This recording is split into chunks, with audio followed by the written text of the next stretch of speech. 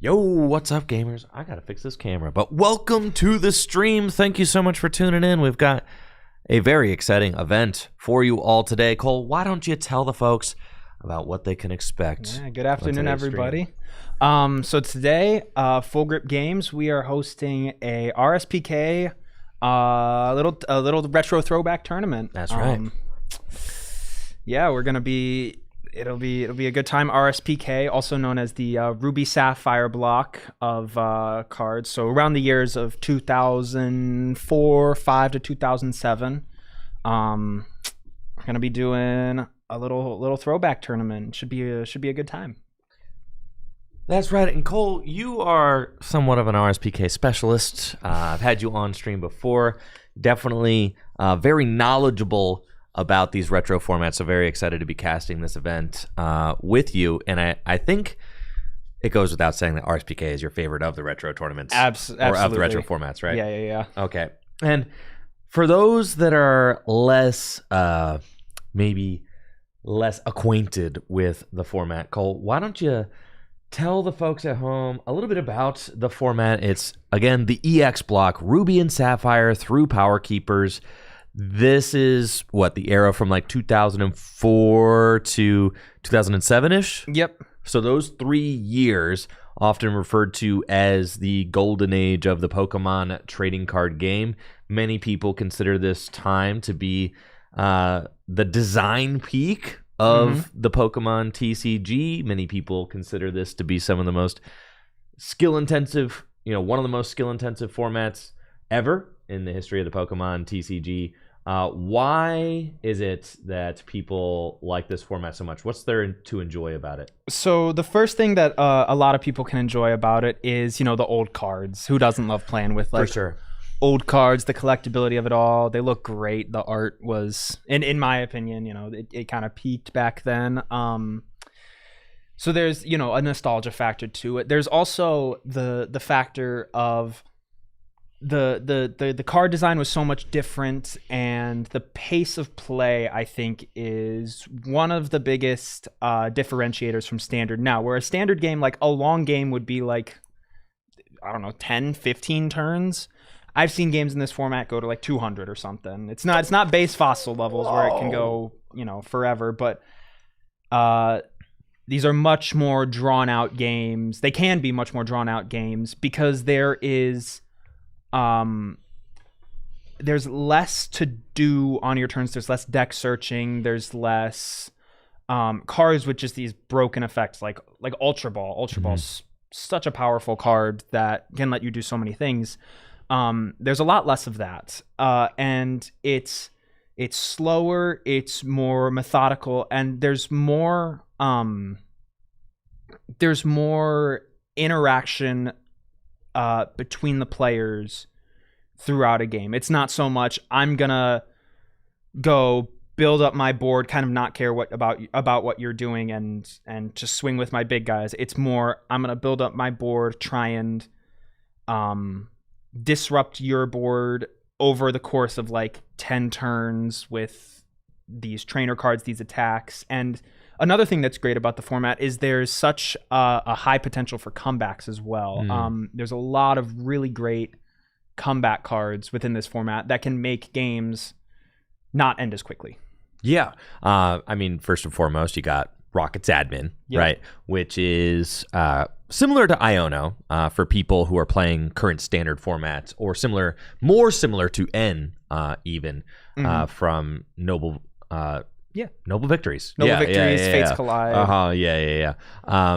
And Rocket's Admin, each player shuffles their hand into their deck and can draw up to the amount of cards that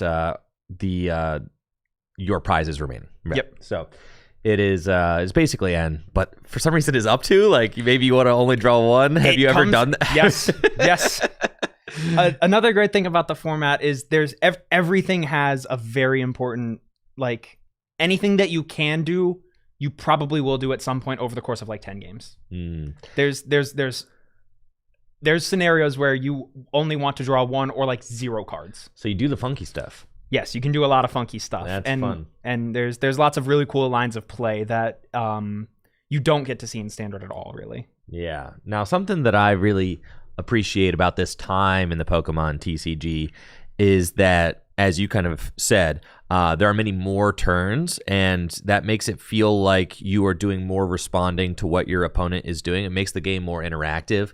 Something that kind of makes the Pokemon TCG unique is that you're not interacting with your opponent during their turn unless you're playing Diamond Pearl with the power spray. That was like the one card that they like experimented with that with. Yeah, that and like the Alakazam.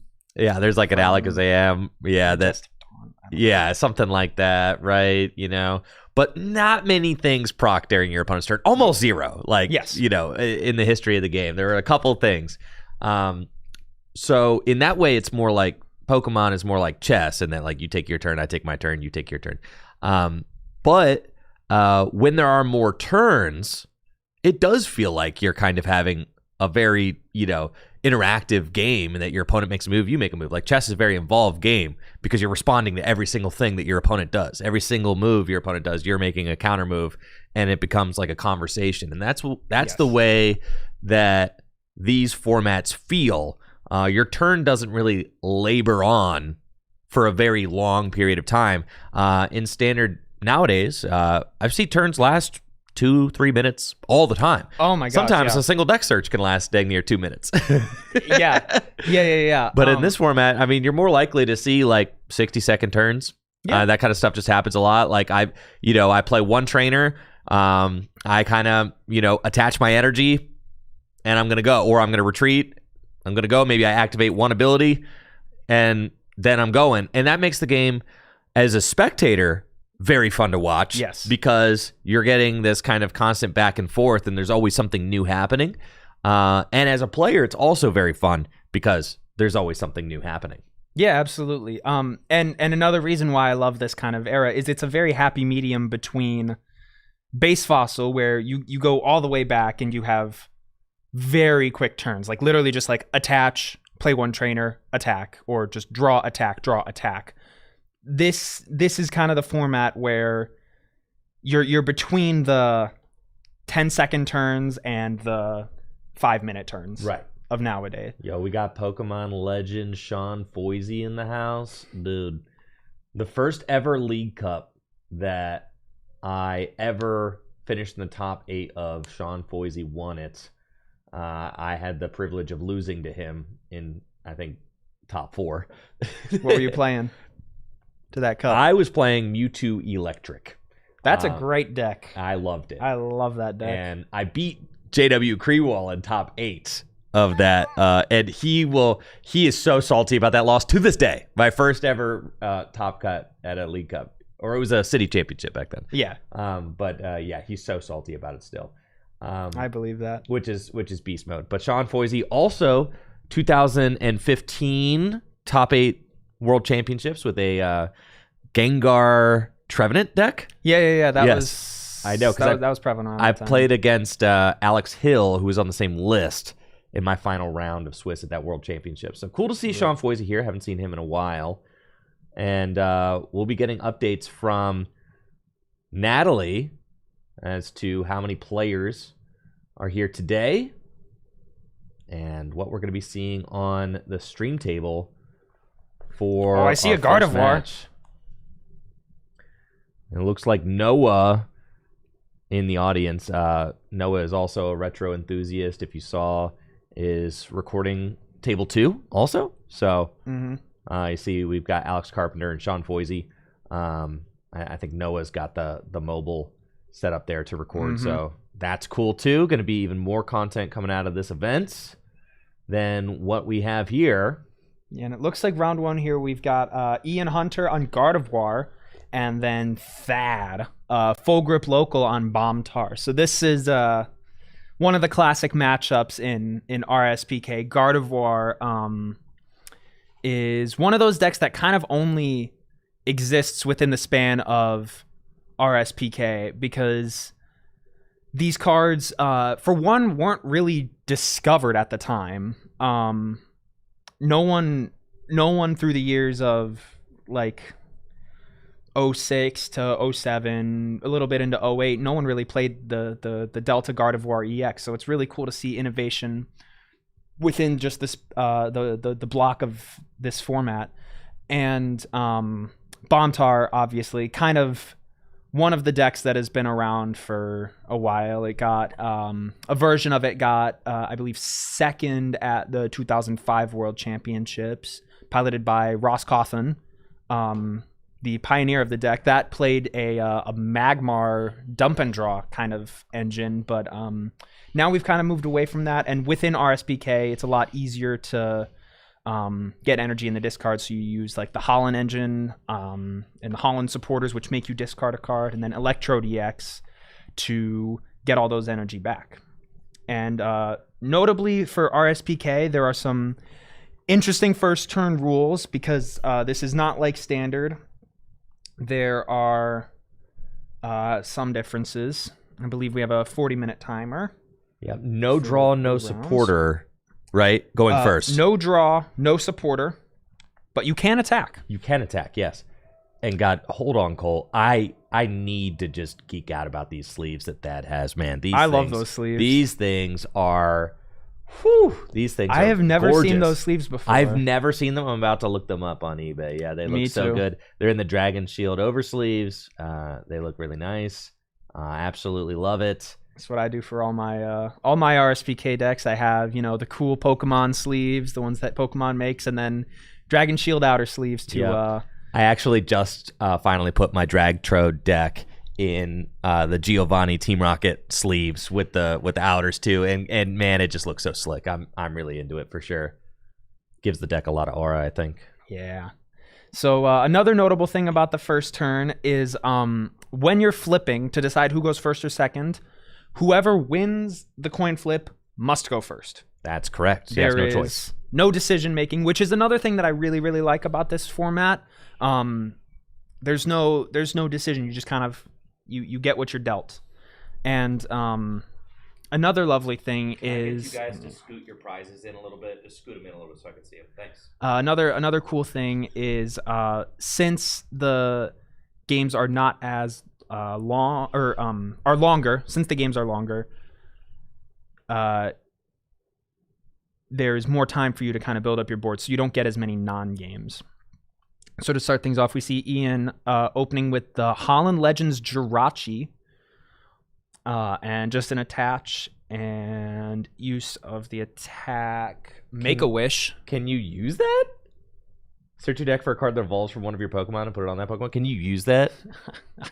I actually don't know. Is there a Jirachi level X? That's Diamond and Pearl, right? Yeah, Jirachi. Or I don't even think there was ever a Jirachi.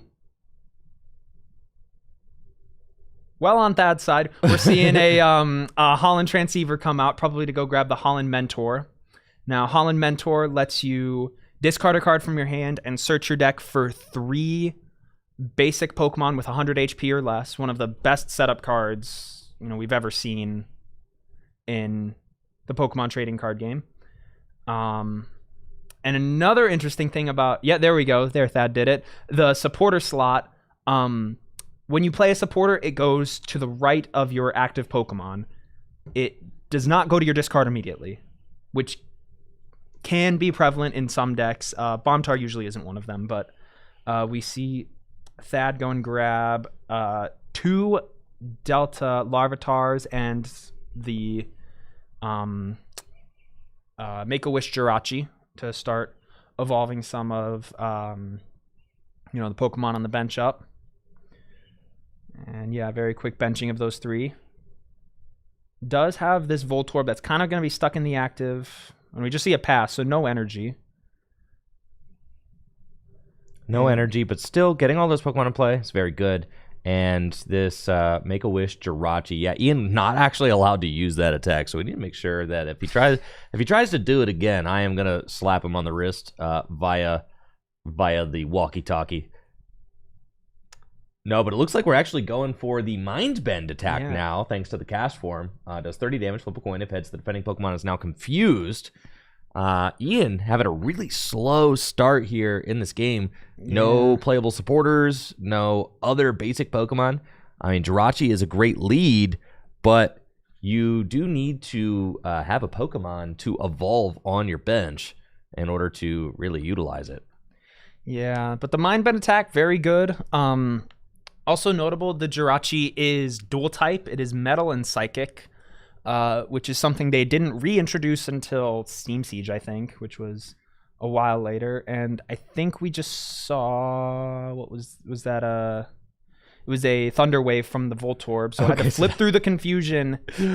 And we've got a Holland Mentor now. There we go. We got a game, folks. We do have a game. Love that. All right, Holland Mentor, Ian, off the top, discards a card from his hand and can search his deck for 3 basic Pokemon and put them into his hand. But what's funny is that Thad just paralyzed this Jirachi through confusion, right? So double heads.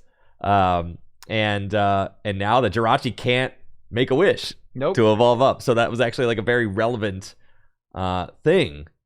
And pretty funny that Thad decided to go for that paralysis. Yeah, I mean, would have knocked himself out, right? Yeah, that's a very risky play, because that could just be one of your Voltorbs down. You do have another one on the bench, so it's kind of fine, but very, very interesting decision. We do see, so one notable thing, the fact that Pokemon can be energy in this format. You have the Holland's Cast Form and the Holland's Magnemite. The Magnemite you can just attach as an energy that provides just a colorless energy. And then the Cast Form, when you attach it to a Pokemon, you have to bounce an energy back to your hand, and then the Cast Form provides 2 energy of any kind. So that's how the Jirachi can use the Mind Bend attack, which would normally have to be used for a Psychic and a Metal energy. Yeah, it's really cool, and just such a flexible card because the Holland's Cast Form can be searched out via Holland's Mentor, which is part of the Holland's engine. I mean, so many decks from this time period rely on the Holland engine, and it's because it's really freaking good. Can't attach the Cess to the... Okay, good. Yep, players caught that. All right, excellent. And why can't that Cess crystal go to the active there? Because it's on an EX, and you can't attach Cess to the EX. Okay. See, there are so many little intricacies of this format. Cessation Crystal is another huge one that we are no doubt going to be seeing today. It is a tool card that you could only attach to a Pokemon that is not a Pokemon EX. And as long as Cessation Crystal is attached to an active Pokemon, each player's Pokemon can't use any Pokepowers or abilities. Yeah, we just see a pass over to Ian here, I believe. Yeah, that doesn't have any energy in the discard pile right now. Yeah, even if you retreat the 1 off the Electrode, you'd still just be giving up 2 prizes to attach 1 energy, which doesn't seem great. That seems horrible. At the moment. You do have the Pupitar on the bench, though, so you could pop off with a Scramble energy and maybe get something going here, but, just a very slow start. Now, Ian's going to be able to make a wish this turn for sure. We see the Holland's Magneton come down, which does effectively the same thing as the Cast Form. Provides 2 Rainbow energy, and there we just see the make a wish, so a damage going onto the Jirachi, and I assume we're probably going to grab, either the Pidgeotto or the Ralts here. Both are good options, but we do see the Pidgeotto come down, so wanting to try and get to that quick search as quickly as possible. And notably, just like Standard, the Pidgeot within this format has quick search, one of the best abilities ever printed. Search your deck for any card and put it into your hand. Yeah, the Pidgeot EX from Standard is modeled after this card. It is a reference to this card. It has free retreat. Back then, just a single prize Pokemon with 100 hit points, but just a mainstay of this format. And it's funny how many similar interactions kind of echo throughout the years in the Pokemon TCG. We just saw Jirachi use Make-A-Wish to evolve up into Pidgeotto. Nowadays, you might see a Pokemon use TM Evolution to evolve up a Pidgeotto, right? Or you could Rare Candy into one. Rare Candy is still a legal card, and in this format, it's something that even you see better quite a in bit. this format. It is even better in this format. You can use it the turn a Pokemon comes into play. Yeah, incredibly broken. And then we see the first admin of the game come down to kind of refresh these players' hands. hopefully get them out of this kind of lull we're seeing. But Thad does have an energy now, and chooses to put it onto the Dark Tyranitar. And we are going to see the retreat into this Dark Tyranitar. So all I can use here is grind for 20 damage. 20 damage. But that can stack up very, very quickly when it does 10 damage plus 10 for each energy attached to it. And with cards like Scramble Energy, like Darkness Energy, that damage can get out of control very, very quickly. And the thing about Dark Tyranitar, I mean, let's just look at the stats on this card. This card is one of the strongest cards in this format. It's got 120 hit points, stage 2 Pokemon with a nice psychic resistance. The grind attack does 10 damage, plus 10 more damage for each energy attached to Dark Tyranitar. Like we said, with Scramble Energy, that can really add up. It's kind of like a reversal energy. Yeah. Yep. That you might know from current standard format. If you're behind on prizes, gives up 3. And then Electrode EX can blow itself up, accelerate energy into play, can accelerate special energy into play. Yeah. So you can explode the Electrode EX, give up a couple prizes, and then put all of these Scramble Energy onto your Dark Tyranitar and just swing for the fences, right? I mean, you could grind for just a ton of damage, or you could go a different route. You could Spinning Tail, which does 20 damage to each of your opponent's Pokemon. Great spread attack. And then its final attack, Bite Off, does 70 damage plus 50 more damage if the defending Pokemon is a Pokemon EX. So the potential to one-hit KO things with Bite Off. Spinning Tail has the potential to spread damage. Grind also can one-hit KO things. And then it can also wear Cessation Crystal, which it's got on it right now. It's a single prizer. Yes, it is a single prizer. One of the biggest, baddest single prizers in the format. And it can wear Cessation Crystal, which turns off all Pokemon powers, which notably does stop Thad from using his own Electrode EX right now. But more importantly, I would say, stops Ian from using that Pidgeot's Quick Search. Yeah, that Pidgeot is kind of just sitting there right now. Ian does kind of need to find a Windstorm to really get into this game. You have 2 Ralts on the bench that can't do much, and we see a Curse Stone coming into play, which is going to put Ian on a slow timer, but a timer nonetheless. So the Pidgeot is going to tick for 10 in between turns. Curse Stone makes it so every Pokemon in play with a Poke power takes 10 damage between turns. So the Electrode also put on a tighter timer because that has 90 HP. But I'm sure at some point we're going to see Thad pivot out of this Tyranitar, go into the Electrode, blow it up, right back into the Tyranitar, put all the energy that it lost from retreating or something right back onto itself and just keep swinging for the fences. Now, what kind of energy can we expect from a Bomb Tar deck here? We've talked about the Scramble Energy, but what other types of energy go well with this Bomb Tar deck, which I think is one of the decks that's, I would consider it a top maybe 3 deck, or Absolutely. maybe the best deck in this format? Yeah. Coming down to players' opinion, everybody thinks differently, but it is undeniably one of the best decks, and I would say by far the most popular deck, because it's just so strong. It's very straightforward, but can do so many different things. So Scramble Energy is definitely the big one.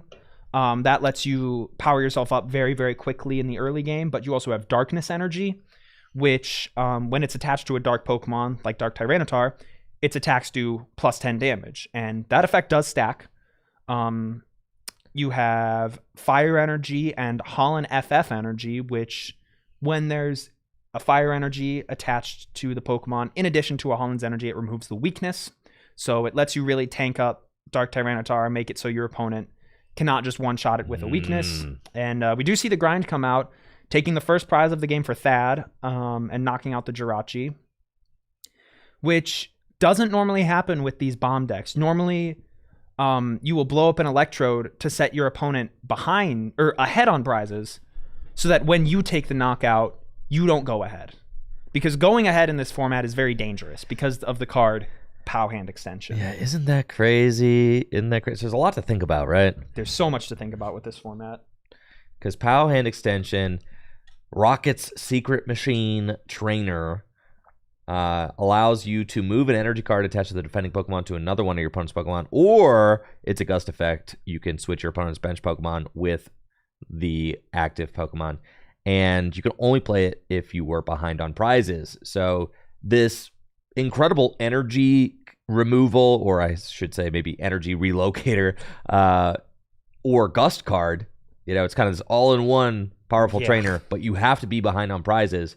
So a card like Electrode EX that forces you to go behind on prizes, while not actually, having your own Pokemon knocked out by the opponent, allows you to start using these powerful trainer cards on your own terms, which is part of what makes it so good. Yeah, being able to do things on your own terms is one of the most important things in this format. And we do see that is going to get punished for this in some effect because Ian had a Windstorm, so that was able to discard the Cessation Crystal and allow this Pidgeot to use Quick Search. And we see the Gardevoir now. It was able to Quick Search for a rare candy into this Gardevoir. And we see the Imprison come down onto this Electrode EX. So now that Electrode EX is stuck there for the rest of the game. Dude, I mean, and how nasty is this? Oh, and then we see another one. But does that have the energy in the discard pile to be able to accelerate, right? Because you don't need him. You can blow it up for 2 prizes and no effect. I suppose so. And this is a situation where you might want to do that. I mean, for sure, because you're guaranteeing next turn that thing's getting the prison marker if he doesn't.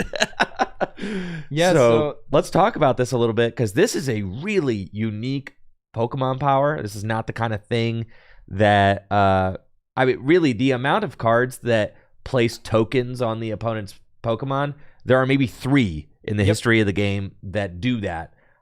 Imprison is a Poke Power that says once during your turn, if Gardevoir EX is your active Pokemon, you may put an Imprison marker on one of your opponent's Pokemon. Any Pokemon that has an Imprison marker on it can't use Poke Powers or Poke Bodies. I mean, that's just it, right? Like, how neat is that? We've never seen that before or really again. And I do like we have, if you look closely at the Electrode, that is the actual Imprison counter that came in the old theme decks. Really? Yeah. I was gonna say, like, I have these really nice, like, Dragon Shield metal coins down there. I was like, oh, they should use those. But then, I saw the look of that thing and I was like, I bet you that thing is, like, legit. Like, I bet you that's historically accurate. So I'm gonna let it fly. Yeah, it's really cool that we have that. That is really cool. We see Thad using the Holland's Scientist, which lets you discard a card from your hand and then draw up to the same amount of cards as your opponent has in their hand. Very strong supporter in this format that can be fetched with the Holland's Transceiver. I don't know if he's going to play it, though. We see a Swoop Teleporter in hand. Swoop Teleporter is another Rockets machine that lets you basically swap out one of your basic non-EX Pokemon for a different basic Pokemon. It's basically like Ninja Boy. Yes, only like, from the deck. It's like, I think Ninja Boy is literally from the deck. Oh, is it? Yeah, it's Thornton is from the discard pile. Yeah, Thornton's from the discard pile. But it's like Ninja Boy, but Ninja Boy is a supporter.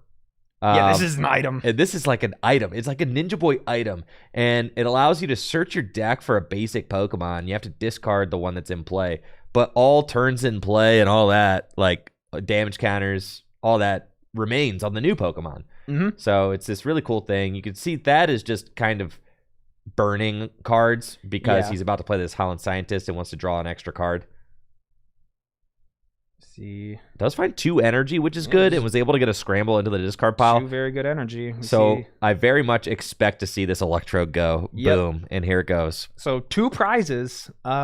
Puts Ian a third of the way through the game, but then we're going to see this Scramble and Fire Energy come straight out of the discard, probably onto this Tyranitar, but I actually don't think Thad is going to be knocking out this Gardevoir, because Bite Off is only doing 130 damage, and Grind is doing 80? Yeah, 90? Not enough to take the knockout. Electrode EX does allow you to accelerate 5 energy cards from the discard pile to your Pokemon in any way you like when you knock it out, but that only had 2. So had to go with the Scramble and the Darkness energy, I think. Or Scramble, was it Scramble and Scramble in the Fire that went onto the bench Larvitar. That's it. Yep. And had the darkness from hand. So a little bit short there. Obviously, Thad would have liked to be seeing more energy earlier on to help get into the discard pile for that. But Bite Off, 10 damage short or 20 damage short. I think the Gardevoir is 150. Yeah. But this Gardevoir EX has kind of done its job. It's trapped the Electrode there on the bench. And with no Cessation Crystal in play, Ian's going to be able to use another Quick Search here. So, I mean, even though this Gardevoir is 20 damage away from being knocked out, Ian has a very good opportunity over the next, like, 2-ish turns before Thad can probably establish another Cessation Crystal to kind of reset up the board. And, I mean, there's a Ralts there on the bench with I believe that's a Holland's Magneton. So, just a Rare Candy and a Gardevoir. We could see maybe the Baby Delta Gardevoir. Ian has a lot of possibility here to come back into this game. And I say come back, but he's ahead on prizes. Right. But the board state's very weird because that has probably the advantage when you're looking at this from the outside because that's a full HP Dark Tyranitar with 4 energy on it. But then he's also got this liability on the bench with 30 damage on it. That's just two more easy prize cards for Ian. And then all Ian's got to do is take 2 more knockouts and it's kind of over. So we do see the Delta Gardevoir getting discarded for this Holland Mentor, but Gardevoir EX notably is able to play a lot of niche one of attackers that are very good in certain matchups because it uses the Holland's Castform and Holland's Magneton. And there we see the big one, the Regirock. Regirock is probably the biggest Bomb Tar hard counter. This card's nuts, dude. Yeah, that the format sees. As someone who really likes Dragtrode, personally, I see a lot of this card against me. It's nasty, man. Yeah. It's a nasty counter. I mean, he's one of those, like, kind of cracked ice hollow looking cards, and so like Hidden Legends, like the card looks awesome. Yeah, one of the only times they ever did that effect on EXs. It's 100 hit point basic Pokemon EX with the tonnage attack for 2 fighting and a colorless, does 60 damage, and you could do 20 more if you do. Regirock does 30 damage to itself, but that don't matter because you've got the Healing Stone Pokebody, which removes the damage counter from Regirock EX between turns. So that heals off very quickly, and getting damage to stick on this thing is just pretty tough to do. Mm-hmm.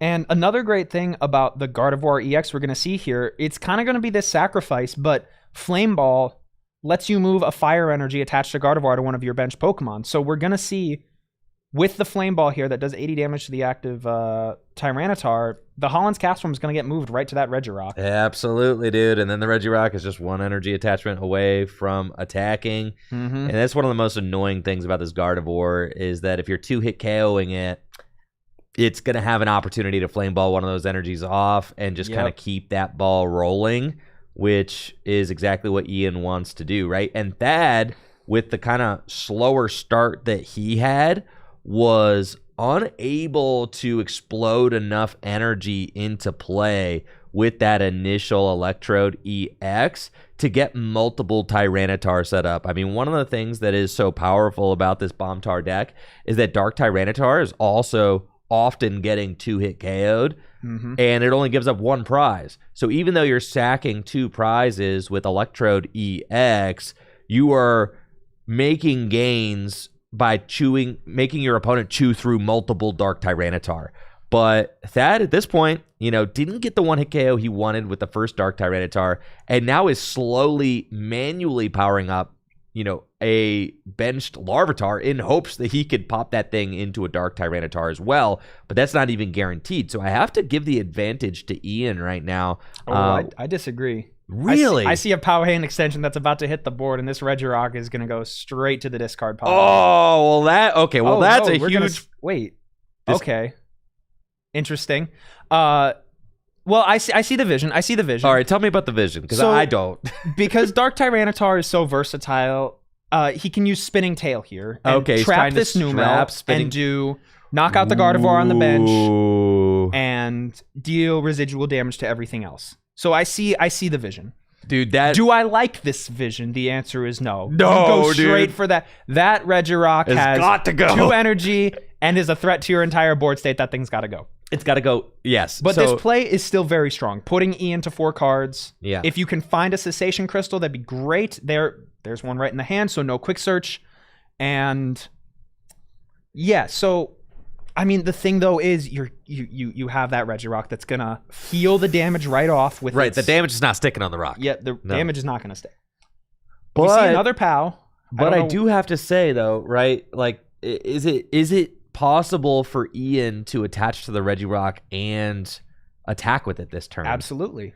Is there a switch in deck or something? So you play a high count of Warp Energy, which that'll do it. Yeah. Warp Energy lets you move it straight out the active, and then the Delta Gardevoir, the regular one, has the ability Energy Jump. That's right. Which lets you jump an energy from one of your Pokemon to another Pokemon. So it is very feasible for Ian to attack with the Regirock this turn. But the Cessation Crystal, I think, is going to make it much more difficult. Yes. The Cessation Crystal, fine. I mean, Thad that was a gambled huge find. That was a big gamble. Thad really needed that Cessation Crystal. Because it's all but guaranteed without it. Yes. Yeah. However, it puts Ian in a tricky spot because now you're stuck with this Numel in the active. Now, Cessation Crystal does stop that Regirock's Pokebody from healing as well, right? Yes, it does. And Ian's going to take some time to think about this here.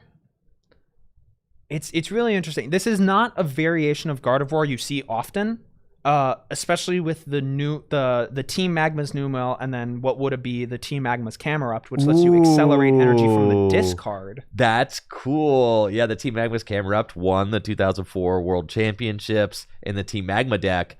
It accelerates that extra energy into play, and then you can use Energy Jump to move that wherever you want, which is crazy. Mm-hmm. We are going to see the Holland's Adventurer for 4 here. When you discard normally when you discard a card, you just draw 3. If you discard a Pokemon with Delta in the name, you draw 4. Okay. So there's a Windstorm. Dude, is that going to Punish Town? Oh my goodness. And another spooky thing here is that Dark Tyranitar only needs 40, so you don't even need to. You might not even need to swing with the Regirock, but I mean, I still probably would.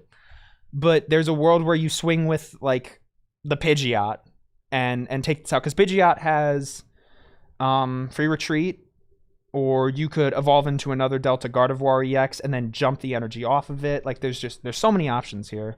There's the Warp Energy. Yep.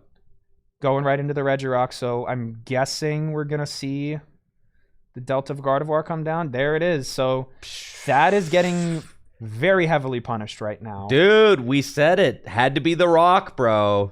It's always the Rock. You gotta see the Rock and take it out. This thing is nuts. This thing is about to sweep Thad's whole board. Yeah, normally, like, if Ian had moved so going back a couple turns with the Flame Ball, normally when you use Flame Ball, you want to put it onto something that isn't super valuable, because then your opponent can, it makes your opponent's life harder. They don't really know what to target. Mm-hmm. So putting it onto the Regirock was very risky and could have gotten punished by Thad. This Regirock heals 10, right?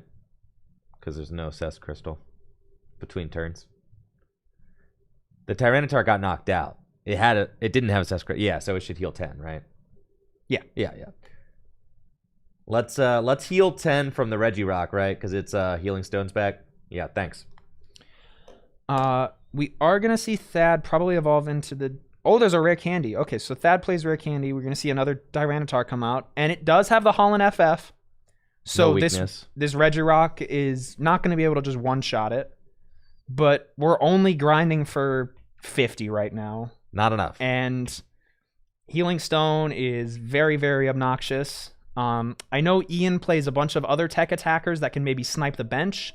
So, I mean, that Electrode is not safe. That's just another 2 prizes for Ian. The crazy thing is, like, POW hand extension, I mean, what? So if you move the cost form off, you can just jump it back on. It doesn't matter, right? Yes, this Gardevoir is one of those decks that was built to never really be locked out of the game. But also, the players are even on prizes, so one of the few times that POW cannot be played. Oh, it's true. And Thad's in a really tricky spot. We're just gonna see. Oh, we're gonna see the Spinning Tail. Okay. Because the Numel gets knocked out. Yeah, only 20 damage onto this Regirock though, so it goes up to 30. 30 damage minus 10. Yeah, so 20, right? One spooky thing, though, is the Delta Gardevoir is taking a lot of damage. That's a Pokemon that you normally just want to one-hit KO because of its first attack, Psychic Rage, which lets you do 10 damage to one of your opponent's Pokemon for each damage counter on it. Okay. So we could see this Gardevoir, like one more Spinning Tail, it could start sniping for 60. Like, yeah. It's a tricky spot, and then Black Magic can do a bunch of damage as well. And notably, Thad taking a prize here. If Ian plays a POW hand extension, right, we could see Ian POW the Holland FF or the Fire Energy off of the Tyranitar to then tonnage for weakness. Yeah, I almost would have rather just saw a grind there. Active. Yeah, I would have just hit that. Active. I would get some damage because it's healing. So like, just the rock has got to go. For the rock sure. has always got to go. There we and see here it is, dude. POW. The rock always has to go. It's lights. It's lights out. It's lights. I fear it's lights out. The Tyranitar going down here. All you can really pray for as Thad now. You don't even have access to Scramble Energy. Geez. Like I was gonna say, you could go for a Dark Streak with the Dark Pupitar, but it is rough. It is really bad, dude. It is really bad, and really, you could trace a lot of this match down to the turn that Thad decided to try and get cute with the Spinning Tail instead of just knocking out that Regirock. And we could see how much of an issue this Regirock has been for Thad's deck. It is a nasty card. I mean, I've played against this thing one too many times. I know exactly how tough it is to handle. And in the fact that it's healing itself too, you could like warp energy it to the bench and just let it like heal damage between turns. It's really obnoxious. We just see a pass from Thad putting the Scramble Energy onto that Dark Pupitar. So so this is another really cool Pokemon in this deck, the Kyogre EX. Is this it? This is game? Yeah, this is game. This is just game. What does it do? It snipes something for 70. That'll do it. That'll always do it. This Kyogre is incredibly strong. Yeah, that Kyogre from, oh gosh, I should know this set off. Legend Maker, maybe? Question mark. I'm not sure. I got you. Hold on. Thank you. But its attack, Crystal Guardians, not that one. I've got the wrong Kyogre EX. Okay, here we go. There we go. Yeah, Hydro Shot, discard 2 energy from Kyogre EX, and choose one of your opponent's Pokemon. Does 70 damage to it, and that'll be it for Bombtar. So, and then the flotation ability is also incredibly strong. If it has 1 or less energy attached to it, it has free retreat. So you Hydro Shot, discard 2 energy off of it. Next turn, you just flotation right to the bench. Yeah, dude, that is pretty nuts, right? And Hydro Shot just kind of being able to close out a game like that was really clutch.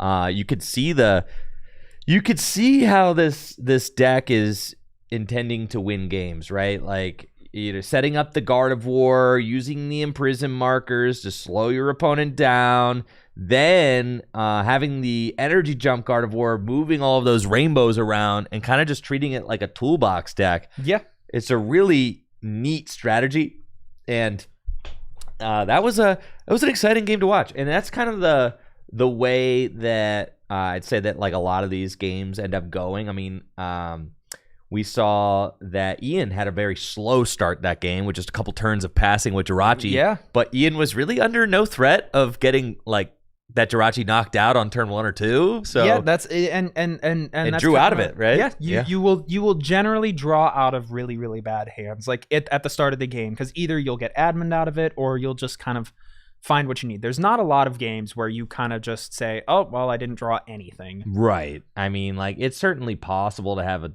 a poor start, but as we saw there, I mean, Ian's poor start in no way defined the entire rest of the game. Thad had a slightly slower start as well, wasn't able to get those energy cards into the discard pile for Electrode, and we ended up having like a very thoughtful match where I think we could really trace it all down to Thad's decision not to chase down that Regirock. And if Thad does knock out the Regirock, I'm really curious how that game changes. Yeah, because that most of what happened in that game, a lot of the like the turning point of that game, I say, was those 2 turns of the flame ball into that Tyranitar attack. Because I would say it was a mistake from Ian to put the cast form onto that Regirock. So if that had happened, you would have, if Thad was able to punish that mistake,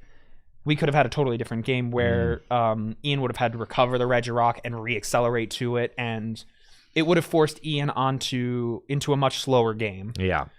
And the reason for that is, since you do have that energy jump ability, you don't want to put all your eggs in one basket. Yeah. Right? Because then it does allow your opponent to just like pile something up and ruin your entire game.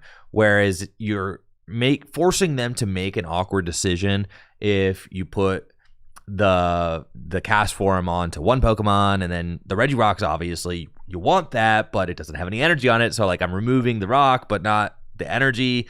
So like forcing your opponent to have to make a tough choice, it's usually what you always want to do in this format, right? You know, as often as possible, try to make it so that your opponent's decision tree is difficult, right? That's just it's always interesting to kind of watch those things go back and forth, but also just the way they played it, it's just like, okay, this is still fun to like watch, because you're like, oh well, let's just see how this gets up going, right? You know? I mean, the crucial turns where Ian was able to find windstorms, like you in a deck like Gardevoir, you really need to be playing 4 of those. I can try and pull up Ian's list, but I'm imagining that 4 windstorms was Thad, what he was on. Thad with the admin to 4, for that trap play, I would have preferred it to be more like an admin to 2 there.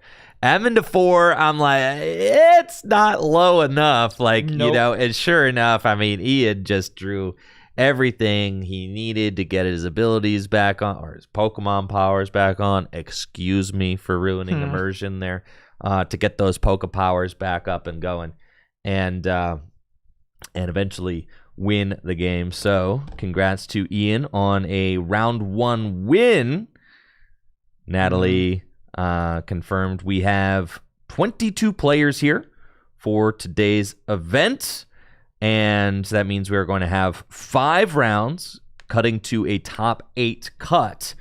There is a champion playmat that we have for the winner of today's tournament as well. It is the lovely artwork that you see on the YouTube thumbnail if you're watching on YouTube, except instead of the retro tournament series at the top, it says champion. Yeah, so you got a nice champion playmat as the trophy for our Throwback series RSPK event. If you win, also all of the entry fees go in towards 100% store credit payout for the top finishers of the event as well.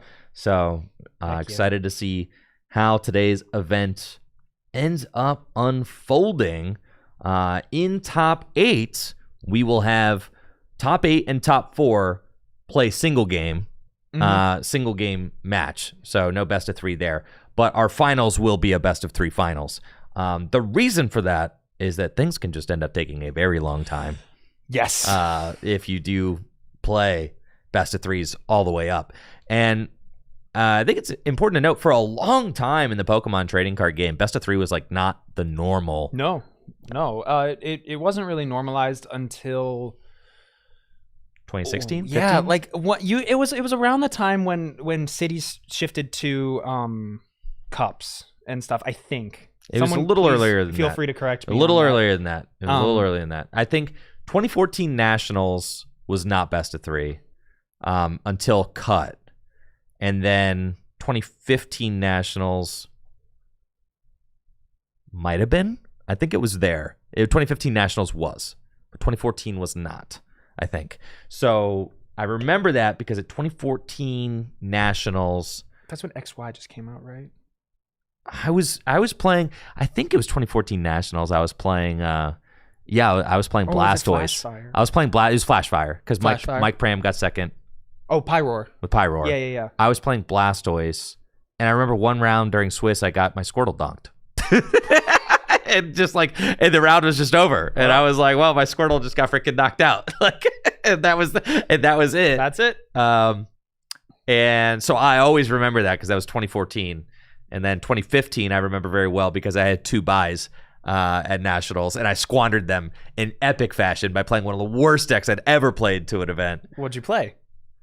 I don't even know that you could define what it was. It was some sort of like, it was a Raichu toolbox deck. Oh, Raichu, one of those. Okay. It was like a Raichu XY tool. Well, because what had happened was I was really in love with this Raichu deck that I had played to a top 16 finish at the regional championship that Jason Kozinski won with Seismitoad over Virizion in the finals. Is that Madison? Yes, it was Madison, 2015. So I top 16 that event with a Raichu deck. And the way that regionals were back then, it was day 1 was standard, day 2 was expanded. Yeah. Yes. So I was like first or second seed with my Raichu deck going into day 2. But the Raichu deck, I crashed out going into expanded because I had the perfect Raichu list. I was so excited about it for standard. But then going into expanded, I started crashing out because I was like, oh my God, I'm going to have to deal with like people getting like Maxie's Archeops into play. So I was like really worried about that.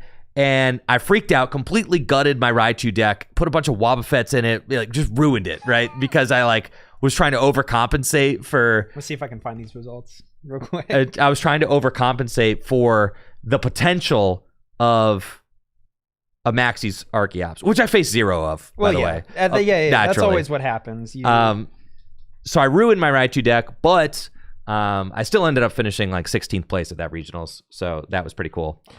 And you can, I mean, like that. No, that regional is not on Limitless. It's not on Limitless. I'm gonna see PHC. It's not on Limitless, but I know. But I just there's a stream match on YouTube you can find where I'm destroying some Crawdaunt Toad deck with Raichu. So like, I mean, there's video evidence of it somewhere. But thank you, Jorker, for that sub over on Twitch. I appreciate that. But I was obsessed. Long-winded tale to explain that I was obsessed with Raichu because like I said, had the perfect Raichu deck. I was so confident in it in standard, not expanded, which is why I like definitely fell off at that regional. But then Lysander's trump card got banned. And the thing about the Raichu deck was that you only played 4 DCE. And then you just Lysander trump carded so like I just was playing Shaman and 4 DCE, and I would just like draw, and then take like big 1-hit knockouts with Raichu and Skyfield. And I was obsessed with that concept. And then Lysander's trump card got like emergency banned. And then it was like I still wanted to play Raichu, but it just wasn't good anymore. And I was just like locked in on that. And then by the time Nats came around, I had this abomination of a Raichu deck. It was like carrying on exactly what I did some totally horrible crap to the deck for expanded format. I did some totally horrible crap to the deck to try and overcompensate for the fact that Lysander's trump card wasn't legal anymore. I put like Oblivion Wing Yveltal in there. I had like Keldeos. I had like Darkrai EX. I had a 1/1 Mega Ray in there. Yeah. So I was like, Any Spirit Link? No. I was like, I'll just go churn through my deck in a turn 1 Mega Ray. And then just like sit that on the bench for the rest of the game until you need to Emerald break something. Yeah, until I need to Emerald break something naturally. And I was like, and I could Oblivion Wing to accelerate energy too. It was horrible. It's just a horrible deck, man. It was a horrible deck. I squandered my buys. It was, but that's life. 2 buys. Oh gosh. I know, dude. You used to get 2 buys, dude. Jeez. You did. You used to get 2 buys. No, I had terrible Nats performances. I never had a good Nats performance until the very first NAIC, which I top 8'd. In 2017. But like Zoro. Nats were just like a total bust for me. But they used to be really cool. You used to like cut to top 128. That was cool. I don't think I ever played in any of the Nats. Mostly because I was still a junior or senior at the time. But I played in a lot of states. States were fun. I love states. Yeah, those were so great. I'd go play in the Ohio, Pennsylvania, Indiana. Yeah, those were the days. Oh yeah, dude. I remember some of the early Ohio states, early Pennsylvania states for sure. I think I top 4'd. Oh, what year? 13 or 14? I remember I did really well at one of them with like Yveltal Sableye or some garbage. Dude, way back when. Something I think was really, I mean, I know people, they don't want to hear this, okay? They don't want to hear it. But cutting to like, just start the bracket at like top 32 or like top 128. I like that. It's fine. Because like now you have like day 2 Swiss and you have to like grind. Bro, there's something cool about cutting to a top 32. You win top 32, you're in top 16. You win top 16, you're in top 8. You win. I like that. I don't like all the faffing around with ASIM. I think ASIM makes it so like if you're gonna go through 4 rounds of Swiss on day 2, then force people to go to a potential top 32. I know. It's like, I know. Nobody wants to hear it. They'll be like, oh, it's less competitive to do it. Man, just the event's gotta, you know what I mean? It's gotta run. Well, and also the thing that I hate about it is that you're playing all day in day 2, and then you might just like lose the final round, and you're like, finished 129th. Yay. You know, you're like, I want to die. I had a oh gosh, when they first implemented. That's what happened to me at NAIC. Yeah, there's a buddy of mine, Zaya Shevel. It was Louisville, so like one of the first regionals where they implemented ASIM. He won all 4 games in day 2 and didn't make cut. So you're just like, oh, cool. I know, right? And it's like, so that's part of what I like about starting the bracket earlier is that like if you say you make top 32, you lose in top 32. You're like, cool, I can get out of here. Yeah. I finished in top 32 and like I'm done. Whereas, you know, now you have to play all day even if you're not going to make it. Yeah. You know, which is like cool. It's a grind. I mean, it's a grind for sure. It's those days where you're not doing well but you need to keep playing don't feel good. That's for sure. Well, your mental's just gone. And I do think we, off the tangent, we got round 2 coming up here, I think. Let's freaking go! We've got Jeremiah on the left with Rayler. So, you know, everybody's, you know, the deck that everybody wants to be like, oh, geez, it's the best deck in the format. And then James G on the right with Flygon. Ooh. And this is a really cool matchup to watch. I know both of these players I think are very strong players. James G notably runs a lot of online tournaments. I've known him for like 2 years now. Always at regionals, hosting the side events and stuff. Just an absolute lover of the retro format, of any retro format, mostly 2010. He's a big 2010 guy. But I will always catch him playing like any format, and he makes some really cool innovations. So it'll be interesting to see his Flygon. I'm gonna see if I can pull up his Flygon list here. But then it'll be interesting to see what Rayler, what kind of Rayler we're gonna see on the left side of the board. Let's see the Flygon. Yeah, awesome to see these 2 retro enthusiasts show up for today's event. So big thanks to them both for coming out.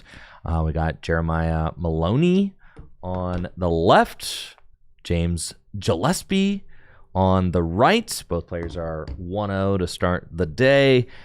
James is from Georgia and Jeremiah is from Indiana. So really cool that these players coming from all over to play RSPK. Yeah, that's great. Loving it for sure. And so interestingly enough, James, from just looking kind of at what he's got here, it's a very interesting list. This matchup, I believe it's probably Rayler favored. If I had to, I don't know this matchup super duper well, but I'm guessing it's Rayler favored. Oh, but we do see. Okay, so James starting with the Mew Star. And then Jeremiah starting with the Ray EX. Mew Star is one of the best cards at countering these Rayler decks because it is the mimicry attack is so incredibly broken, and I'm not sure if that's a real Mew Star. That's what I'm trying to suss out, dude. I don't think it is. That's what I'm trying to suss out. Either way, the proxy looks great. If it is a proxy, if it's real, yeah, casual grand sitting on the table. I know, you love to see it, dude. You'll love to see it. Got but my Mewstar double sleeved up. Riffle it. I do have a damaged Mewstar that I bought for $70. That's a great deal. It had a crease in it. Just, like a very playable crease. I bought it, I want to say in like 2019. So, yep, $70. Nice. Yep. So I got one, and I'm happy I do. Heck yeah. Yep. I got mine. I think I ended up trading a Charizard star for it and some other goodies. Ooh, okay. Lord knows I was not playing that Charizard star in any deck. But we're going to see James starting off with the Holland Transceiver. Probably going to go grab Holland Mentor, get some trap inches, get some energy onto the board. Now, did Jeremiah go first? Not sure. Okay, so maybe won't be playing. Oh, must okay, have will then. be. Yep. Yes. Okay, so Jeremiah did go first, so James can play that mentor now. Yeah. And what is the concept of this? So we've got Mewstar here. Obviously, we're kind of gawking over the stars because, I mean, just what absolutely legendary Pokemon, right? Like, really, really cool to see Pokemon Gold Star that are some of the highest collector pieces in the Pokemon hobby, but also just as playable game pieces that were used during decks, like actually getting to see them interacting with the game in the way that they were intended to be is like really cool.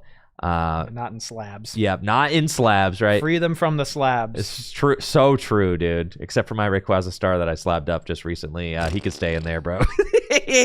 I'm not playing it. He's too much. He's too expensive. I still need I ordered myself a nice proxy, and I'm playing with the proxy now. Yep. Until inevitably they will reprint it. I think in like the 30th or 35th anniversary or something. If they reprint Ray Star, I'm gonna be so angry. They will, dude. I can like guarantee it. You got an in at Pokemon? No, I mean the thing is, we already got an Umbreon star. Yeah, it's just like they're gonna. You're telling me they're gonna keep doing anniversary sets every 5 years. We are going to eventually get every freaking relevant gold star, which I'm stoked about. I am too, to an extent. I just need a real race star. Then I can be happy. I need one. I mean, as someone who owns a race star, You're chilling. I'd be very excited about an official reprint because then I wouldn't, be worried about playing them in my decks. It also makes the format more accessible. True. So that's the big thing that I want. Admin right? getting reprinted is great. I think. Yes. I don't know what other trainers they would do, but like admin's a great one. I don't think they'd ever reprint Transceiver because if you're not going to print the Holland stuff, why print a Transceiver? But I could see them doing Castaway or Mentor or something. But we're going to see the fan club come down. That's a Jason signed fan club, if I've ever seen one. Jason signed fan club or Jason signed Stantler? Stantler, yes. My bad. I was going to say, someone else has signed that fan club. It's a World Championship version. Chris Fulop. There you go. Yeah, so we're going to see the fan club establish some Stantlers. Stantler is one of the centerpieces of this format. Screechy voice, broken attack, confuse some evolutions, push away, broken attack. Look at your opponent's hand, choose a trainer card, and discard it. Similar, as a lot of people have been comparing, very similar to the Mega Absol EX that was just printed. Absol EX is even more broken, does 200 damage instead, and choose any card. But Stantler was the original. I don't want to see Mega Absol. I want to see Stantler. Put Mega Stantler in the game. But yeah, having this Ray, super scoop up. My immersion has been ruined. But we see the Ray coming back up. So now, a nice full board of Stantlers. We're going to see an energy come down. Oh, an ER2. This is a big flip. Okay. So ER2 is basically just Crushing Hammer. It's energy removal too. Yeah. My immersion. Gosh. Giant Stump coming down. Very interesting. Giant Stump is essentially, for the GLC heads, it's a parallel city on both sides. Limiting both players to 3 bench Pokemon. And then, yeah, just the screechy voice. I mean, getting 10 onto this Mewstar is very important because 70 HP is incredibly difficult for Railer to deal with, especially when there's no Poke Power or body on it. Because the most you can do to it for like 2 energy is 30 with Ray EX. And Mewstar is able to copy any of your opponent's Pokemon's attacks in play. And when you have the 3 Pokemon in your deck have the most broken attacks printed Mewstar is just going to be able to take advantage of that perfectly. So it's very important for Jeremiah to get this Mewstar off the board as soon as possible. Yeah, that's crazy because the Mewstar could just start copying Stantler, right? Yes. So, I mean, James can now push away this Stantler, and we are definitely going to see that come down. 3-4 cards off of this. For just because you just need an extra energy, right? You have the same. You have to have the same amount of energy. You have to have the required energy. Yeah, but with like Delta Rainbow, it's very. At the Pidgeot. I mean, it's going down. Here we go, guaranteed. Yeah. We're gonna see the quick search come out. I'm guessing since this is Flygon, I'm guessing it plays like maybe 1 or 2 retrievers. So we're gonna see this Mew come up again. The one tricky thing about the deck is that energy acceleration is a little bit difficult in this matchup because Jeremiah is going to be playing Force Cessation Crystal that turns off Delta Flygon's ability. Delta Flygon, I can't remember what the ability is called, but Delta Supply, it lets you just attach basic energy or Delta Rainbow energies to your Delta Pokemon in play. Okay. Very strong ability, coupled with Quick Search and a Mewstar that can do anything. It's going to be tricky for Jeremiah to get through this board state. But the thing about the deck, you have, I mean, Ray EX is going to be able to do 50 damage to this Flygon. And then, okay, wow. 2 Verse Seekers in a Ray. Oof, that's... So just push away that Versus Seeker, top deck the admin. Yeah, so very lucky top deck there, but I mean... So with Rayler, there's 2 schools of thought when it comes to deck building with Rayler. You're always going to have the 4 Stantler. You're always going to have the 3 or 2 Ray EXs, and then probably a Minun or 2 to recur. But some of the lists have been playing 4 Versus Seeker. And okay. I think Versus Seeker... originally printed in Fire Red and Leaf Green. That's right. It, I mean, it's a broken card. Obviously, first off, just get a supporter from your discard into your hand. Incredibly strong. You play it to kind of mitigate push-aways coming back to you. So when they push away your only supporter from hand, you have more outs to drawing another out for a supporter. So it's very good for recurring admins, but it's also good mitigation in your deck. Because if you have like 3 in your deck still, that's 3 more outs to any supporter you want to just get out of a dead hand. Windstorm. Okay, yeah, but there's another one. So push away here is big from Jeremiah getting rid of a Windstorm. Windstorm is the big out to James being able to turn back on Quick Search and Delta Supply. We did see another one in James's hand, but that means half of your Windstorms are now gone. And the powerful thing about Rayler is you have the ability to use Minun to pick up your Cessation Crystals back into your hand and essentially just ability lock your opponent at the end of the game. However, Mewstar can copy your opponent's recursion attacks as well, so you can recur your Windstorms. So Mewstar is one of the coolest cards in this format because it can lead to so many tricky end games. And I remember see why this thing needs to be reprinted in the 30th anniversary. Yes, I mean yes, but that over Raystar, please. No one wants to use Shooting Star or what is it called, Holy Star. No one wants to use. Holy I Star. think Raystar is kind of washed now. It was played back in the day. Washed. Yeah, it was played back in the day when it was like a surprise, but now nobody's playing into Raystar anymore, and nobody's playing. No one is even playing Raystar anymore. Yeah, but Mewstar, Mewstar sick. I lost in top 4 of Bruce City to Mewstar, and we're just gonna see another push away and hit. Oh, we see Minun in hand. We're gonna see Versus Seeker. Oh, for sure, obvious right? Pick there, but I mean, this Mewstar is 2 attacks away from getting knocked out. You have a Flygon EX on the bench, and you have the Fire Mew actually. The Fire Mew, similar to Mewstar, has a copy attack, only on the active though. So you cannot choose anything. But it can still copy these pushaways. It can still copy, Rayquaz's attack. There's 2 different Mew that kind of both do the very same thing. or very Yes. similar things. The Fire Mew notably does have 60 HP though. That is a huge difference. Because it takes 3 pushaways instead of 4 to get knocked out. So what are you playing the Fire Mew for? To hit for fire weakness? Like, yes. That's just what it is? Yep. You have water weakness, fire weakness, and then with like hitting fire weakness is really good because of cards like Sceptile EX that turn off your EX's abilities. Oh, and we see another push away. Gonna hit the Elms. So now James's hand is essentially kind of dead with no quick search being available.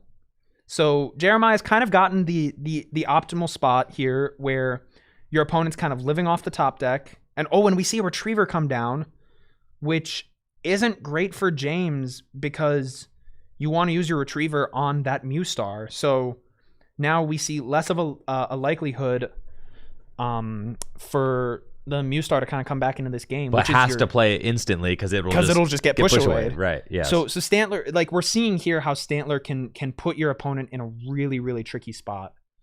And when it's the only thing on the board that Mew Star can copy from, you're kind of locked into having to just do 20 damage instead of being able to use a different Pokemon's attack. Like that's the double-edged sword of Mew Star. You're only as good as your opponent's board. For sure. And so Jeremiah playing this very smart, you're not going to bench any other Pokemon. You're not going to bench that Minun in your hand. Because if you bench the Minun, then you give your opponent an option to copy mimicry, copy, pick up, and just start recurring cards forever. Yeah, and I was thinking that we might see this, just a retreat. Yep, very smart retreat from James here to preserve this Mew, and probably just a pass. I would not hate to see a pass here from James, because you can kind of let this Pidgeot get damaged and retreat it at any time. For sure. And I doubt Jeremiah will play any retreat hindering stadiums or anything of the sort. And now both players kind of at a standstill. We're going to see a lot of push away. Oh, we do see a Briney's. Interesting. Briney, very broken card for standard players. It is essentially like Turo and Penny in one. You pick up any non-EX Pokemon and all cards attached to it. That's right. So we're going to see that Stantler just kind of refresh itself, get the 40 damage off. And isn't it crazy to see a 70 hit point non-rule box Pokemon just like tanking? Yeah. That's like, that to me is nuts, right? Like this guy, you're telling me that there's nothing that can knock out this guy? I mean, anything that's fighting. Yes, right. But, you could see how difficult it is to keep energy where you want it because there's POW hand extension. It's very difficult to keep your trainers because they're getting discarded, and just slowly 20 damage at a time, things just start falling apart. Yeah, and that's the danger of that's kind of what Rayler does. Rayler will stack up a bunch of little 20 damage, 20 damage, 20 damage, and then Rayquaza EX is able to finish the game in a very spectacular fashion with Special Circuit, letting you choose one of your opponent's Pokemon, do 30 damage to it. If there's a power or body, 50 damage instead. And then Sky High Claws can do 70 damage and like wipe something off. And then Rage Aura is an especially powerful Pokebody. If you are behind on prizes, your colorless energies are not required to attack. So that thing can finish out games very, very quickly. So you'll let these Stantlers go down, and then finish the game with Rayquaza. And we see James is loading up this Flygon over the course of a few turns. Let's see what the Flygon is all about. It's got no weakness, 150 hit points, and the sand damage Pokebody. As long as Flygon is your active Pokemon, put a damage counter on each of your opponent's bench basic Pokemon between turns, and then Psychic Pulse, 80 damage and 10 damage to each of your opponent's Pokemon that has any damage counters on it.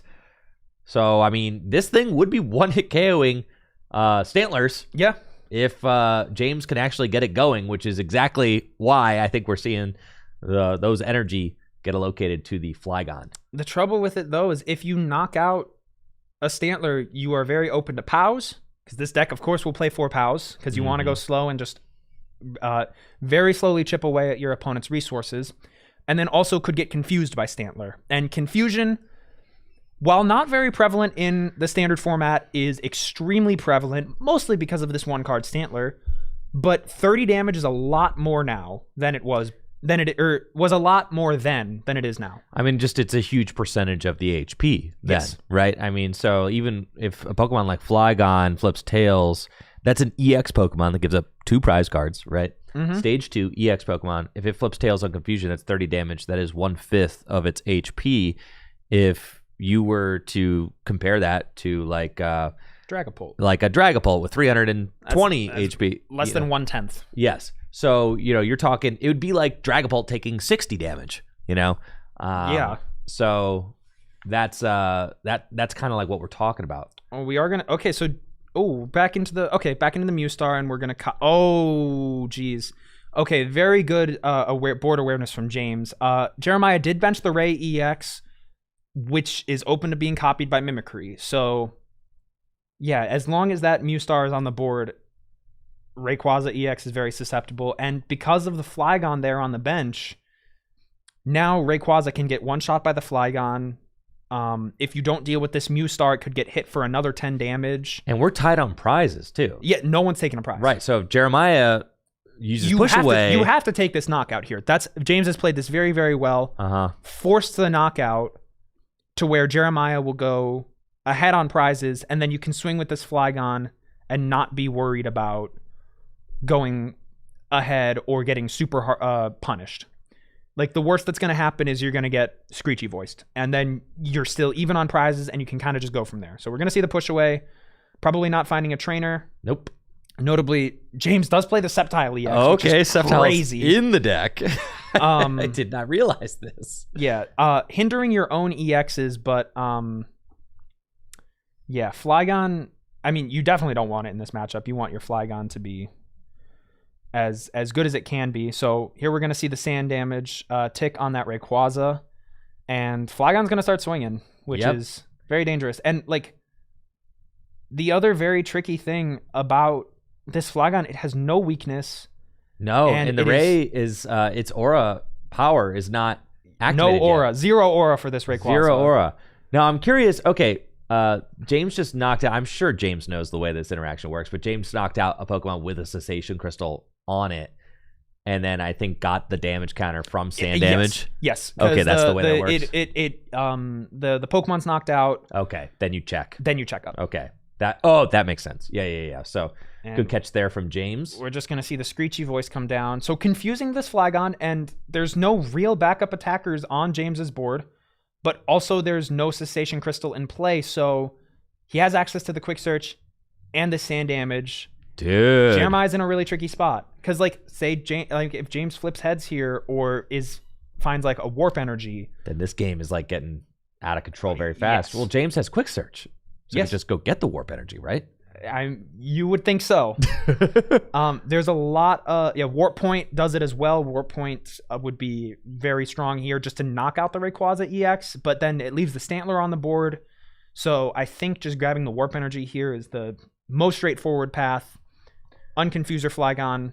You do have to think about the fact that, Jeremiah does have 5 cards in hand. I think it's just a pass, right? So I think that's what James is saying. Like, okay, as soon as I take a prize, these energy are getting powed. Yes. He likes the energy on these Flygon, yeah, right? It's a very heads up play from James. To know that your opponent could just have 2 POWs in their hand. Right. POW both 5 energy. cards. I mean, that's 5 cards.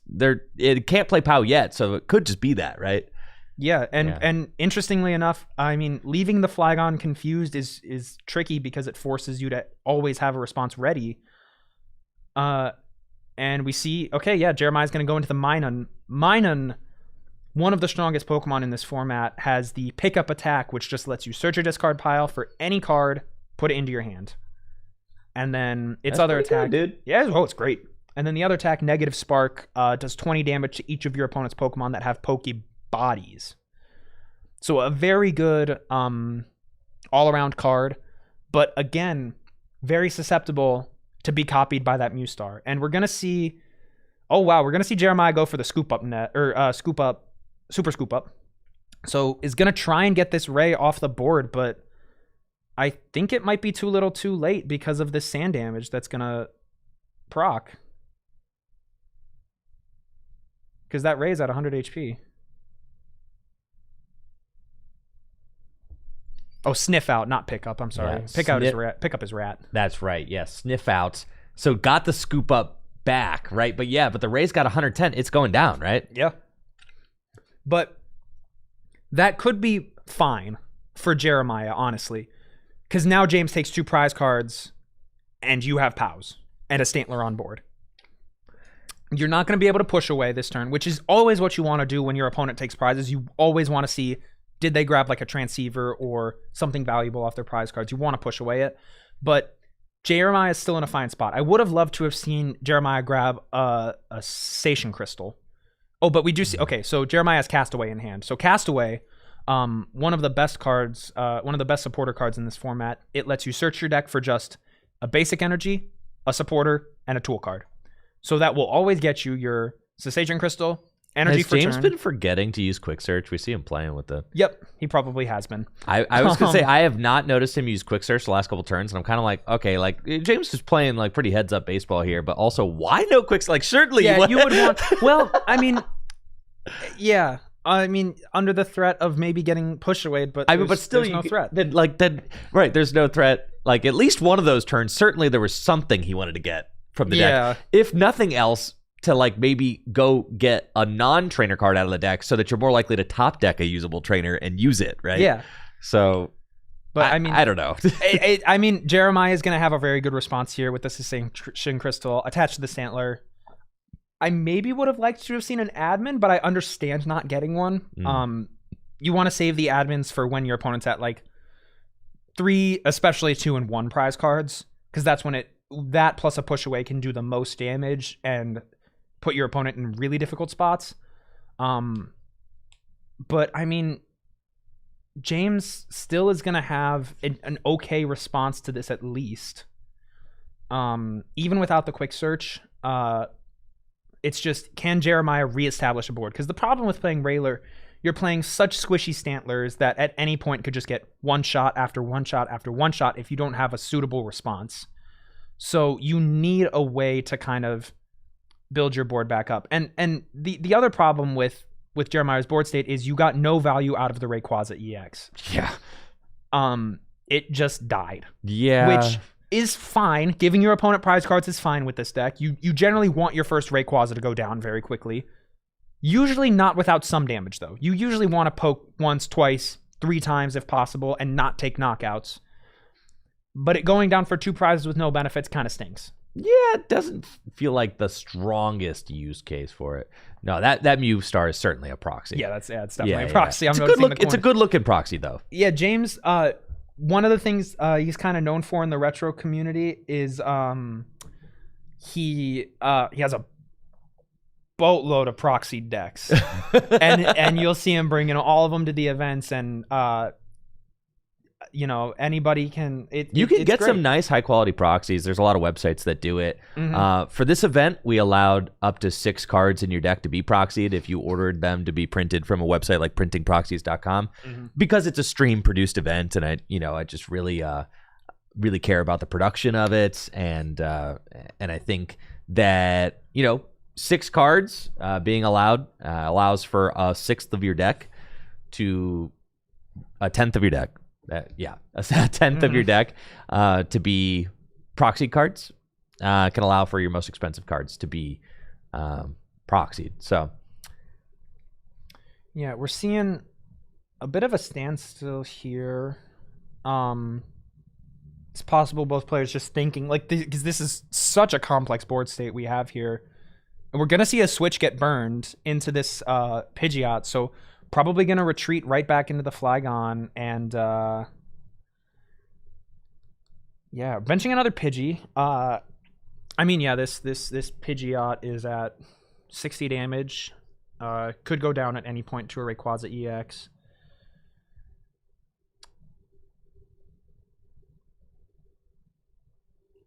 And also, you probably want to burn these trainer cards out of fear of getting push awayed. Mm-hmm. Right. So we're going to see a swing. James is going to go down to 2 prize cards. And this is where I would have liked to have seen Jeremiah grab an admin. Because now you can really punish. You go for the screechy voice plus admin. And isn't it 2 damage counters on the Stantler, right? Because it's 10 for the attack and then 10 for the... They'll catch it. James, I think they'll catch it. Maybe, hopefully. Does the Stantler need one more for the? Just check. Does the Stantler need one more counter for the power or for the body or whatever? I don't know if they can hear me. Okay. No, it does not. It does not. Never mind then. Okay. Yeah, James knows all these rulings very, very well. You're good. You're good. Yeah, you promote, then Sandam. Yeah, okay. Yeah. Thank you, Blandeezy. Blandeezy's also in chat. Another retro expert, I'd say, and the Aquapip as well. So yeah, we're gonna see another Stantler come down, and I don't know if I. Oh. All right, who's this Stantler signed by? Probably Tord. That doesn't look like Tord's signature. I truly don't know. It doesn't look like Tord's signature. I don't know why we're not doing this on the active Stantler. I don't know why we're put down another Stantler in the first place, because now James has the option of going. Oh, we're going all in on this heads. It was Tails. It was a Tails. You got another one? Oh no. Let's see. Oh, okay. We had a Briny. I don't know how much I like that. You're honestly fine to. You're fine to leave that Stantler there. Oh, geez. I don't like this. I don't like that we're playing Stantlers down here, because that opens up to just getting knocked out. We see a miss of the ER2, so we're not getting rid of that cast form, which would have been huge. But we are going to get a confusion. We do have a cessation crystal, right? Yeah, I mean, no guarantee of a warp energy, but like again, if a warp energy hits the board. Yeah, what's the upside of benching that second Stantler there? Not losing next turn, which I guess is very fair. Right, because like if you confuse and they just flip heads, then you lose. Right, yeah. So you have to bench it, right? Yeah, so... you have to bench it. I would just you need to get a Ray EX down at some point. And I know there's a Castaway in hand, so you could get one in at least 2 turns, but it's tricky. But you have the cessation on the active. It's possible you get warp pointed. Oh, is that a POW? It's got to be. Got to be a POW. Onto the Pidgey, yep. So, okay, so now James's life is really difficult. This is where we start getting into crunch time. Over the next couple turns, you're going to need to knock out this Flygon and 3 other things. And this Flygon's not going to go down slowly. Right. I mean, like, Jeremiah's got 11 minutes to win this game. I mean, I assume that things can start to unfold kind of quickly. At a certain point, there's like a tipping point, right?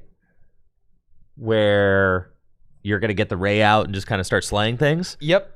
But right now, I mean, it seems like as someone who's never watched this matchup before, it still seems to me like James should be able to put this one away. How hard do you think it will be for James to claw out of this current board state? I mean, with the size of his hand, he should be okay. And admin is where things will get scary. Because if you admin and start drawing dead and can't find any energy, then your life gets really difficult. And we see another cast form in the deck, right? Yeah, James has time right now, which he really does need. But like that cast form is stuck on that Pidgey for the rest of the game. There's still 2 more cast forms in the deck. And the other thing is, I mean, he's grabbing the Trico, I think probably just to thin. And we see Pidgeotto come down. Cast form onto the active, so we're trying to build it back up, which is, I mean, now just a warp energy will get it there. Right. And you can start swinging again, but it's going to take some time. Benching of the Trico. All right, what's the Trico doing here? Trico might be Sceptile. He could go to a Sceptile, and Extra Liquid could make Jeremiah's life difficult. Each player's Pokemon EX can't use any Poke Powers and pays 1 more energy to attack. Shoot. Which could be bad. Oh, and we see another. Oh, second POW has hit the board. Okay, yeah. The drawback with the Extra Liquid though is like Ray still has it only needs 2 energy. Let's see. This is tricky. You have to get the admin off of this Castaway for sure. Yeah. Balloon Berry. Okay, yeah. I like the Balloon Berry grab. So Balloon Berry It's essentially a one-time use float stone. Yep. And okay. Yeah, this was quite a large hand. So we got a POW, two admins, and a scientist. Do you just take the scientist? No. Scientist I don't think is ever the option. It's the scientist. It's the scientist. Okay, what do I know? I don't know anything. What do you know, Cole? I don't know anything. So my argument for the scientist is that Jeremiah is getting ready to admin James. Duh. And then, like, what do you not want him to draw? Yeah. The scientist, right? I did just see a warp energy get drawn by James, which could be kind of detrimental here. Because now... Well, you're just clutching? 40 damage is a lot of damage. 40 damage is 40 damage, bro. That's a lot of damage on a free retreater. And it's like, at a certain point, James maybe doesn't care if this gets moved to any of the bench Pokemon. I mean, I'm sure James is, like, not benching Pokemon that he doesn't want to have in play now, right? So it's like... The thing, though, about this Pidgeot is it will get one shot by Array because it has lightning weakness if you keep it in the active for too long. True. So, I mean, an admin here is going to be kind of nutty. Oh, okay. Scoop up. Tails. I don't know why. I say you just save it for later. When I think so too, right? Because you admin and then push away. Yeah, it's most powerful on the raise. Like, I don't think you really need to worry about confusing here. I think admin push away almost feels better. Yes, absolutely. Yeah, so. Well, I don't know. Like, this is another, because like, what does, if you confuse, then you force a flip. But I really think I wouldn't have attached an energy. Or you just retreat into the other Pidgeot. Yeah, and just kind of leave it to stall there. I think if you confuse, I just retreat to Pidgeot, and then, like, we're going to retreat back and come back in the next turn. Yeah.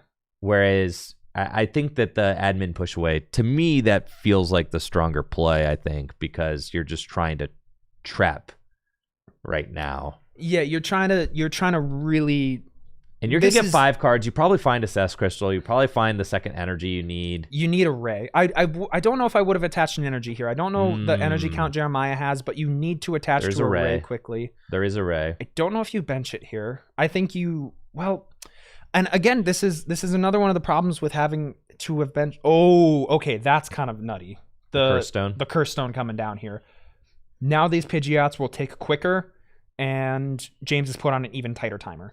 Yeah, for sure, right? It depends. I think James is down 3 Windstorm. Okay. Which can be bad because now you're locked. That Flygon is probably not attacking for the rest of the game. And a Ray EX is bringing up the Flygon. Interesting. I like this. I like this. Yeah, and then you just... Because now you put this to 60, so now 2 Ray hits knocks it out. You get to push away. Because you have to push away here. Yeah, for sure. Energy removal too. ER2, I don't even think it's worth it. No, I don't think it's worth it. You save it for what's coming next. Yeah. Because right now, James doesn't have like a huge threat, right? Like, it's a Pidgeot. If your Stantler gets knocked out, you just go into the Ray, or you stall a little bit more with a Stantler and hope it doesn't die. But we see the ER2. Okay, well, I don't know. Sure, I guess. Off the active. Okay, so because 1 energy would get it to retreat, but there's still the threat of more warp energy. And confusion.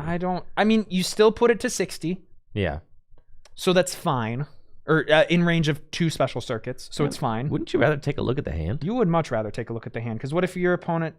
Because here's the warp energy. Well, you can't discard the warp energy, but like... No, but what I'm saying is like you would have liked to hit a trainer regardless, if there is one, right? Yeah. And then we see the clutch. Okay, so... 1 prize remaining, dude. But that's where Ray wants to be. This is right where Rayler wants to be. I don't know about this exact board state, but you're in the spot where you want to be. This is where you want to be. I don't know if it's where you want to be, but it's definitely where you want to be. Well, look at this response that Jeremiah has lined up. If you pull an energy, you just go Ray, retreat, special circuit active, knock it out. Yeah. Pidgeot's gonna go down. That's it. He doesn't have it. Yeah, Nothing, have dude. Wait, why scoop it? Why scoop? Why? It's a 2-hit KO. You could confuse it. He scooped. Okay, well. It's a 2-hit KO. I mean, that hand is not good. It's 3 rays and no energy. Is he out of... He couldn't be out of energy. What's the trainer in there? That's like a Windstorm, I think. Right?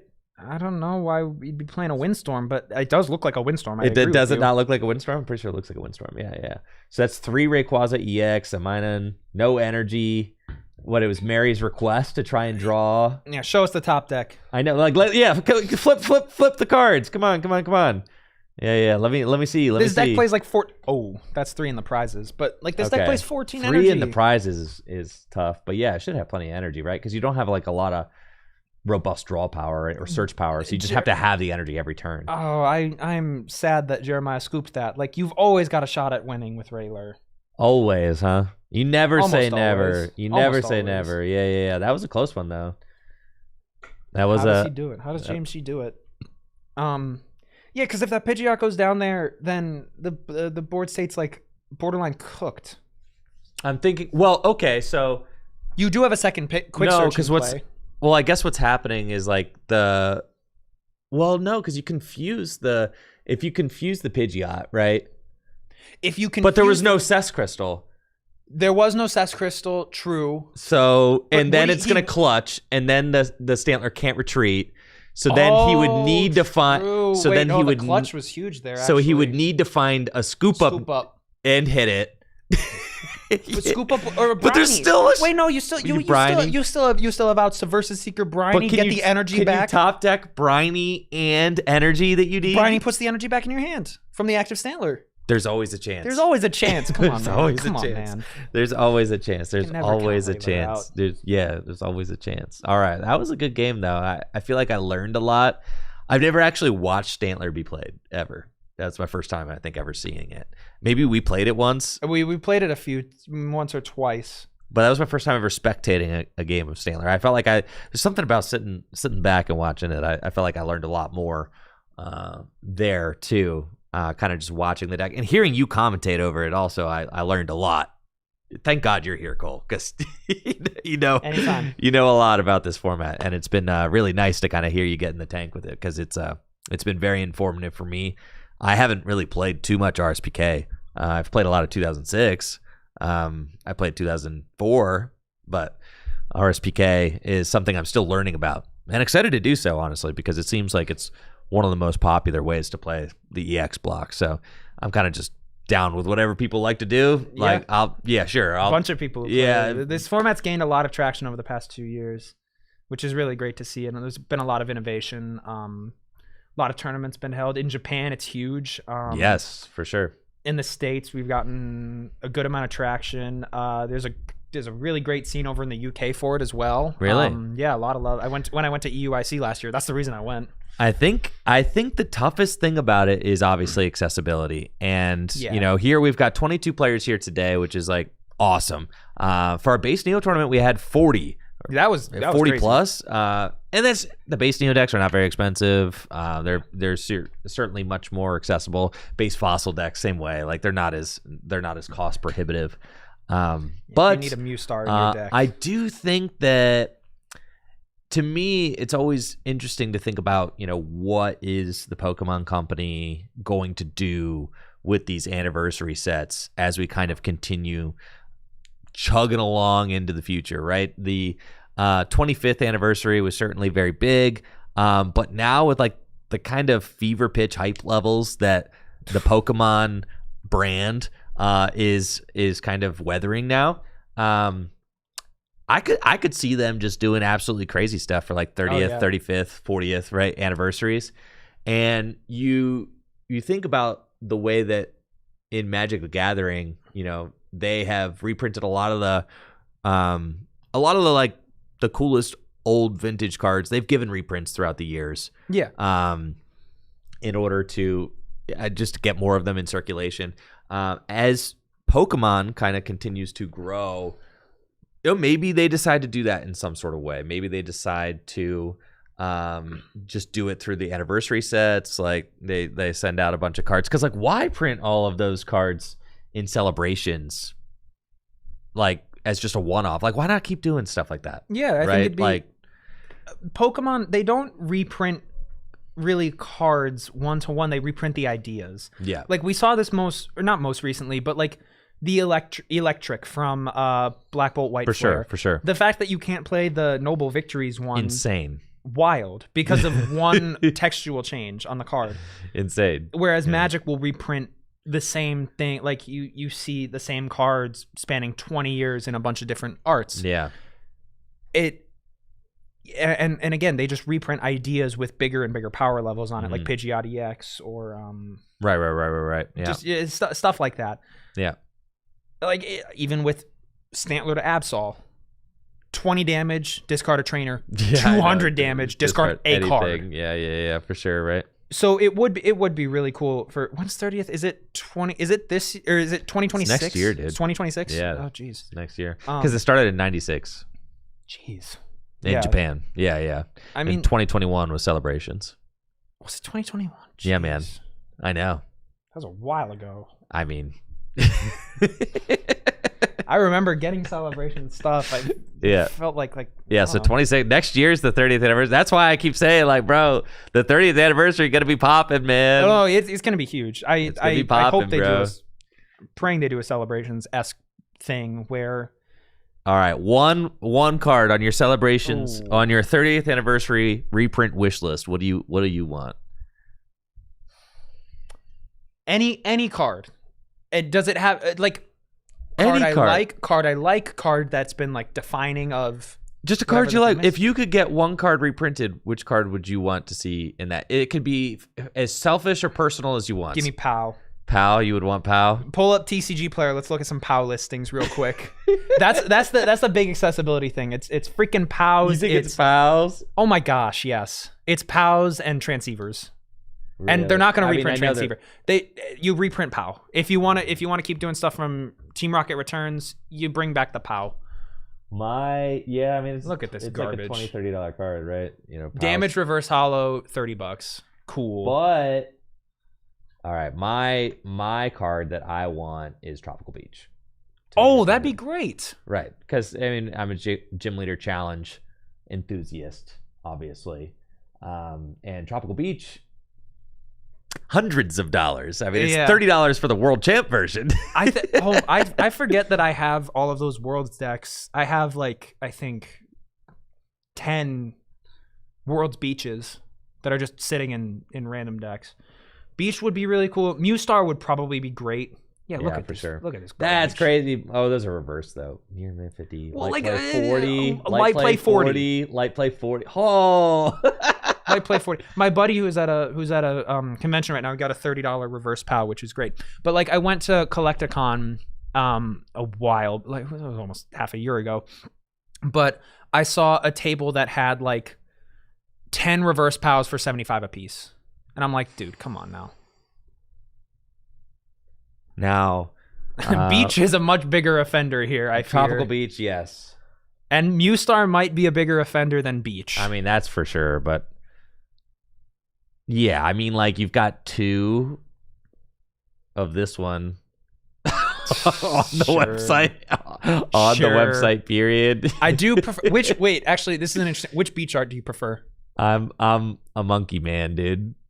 I agree. I think 12 is much better. Yeah, I'm big on the monkeys, dude. I don't know. I had an awakening. I used to be a monkey hater, but at one point at some point in the past, I think like 5 years, I had an awakening and realized that the Unova monkeys are some of the coolest Pokemon ever. And now I'm just a huge Unova monkeys fan. And so, also, I think the vibe of this one's nice. It's a nice, warm, I like the look. warm reds. Yeah. I'm a big fan. Yeah, I think I have one real beach, and it's Italian. And I really want to get a real beach from 2012 Worlds. Yeah. But I don't know where to get one. I have a French one that I bought in 2018 for $35, which, heck yeah.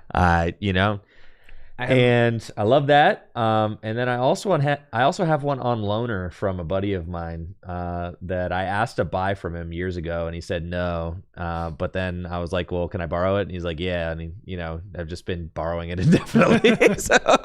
so I've got one, but it's on loaner until he wants it back. So what was the promo they gave out at 2013 Worlds? Was that when they started doing the festival? I think so. Yeah. Yeah. Well, and now we've got the Psyduck Stadium. The Psyduck Stadium. I know. Broken now Psyduck now Stadium. we are just going to get Psyducks for the rest of eternity. But, that's okay. It's fine. Better than having, $300 playable cards in Standard. So, I get it. But don't go anywhere, folks. We've got round 3 of the RSPK Retro event coming right up after this quick break. Huge shout-outs to Full Grip Games for hosting this retro event. 22 players here in the house today competing for the title of RSPK Throwback Series Champion. And also shout out to Dragon Shield for sponsoring the channel. Dragon Shield makes the best sleeves and accessories. You can check them out at dragonshield.com. Use code TrickyJim at checkout for 5% off your order. Cole and I will be right back after this quick break. Don't go anywhere. This tournament is sponsored by Dragon Shield. Dragon Shield makes the highest quality sleeves and accessories for your favorite tabletop games, like the Pokémon TCG. Dragon Shield sleeves are super durable, making them perfect for tournament play and collecting. They also come in a huge variety of colors, so there's always a great choice to match your deck. You can even turn your favorite photograph or design into a custom box of Dragon Shield sleeves using the Sleeve Crafter on dragonshield.com. Head over to dragonshield.com and place an order for your favorite sleeves today. Use code TrickyJim at checkout for 5% off your order. Again, that's dragonshield.com for the highest quality sleeves and accessories for your favorite tabletop games. Huge thank you to Dragon Shield for being a continued sponsor of the channel.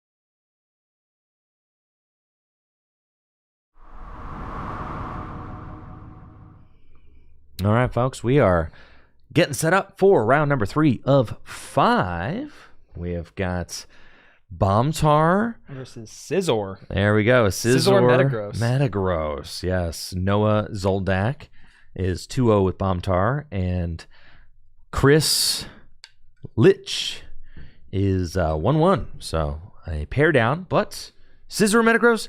What do you know about Scizor Metagross, Cole? I don't know anything about this deck. So Scizor is not a niche archetype. It's pretty popular, but it's a very straightforward kind of, I'm going to attack you with a guy, and you're probably not going to have a response because he's beefy. Because Scizor's metal, and you can throw metal energy on him and reduce the damage done to him. And then his attack Steel Wing is I think a -20 or 30, so you can make it very hard to knock out while doing good damage to your opponent. And then Metagross lets you accelerate energy from your discard pile, so you can just kind of cycle through Scizors and try and run your opponent off the board. Whereas, as we've seen, Bombtar can kind of just explode a bajillion energy to the board. And Scizor is very consistent because the Scyther has an attack called Team Play, which lets you search out like 2 other Scythers. So you're almost always getting into the game and usually steel winging by turn 2 or 3. And that's exactly what we're going to see. 2 Scyther hit the board. And Let's see. In the hand, I see on Bombtar's side we got a Stevens, so we're going to be at least drawing some cards. And I see a couple energy that can maybe get thrown in the discard pile, but not 100% sure what else Bombtar's got going on.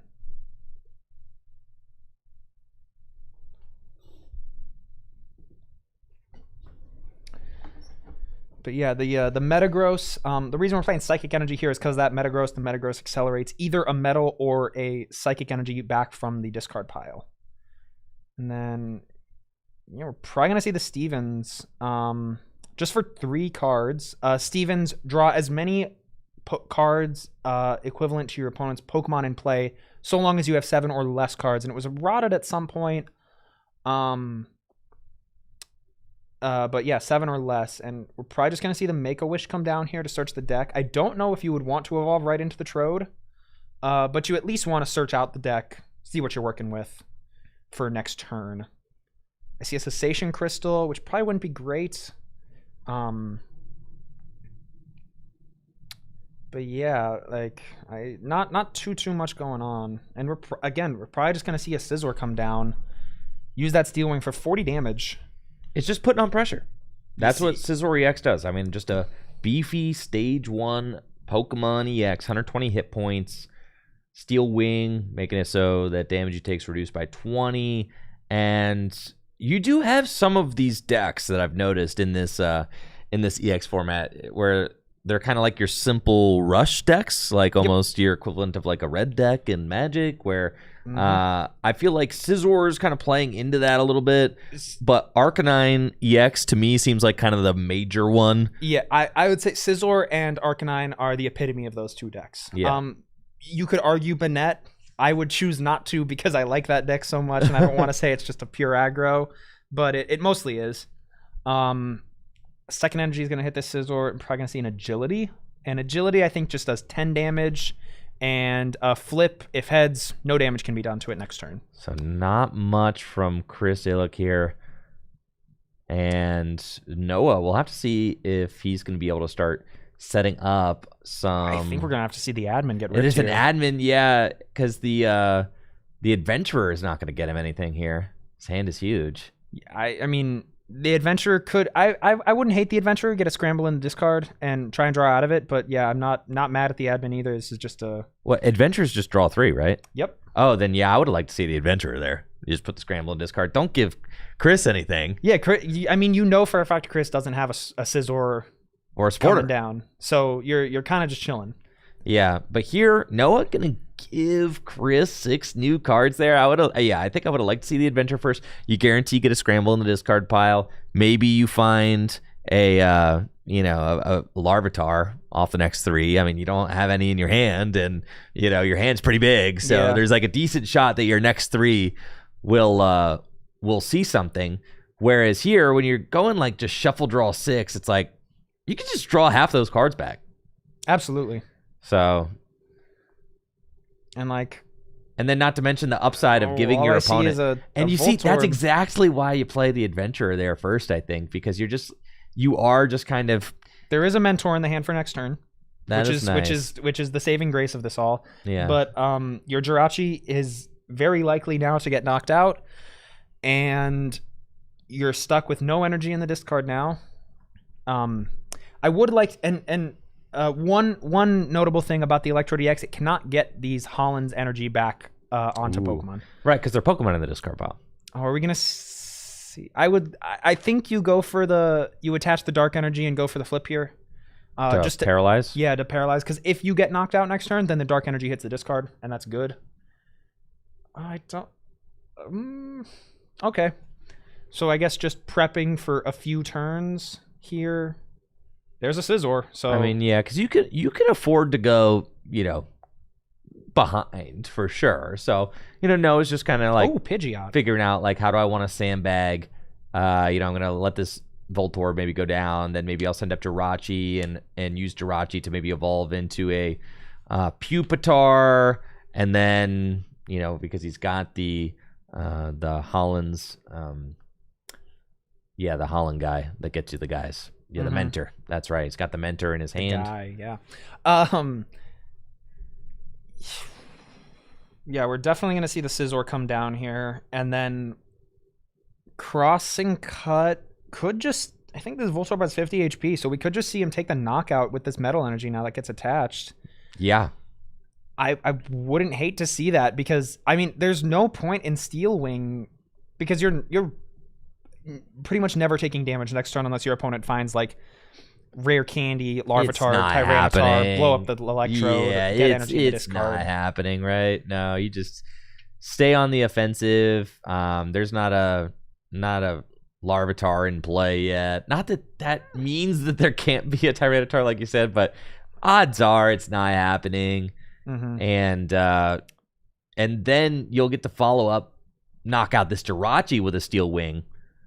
And put yourself in a really good spot. That's what I'm saying, yeah. So the Scizor, I mean, really, it's just 3 turns, 3 manual attachments, and you're going. You're cooking. The Scizor deck also does play Boost Energy. I saw the Boost Energy. Which is now like Ignition Energy, where it just lets it be 3 colorless energy for 1 turn, and then you discard it.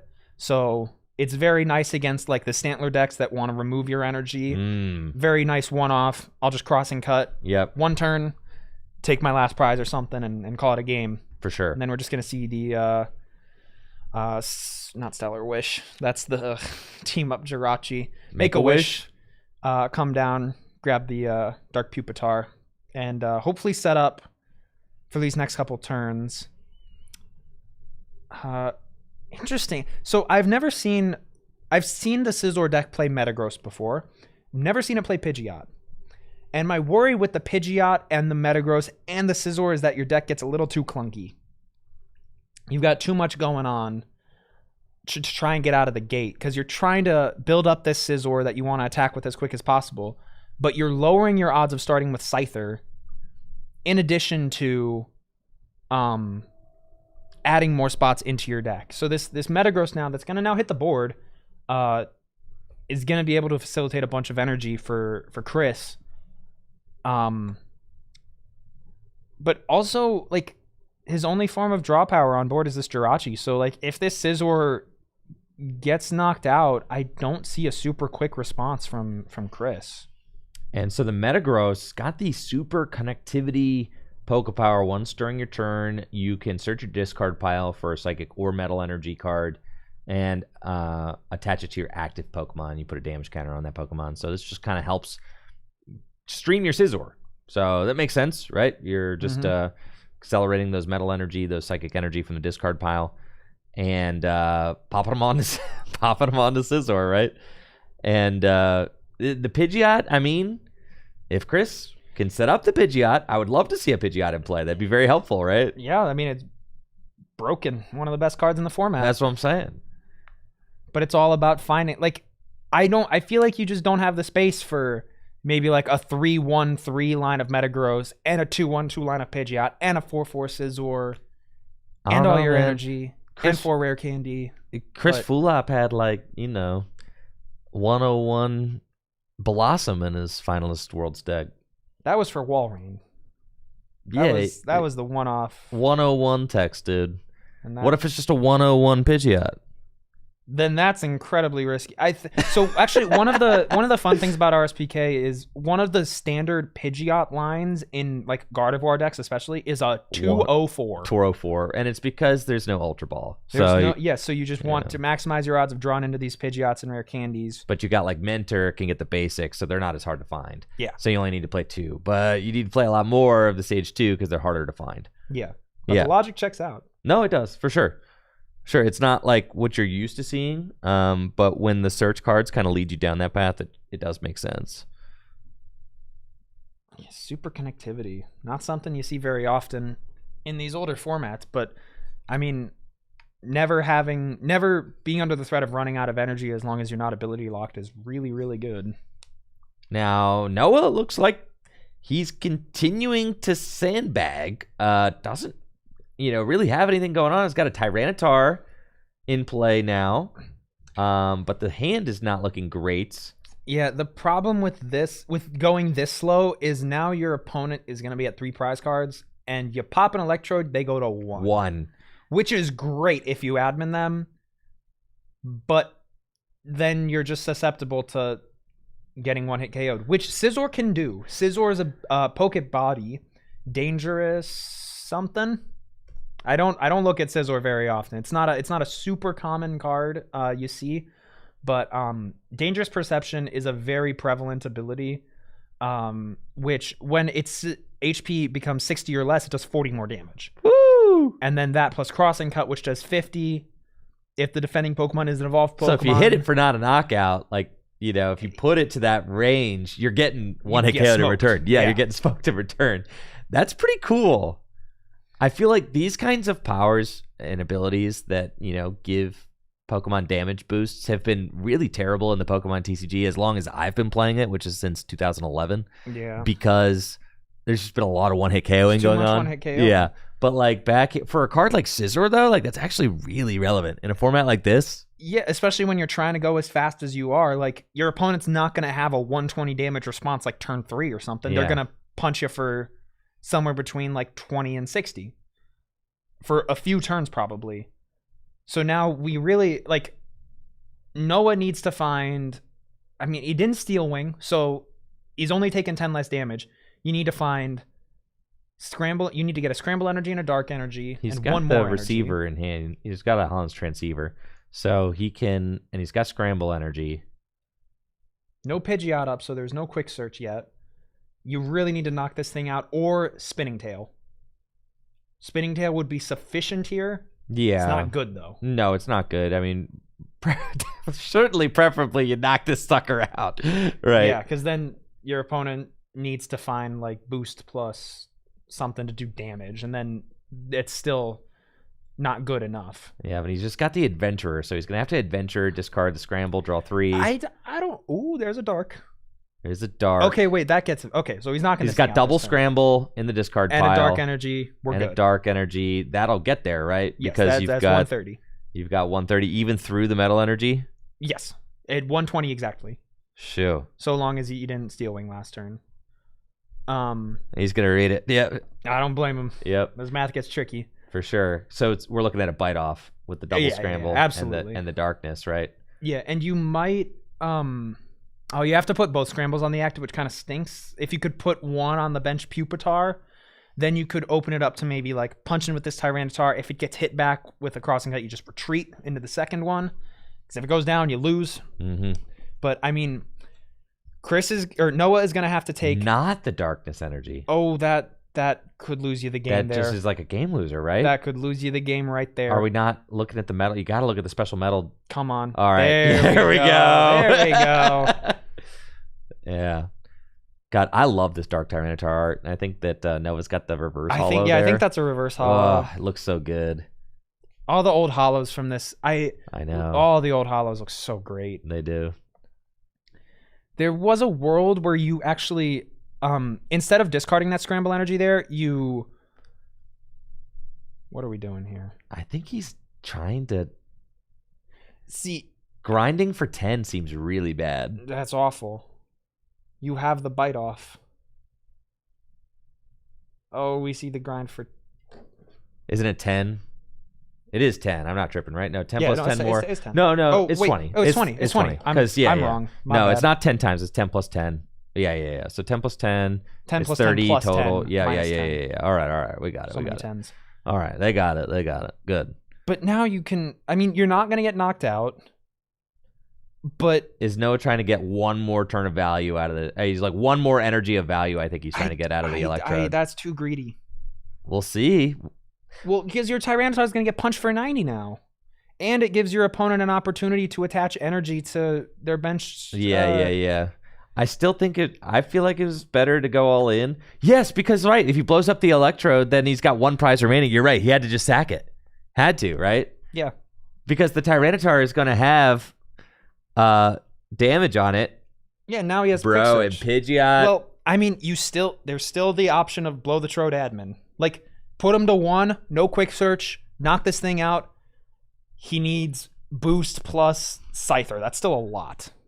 Yeah. So, I mean, maybe you sandbag one more turn just to find the admin, which makes sense. Because you really need to admin, but like you're still fine going all in last turn because your opponent didn't have a Pidgeot on board. I think so, right? And no energy on the bench either. Yeah. So I mean, super connectivity is live, so that's a little scary, but I don't know.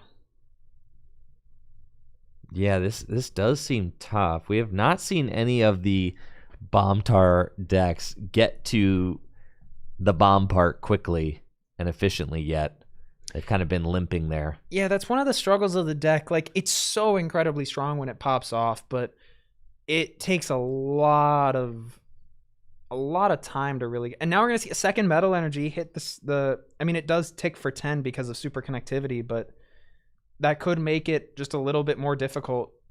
Well, and the attachment from hand. Oh my God, the Scissor is taking minus 30. Yeah, I mean, a Bite Off plus a Dark will still knock it out now, but like. And he uses the. Yikes. Ooh. So he's taking 60 less? 50, yes, 50 less. 50 less. Yeah. Ooh. So you need 3 Dark Energies to one-shot this thing. Right, 50 less. You take a 50 less damage, but it's got 30 damage on it. Yeah, so you need to do 140. Yeah, you need Bite Off with. Because you need to do 90. Energy. Yeah. So you need to do 140. Yeah. So 140. Goodness. Oh, we see the. Or, okay, it depends also how much energy you can get for. I mean, Grind could also get you there. Depending on. Like, you need 3 scrambles, I think, though. And this. Two is not going to cut it because you're doing plus. Oh. You need a third. Well, that's going on the Pupitar. Well, you could Bite Off. Bite Off doesn't get you there still. It does with 2. Because you're doing 120 plus 20, right? Now I don't know what he's doing. I don't know. Oh, no, I do know. He's got it. He's got it. Like I said, Bite Off does 120 plus 20. That's 140. I told you it was 140, right? Yes. So Bite Off's doing 120 plus 20. He's got the 5 energy. I forgot about the 30 on the Scizor. Yeah. So he's got it with the admin. With the admin all right, one, and the Cessation Crystal. He's got it, dude. Doable. This is winnable game. Very winnable. I mean, yeah, now Chris needs to find Scizor plus Boost in some shape or form. I think Noah's got it, dude. This is the shake and bake. No, you can't call. You still need 4 more prizes after the Scizor. Shake and bake, dude. This is not Pika Ramen 2019. Dude, he's shaking and baking. We're not shaking and baking Look yet. at this, dude. Look at this. We're not shaking and baking at this. yet. We got Dark Tyranitar on the bench. Oh, yeah, dude. We're making plays. Bite Off. I mean, that's like a knockout. Another thing is if Chris just finds a Windstorm, then you have Quick Search online. It's 1 card. You probably play like 3 or 4. It's a Psychic Energy. Oh, that's rough. Yeah, now we get to like the stretch of turns where Bombtar kind of thrives, where your opponent's just going off the top and you just get to pick one thing off at a time. Oh yeah, dude. Right, because now it's like pow, bring up Pidgeot. I mean, Pidgeot could just get sacked, right? And then a Windstorm doesn't even save you. I don't know what. I think you sack the Jirachi here, honestly. Could be that. Because you gotta keep the option of top deck Windstorm into Quick Search available. Because if you do that, then you could go get like a. I don't know if Chris. Oh yeah, you definitely don't leave the Pidgeot out. You don't. Yeah, you do not leave the Pidgeot out. Second Pidgeot. Yeah, I would just retreat to the Jirachi. I think that's fine. Yeah. Pass. Or like, and then the next thing to go is probably one of the. No, yes, good stop. Can't do that. Yeah, good stop. Good stop there. Next thing to go is one of these Scythers, I think. Honestly. Oh, for sure. And now Noah could go a couple different routes. You could go Spinning Tail, and like stack damage, which then the 3rd Dark Energy. Now Spinning Tail's doing 50 to the active, so you could go Spinning Tail, pow up a Scyther Spinning Tail, or you could just grind and the Metagross going down. Yeah, over the Pidgeot. I mean, I like it, right? I think that makes sense. Sure. Still, like the Metagross top deck Windstorm is so scary. It is, but even at this point, what, a Scizor and a boost doesn't get you there. Yes, it does. Doesn't the Scizzor's attack do 50 or something? Crossing Cut, if it's an evolved Pokemon, it does 30 more. Ooh, so it would do 80. Yeah, it would be it's perfect 30. math. It's Okay. 30 or 40 more. Okay. So you have to be scared of that. Yeah, it's a 2-card combo. All right, so maybe the Pidgeot was the right. Pidgeot was definitely the right choice there. I would have liked to have. I would have liked to have seen the third dark go down onto the bench Tyranitar. Jolteon Star. That's. I see it. I see the vision. Yeah, it's basically like a Galarian Zigzagoon or something, right? Like a headbutt tantrum. Yeah, and it puts 10 on yourself as well, so that could proc danger perception. Ooh, that's cool. If the math's just a little off. Yeah, we see an energy here, so I want to. You got to put that Magnemite onto onto a Scyther, probably, because then it forces a POW response most likely. It could still, as long as the Pidgeot's alive, it's a very precarious situation for Noah. I really would have liked to have seen the target onto the Pidgeot, because that limits Chris's lines. And with a list as loaded as this, though, I mean, how many Windstorm do you think? That's the other thing. If you play Pidgeot, you just don't have room, and you're forced to play Windstorms. Right. Because if you're not playing Windstorms, you're increasing your consistency. You're playing like ER2s. You're playing reversals. You're playing all these like little things to try and keep your opponent from playing the game longer, because you want to go so fast and get ahead. See, another scramble hitting the board. Crazy, right? I mean, when your opponent's at one prize, I mean, your scrambles are working the whole game until the final turn. Another admin. Back to 1. So... But a new card, potentially a new card for Chris? Yeah, 2 new cards that could just get him there. I would be shocked. I mean, but it's such a tight line to be walking now. I mean, Scizor traditionally plays 4 boost energy. We've only seen 1 Scizor, so probably 3 left in deck. So I'm saying, like, the cards are in there. Cards are definitely in there. And Chris hasn't churned through a whole bunch of the deck. Like, again, you really didn't get to maximize the value of that Pidgeot with Quick Search. Is that a Windstorm in Noah's hands? Yes, Why are we playing Windstorm? I mean, it makes sense. Windstorm your opponent's cessations, but... Seems like a good card. Yeah. I can't remember if in my Bomb-Tar list I'm playing one of those, but regardless, Noah is very much in the driver's seat at this point in the game. Oh, yeah, he's doing the Bomb-Tar thing. It's the whole that's the whole Bomb-Tar thing. Oh, and okay, we're going to see the spinning tail. Okay. It does slightly, I'd say, like, increase the odds of Chris not having win this turn. Yes. Right, because you'd have to like pivot the Jirachi out. Yes. Yes. That's what I'm absolutely saying. Yeah. So like not knocking out the Jirachi does make it so that it's harder for Chris to have win this turn. Yeah. And now. And then if Noah can maybe weave in like a POW and take a double knockout or something, that'd be pretty cool. Metagross Mentor. Metagross Mentor, yep. That's not Scizor helpful. Boost. No, it is not Scizor Boost. You have to just play Mentor to thin that deck, don't you? I don't know if there are any more basics even in there. They got shuffled in. The ones that he thinned out. The Beldum plus Jolteon and That's right. Magnemite. Yeah, I would have liked to see that then, just a thin, I think. Yeah. 5 off the Stevens. How many cards are in that hand? Not enough for it to matter. Always got to make sure with the Stevens. Stevens is so good. And he's got the POW, dude. Yeah, I mean, you need to POW and kill this Pidgeot, man. You think so? Top deck Windstorm. That's like another 2 cards in the deck that Chris has an out with. Like supporter would get you a supporter could like be a game changer, and getting rid of the odds of the 2 Windstorms, I think, or 3 or however many, because I think we've seen 1. See, what Chris needs to do is Hollow Mentor for Pheasantipity EX. That'd be good.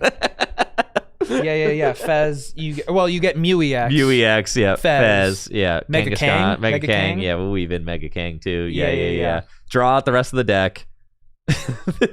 Why are we targeting these Beldums? What is so scary about the Metagross?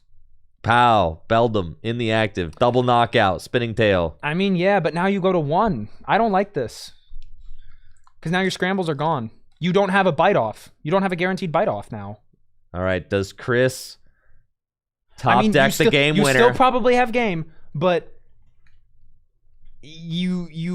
oh. I don't even think Windstorm does it.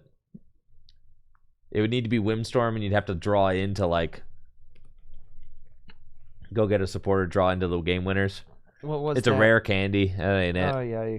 A rare candy Metagross. That wasn't going to do it anyway. Yeah, this single Cessation Crystal, I mean, just completely soloed the game. You know, reprint that in Celebrations. I do think that Pokemon Power Lock, Ability Lock, I think it's very healthy for the Pokemon TCG. I agree. I think it's overall good, especially when it has counters, right? So there we go.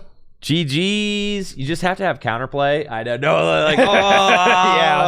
That. I mean, that's one of the great things about this format. Chris was able to take 5 prizes unimpeded, and then Noah finds the comeback. Could not get the 6th. I know, could not get that 6th prize. Yeah. That's awesome. What Bombtar is known for. Awesome Bombtar comeback there. That's like the Bombtar like textbook right there, you know? And Noah did have, I think I ended up really liking Noah's decision to wait that extra turn to blow up. Because then you admin plus Cessation Crystal. And even though it was risky to try and you had to draw into that, but yeah, that was ended up working out for him for sure. And though we'll say Noah never ended up using that second Tyranitar. Nope. So it's like almost why wait, you know? Yeah. You could have just, you know, but it had a second Tyranitar. It did all work out. We saw that it's just unable to draw out of those admins to 1 with the Cessation Crystal. I mean, and that's like reminds me of when I was playing Mew VMAX. Oh, this guy will always get a chance to talk about Mew VMAX. Mew VMAX, Roxanne, Iono. Bring back Roxanne. That card was so great. Yeah, dude. Roxanne. Path to the peak. Slam Path, Iono. Knockout.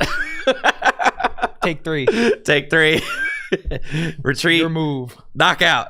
It's like the same thing. I mean, like, with hundreds more HP and like way more power level. I mean, it's the same kind of. Well, way more power level. You're ending games in 7 turns. I know. The ideas in the Pokemon TCG mostly are like the same ideas, just kind of like bigger now. You know, I've got I think Vance Kelly's 22 Worlds list or 23 Worlds list just built, and if I'm ever bored, I'll just go like solitaire hands of that, and spend a good 5 minutes just like what a rush. Do this. Cramomatic, Battle VIP Pass. We're living life. God. Forest Sealstone. Forest Sealstone for what? Dude, that deck had to be the most broken deck ever made. God, I played Mew VMAX for like an entire year. I played Mew VMAX. I have a philosophy when I go to tournaments and stuff, which isn't often. I hate going to. Well, I don't hate going to tournaments. I hate playing in tournaments because I want to do good and then I don't because I'm washed and garbage at the game. But I hate playing the best deck and in a room, and that's why I never played Mew, because I was like, my God, this deck's so incredibly broken. I'll just play a counter to it, put it in Drapion, and call it a day. And it's not enough. I don't know. I was an original Mew hater for sure. I thought the deck was clunky and weird, and I didn't like it. It wasn't until like the double turbo version of Mew came out that I was like, oh, now this is where I want to be. Well, having to play Elisa Sparkle or whatever, that's what I didn't like. I didn't like having to do all that. But with the double turret, I felt like I was back playing Raichu again. Okay. You and these double colors. Zoroark. There are 4 energy in the You play these decks. No, I didn't play Zoroark. No, but there were 4 energy in the deck. He had free retreat. I'm like, this is just like, and I'm one hit KO and things just like playing Raichu. Yeah, it was it was so sick. Free retreat? Yeah. Oh my God. Circle Circuit, dude. Circle Circuit free retreater? Yeah, dude. Jeez, 100 HP. Yup. Any Veltal EX for weakness? Yup. Yeah, that Raichu was cool, man. But Skyfield, Shaman. Yeah, Bombtar though. Bombtar A lot of players consider it to be the best deck in the format.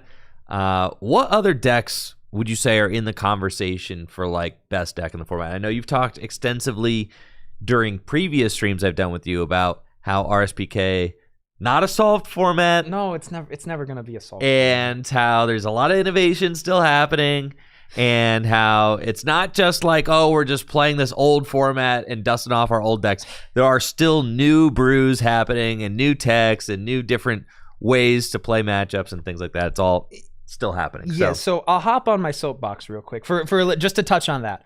So, well, we got 9 minutes until the end of round, so that's why I'm so giving. That's why I'm giving you the soapbox, Cole.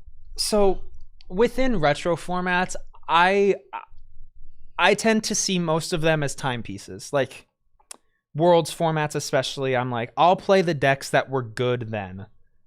That's like 2010. I don't like exploring and trying to figure out these like amazing new decks. I think block formats are the places to do that. If you want to go innovate, you do it in a space where all of the cards are meant to be played with each other. That's why I really love block formats, and I actually really liked this past year's Worlds, where it was just all cards from Scarlet and Violet. And I think innovating and deck discovery in those formats and those periods of times are really great. And I think RSPK has so much room for innovation. With RSPK, the best 3 decks, in my opinion, are and these are assuming that the player's skill level is the highest it can be. I think the best is Railer, the second best is Gardevoir, and the third best is probably Ratlock. You're not putting Bombtar in the top 3? No, I'm putting it in top 5. Okay. Maybe not. No, it's probably top 5. What? I think. Well, so you think Railer's the BDIF? Yes, because there's so many micro decisions within these games that you have to make the best decision at all times. You have to choose the best card to discard from your opponent's hand. You have to choose the best attachment. You have to. There's so. And that is true. Zelix in chat. Jason does not have Bombtar in his top 5, which is rage bait for sure. Yeah, he loves to rage bait. But I'd say it's 4th or 5th. But Gardevoir and Bombtar are 2 decks, or Gardevoir and Railer are 2 decks that needs. Or actually, Camler should probably be in there too. Railer's too good. But you have to make the best decisions at all times for the deck to be so incredibly good, and that's why it's hard to. You don't see a lot of players outside of like Tord, Jason, Chuck finishing highly at events with these decks. Like, they're so incredibly hard to play that like getting to play them perfectly is nearly impossible to do. Which is why, like, don't you just like promote the Stantler, remove the good trainer, and then stop this rage bait. Stop this. We're not gonna do this right now. We're not doing this. Don't you just push away the best trainer every turn? I mean, how hard could that? Sure. Don't you confuse some turns? I'm either gonna confuse or I'm gonna strip away the trainer card. It's just like playing Mega Absol, dude. Yeah, man. It's just like standard. You're gonna draw 2 with Kang, retreat, and do 200. Yeah. Hit Gardevoir extra weakness. But then I think Ratlock. I don't think there's Ratlock in the bracket right now, but let me give the meta breakdown right quick, okay? Because like Natalie actually sent us the meta breakdown, so for everybody who wants to know, I'm actually gonna pop it up on the screen right now. Zelix, that is Ratlock is not viable in 40 minutes, and I'll explain that to those who are not initiated rat enjoyers in a second. Not viable in 40 minutes. So basically, it's not viable. Yeah, it's because untimed formats don't exist. I mean, like, who's playing an untimed tournament? I mean, I guess if you do happen to stumble upon, what is it? If you do happen to stumble into an untimed tournament, then I guess sure. But that's not like I mean, Mulock is the best deck in 06 as long as you're allegedly. I've never played it. I've never played against it because I've never played Untimed. I've played because it doesn't exist. I played a 3-hour mirror of that. That's and fine. It was purgatory. That's fine. What I'm saying is that doesn't like exist though, right? No, like, it doesn't. But so then, like, it's more feasible online when you don't have to go through deck shuffles. That's the biggest thing in my opinion. Yeah. So for me, it's like, okay, well, wow, big picture. All right. When you're playing online, it's a lot different because you don't have to go through the time of deck searches. That's why it's viable in like 55-minute online or like untimed best of 3. That's how we do it online. We'll play till like 2 at night to finish out tournaments. All right. Yeah, so here's the meta breakdown. Yes. So we got 2 Guardy, 2 Railer, you got the Metagross Scizor, 2 Flygon, an LBS, which LBS is more known for 06, but it's feasible in RSPK. It gets kind of mollywopped by Sess decks, but you got the 4 Windstorm, so you have a chance. 7 Bombtar. That deck's beast.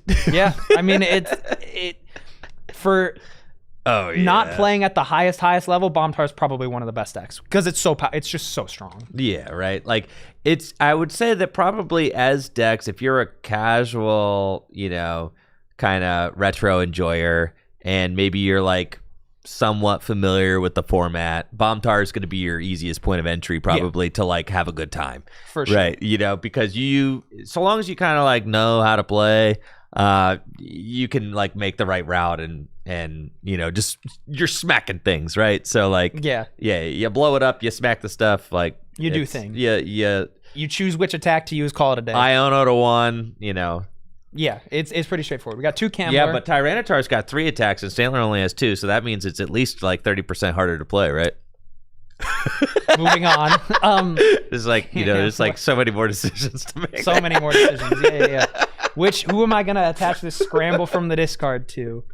We got 2 Camler. So Camler is a Stantler variant. You just play Camerupt and Numel, which is it's a slower deck. You don't play any EXs. You use Kindle with Numel, which does 10 damage, and you discard an energy off their active. It's about the same difficulty level to play. They're very different decks. They play very differently, but the end goal is the same. Run your opponent out of resources, just in different ways. 2 Dragtrode. Again, another 06 deck that survives and does well in RSPK. It gets kind of mollywopped by Guardy, but past that, it's pretty strong. It has a good matchup into the Stantler decks because of Drag Off. And you can drag off and force them to spend energy to retreat and not have their Cessation Crystal in the active. Okay. Because then you can still energy trans, and you're power resistant because of energy trans. You have Desert Ruins to hit their Rayquazas. You have options, and it's pretty good. 1 Sceptile. Sceptile's another really, really strong deck in the format. Similar to Dragtrode, it has energy trans, but on grass. Ooh, okay, that's Sceptile. Yeah. So you play 3 different Sceptiles. You play the Delta EX, which is super good into bomb decks. You play the energy trans, which lets you move your energy however you want, and then you play the Magma Aqua EX, which is just a good hard hitter. Yeah, it just does 100 poison ring. That guy. Yeah, green heal your dudes. You can play a long game. And then similar to Gardevoir, you play a bunch of you play Regirock, you play the niche attackers, and you're using because like you're a using toolbox Cast of energy trans. You're using Cast Form and energy trans. That's pretty crazy. The idea works, and it's worked in practice. It's very, very strong. And then Chiro. So, can you pull up deck lists on there? Yeah, because Chiro special. So, what is Chiro? Where am I pulling up the deck list? Limitless. Limitless. Yeah, if you don't mind hopping to Limitless. That's fine. I'm under Dex and RSPK. I'm familiar with Limitless. Dex and RSPK. Whoa, you're gonna have to show me how to. I didn't know that there was an RSPK section of Limitless. So the online play.limitlesstcg.com, that one? Yeah. And then you go to Dex. I didn't know that this was even a thing. I feel like I continuously find new new ways to use Limitless TCG. Jesse just taught me new ways to use this website last week. Limitless is great. On Wednesday. I mean, yeah, it's the most insane. And then format. That's so crazy. Yeah, and like look at all that. RSPK's up at the top. Bro, you gotta be kidding me. But these are just all Holy results cow. from online and some in-person tournaments. Where's RSPK? Right under one up from that. There you go. There it is. Okay. Bombtar, And- win percentage 52. Well, look at Ratlock. Look at Gardevoir and Ratlock. All right, Ratlock. Okay, well, that's just ridiculous. Bomb Champ is because of one player, Q. He won the first and third Stambler Opens with a Banette 51.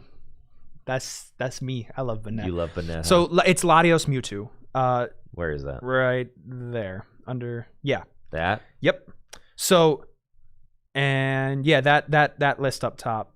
5 and 3, but it got 4th place? Yeah, because of cut. Okay. It was a weird cut. So Chiro is a Japanese player who I had the privilege of meeting when I went to Japan. It is the most expensive deck in the format. If you look at all those EXs and the Latias Star. And basically it is This big basic deck. It is big basic. This is 4 corners.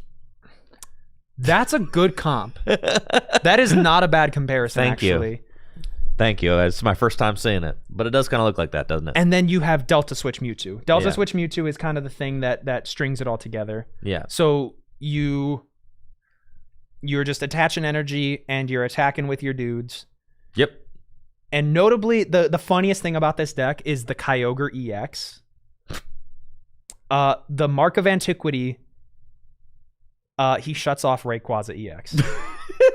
So it's a Railer hate card, which I think is hilarious. But then also at Weak to the grass, not lightning. Yeah. I think at the Double Rainbow Cup in Japan, which the results for that are not on Limitless, but this deck won. And I think it went like 12-1 or something. Absurd. And instead of Dang. Latias, it used Alakazam Star. This deck is crazy. Man, I mean, look at all these beautiful basic EX Pokemon you have. Like, it's such a neat deck to be looking at. This Mewtwo is also really good and expensive now, apparently. Yep, it's wildly expensive. Yeah. Wow. You know, you got the Rock. Of course you got the Rock. You got 2 rocks. Of course you got and then the you Rock. got Jirachi. Jirachi EX is such a good card. This guy just does 200 damage. Yep. You know. You can just kind of do whatever, and you string it all together with the Mewtwo Delta. Right, because that's just like Shaman Celebration Wind. Yep. Is basically what this is. It is Yeah. only basic energy, but that's kind of fine because you can like move 2 and then attach to Cast Form. You have 3 energy, and then you're kind of doing whatever you want. Do you play like Briny? Yeah, you play one. I was gonna say it could allow you to Delta Switch again if you pick it up, use it, or just move your basics around. Mm-hmm. I mean, you can kinda attack cool. with the Mewtwo too. Holland Ruin, or actually, here's the tech with it. You Giant Stump and discard the Mewtwo and then get it back. That's cool. And your Pokemon Retriever, bring it back.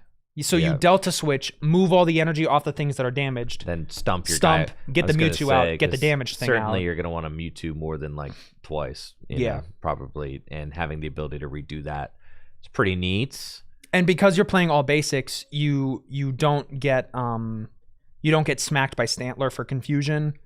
So it has a good Stantler matchup. Holy cow, dude! This is blowing my mind right now because Natalie and I have a fully blinged out version of I've seen it. LBS. It's so shiny. And I just didn't know that. Yeah, these man, guys, these cards are absurd now. I just I have didn't- a I just Japanese didn't one of know. those, and it's like it's like Blastoises are I think like 500 a piece now. What? Yeah, I bought mine for 20. it's absurd. All right, Cole, you work at Full Grip Games. Is this mod? That's damage. That's damage, Is bro. this mod play, bro? That is not mod play. That is Thank not you mod play. thanks for putting an image up, but no one's buying that. No, it is not mod play, big dog. That is damaged. You could maybe say HP. You could, yeah. My the crease- rule of thumb: if there's a crease that goes all the way through, it's automatically damaged. If there's a crease that goes all the way, if there's a crease that doesn't go all the way through, it is damaged until proven HP. Yeah. And that could pass as HP. It could pass his HP because the crease is not bad on the other side. Yeah, and the back is that's pretty. the thing. The back is pretty. The back is pretty, nice. which is actually what when I looked at that, I was like, oh, damage, but like, nah, the back is nice, and honestly, the rest of the card's okay. You so. could still argue for damage though. You definitely could. It's certainly not mod play. Nope. Grading is subjective. It is not but mod play. Bro. There are wrong answers. There are certainly wrong answers. All right, we are getting ready for our 4th round here at the RSPK event. Lots of fun Pokemon action today. Lots of nostalgic cards, and I'm stoked to see who we are going to get to commentate over next. And we've got Mr. Foisey on stream, so that is exciting. Been a while since I've seen him, and stoked to see what he is playing today. Another notable thing, just because we didn't finish the meta breakdown, the other Stantler deck was Growler for the. What are Foisey's sleeves? Oh, those are the Flygon ones. God, those are like old. Those are so cool. God, so sick. Not in the Dragon Shield outers though. Nope, notably. just. You know what I'm going to say. Is that a Zam? I'm not going to say it. That's a Zam. Alakazam Star. That's a Zam Star. Oh yeah. Let's see, what are we gonna see here? Hey Sean, real quick, can you just scoot your prizes in so I can see them? Hello, can you scoot your prizes in? Yes, in towards the center a little more. Yeah, that's good. All right, yeah, Sean, it's fine. Looks like we're gonna have Growler on stream versus LBS, and it's actually not LBS, it's LBA. Because no of Steelix? no Steelix. You got well, you do have Steelix, but Alakazam is more prevalent. And so Sean is playing Blastoise? Yes. Ooh. And for all of the Growler fans in chat, Growler is it's Stantler Groudon, Magma Groudon. Because with Stantler, this was the other Stantler deck Yeah. that Natalie put on the. She's like, I don't know, there's a Groudon in there. Mm-hmm.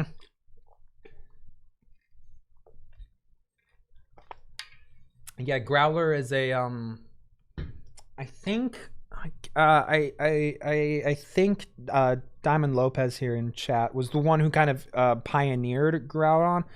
I'm not sure if it's the Swooper Magma Energy version. I didn't know there were 2 versions. But yeah, Growler is just Stantler plus Team Magma's Groudon. So you just kind of do the basic Stantler things and then swing with Magma Groudon. So it kind of fits it gets the Camel and the Rayquaza aspects of both. Oh, and we see the start of the Umbreon Star, which is kind of a crazy card. You don't see both gold stars, very shiny start, but Let's go. Yeah, that is a real Zam, I'm almost certain. But we're gonna see the Cess and Yeah, that's a real Alakazam. oh, and then we see the Swoop. Oh gosh. Yeah, so it looks like it's the Swoop version. I actually have I own a an Alakazam Star for a buddy right now that has a hole in the top of it, which I think is. Are we gonna try and see a donk? No, slow your roll, you John. can't do that. We're not. Why not the Stantler, man? Why we? Actually, a cool thing about the Groudon is that it shuts its own ability off with Cess. So normally Magma's Groudon would need. Please don't. It would normally need like, I think 4 or something Magma Pokemon in play to attack, but with Cess you just turn it off and you can swing big. And there's a Lugia. Yeah. Oh, this is probably a fully blinged. Dude, it's looking single good. sleeved is wild. It's looking this. good in the nice retro sleeves too. I'm not even saying this as a sellout. Put some Dragon Shield outers on that, man. I mean, yeah. Put some Put some more protection there. I know he's not even being paid to say that. No, I really am not. I'm saying this for my soul. I can deal with I've seen a lot of people riffle some crazy things. I've seen someone riffle a near mint Charizard Star in near mint. Yeah. Ah! But like a fully blinged out deck, come on, man. Oh, it's a beautiful thing, man. Just appreciate it. Cole, just sit back and appreciate the He's not beauty of riffling. it. It's fine. He's not Sit riffling, back, so it's fine. sit back and appreciate the beautiful thing, dude. In pretty sleeves, Dude, it's just like we're in 2006. Just getting to experience it the way God intended the cards to be played, Cole. That's why that Groudon has a big 25 stamp on it. Listen, don't ruin my immersion, dude. I'm only looking on the red side. Yeah, I'm gonna be looking on the red side this whole game. Yeah. All right, Groudon going in though. Groudon's gonna get in here really quickly. Like this Groudon is gonna get spooky because you can start sniping for a good amount of damage here with linear attack. I think is what it's called. You were correct. Yeah, snipe 20. That's spooky. Even though this was like one of the first EX cards ever printed, so the power level is not as high. It's still very, very strong. And I mean, Alakazam Gold Star. I gotta pull this card up too. I actually have one of these that I bought again pre-pandemic. How many Gold Stars do you have, man? I have quite a few. I bet. But I bought Alakazam Gold Star for my cube pre-pandemic for like $80. Yep, seems about right. Yeah. I think I have 2 Zam Stars. I have an English one and a Japanese one. Well, that's pretty cool. Yeah, I don't know why I'm complaining. I need to shut up. Yeah, what the heck, dude? I don't think I'm using either of them in a deck too. Or oh no, I have Alakazam and something.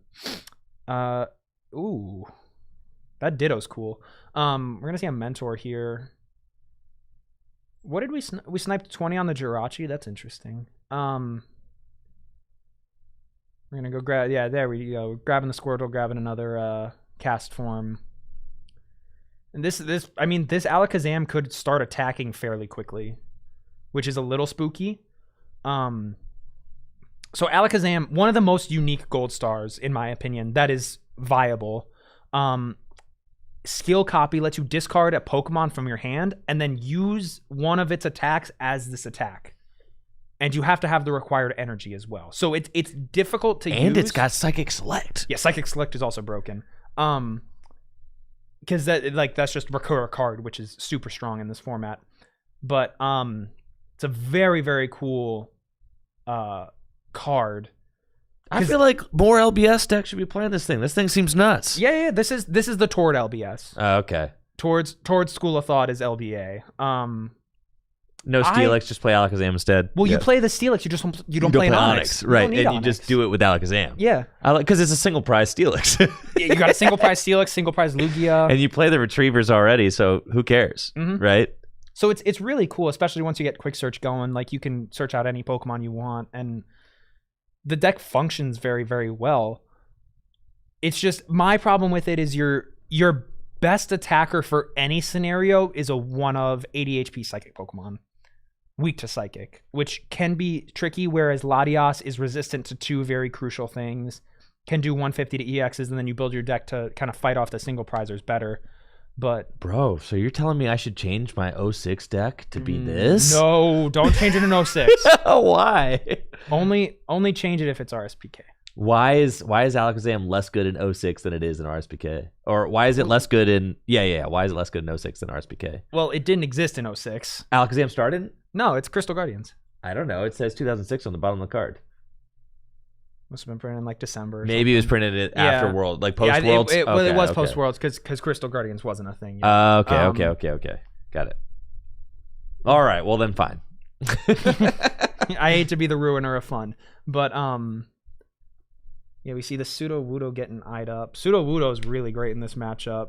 06 Worlds had pre-releases for Crystal Guardians, so it was happening like right cool. There. That is a cool little factoid there. So thank you, chat.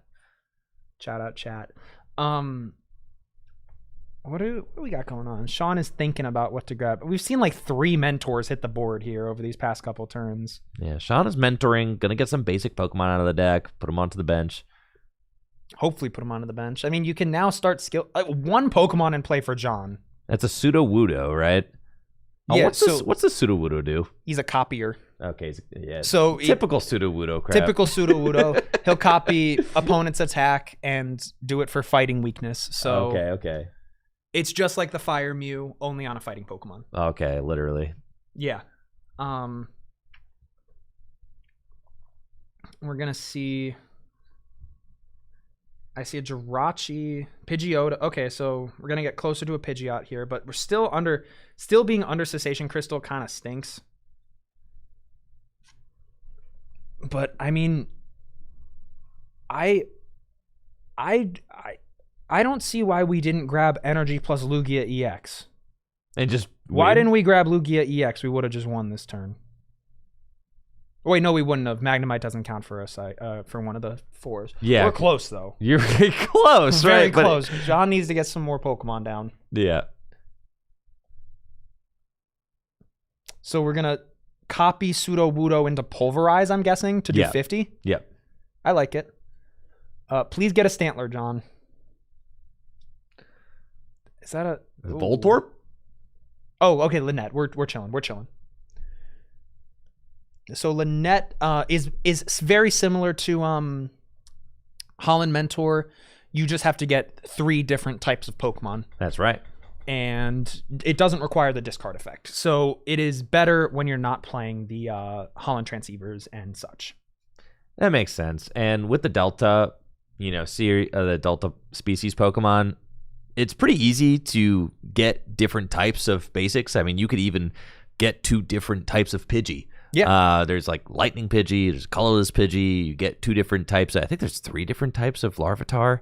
Or like 2? Is it fire and there's a and fire, fighting? There's a fighting, there's also a lightning. See, I knew it. Yeah, there's 3 different there's 3 different types of Larvitar. All 3 are played in RSBK. Yep. You're gonna see there's the Stantler, the evil guy. This Groudon is so beefy right now though. Like 3 energy plus assess. The Zam is knocked out, and we're still under ability lock. So this is tricky for Sean if you don't find a way to respond to this thing. And 100 HP basic is, I mean, that's massive. Yeah, that's the same as a Lugia EX. Thing might as well be like a tag team, bro. I mean, it's freaking huge. Yeah. Which is crazy. I mean, you think about it, right? And you're like, base set Chansey at 120 hit points. I mean, that was obscene. Yeah. And that HP total for a basic remained obscene for an extremely long period of time. Sean's got the Windstorm, free retreat the Pidgeot, off the Pidgey, retreat off of the Stellar Guidance. Is it Stellar Guidance? What's the power? Come on. I'm washed. Bro, you're killing me. It's not Make-A-Wish. Stellar. Oh, no. It's not Stellar Wish. It's Stellar Guidance. Chat, help us out. It's Wishing Star. Wishing Dang Star. It. Jeez. All right, Wishing Star. Off the Wishing Star, finds the Pidgeot, and now looks like he's going to go in with a Rockets admin. Radman. Yeah, so... I can't see this Jirachi and not think Stellar Wish. That's my problem. I know. It's like I see it and I'm like, Stellar Wish. I'm like, yeah. That's not what it is. It's Wishing Star. But obviously, the Stellar Wish Jirachi that I played a lot of during the Sun and Moon era was inspired by this Jirachi. With the Wishing Star Pokepower, allows you to look at the top 5 cards of your deck, choose any of them to put into your hand, and then the Pokemon goes to sleep.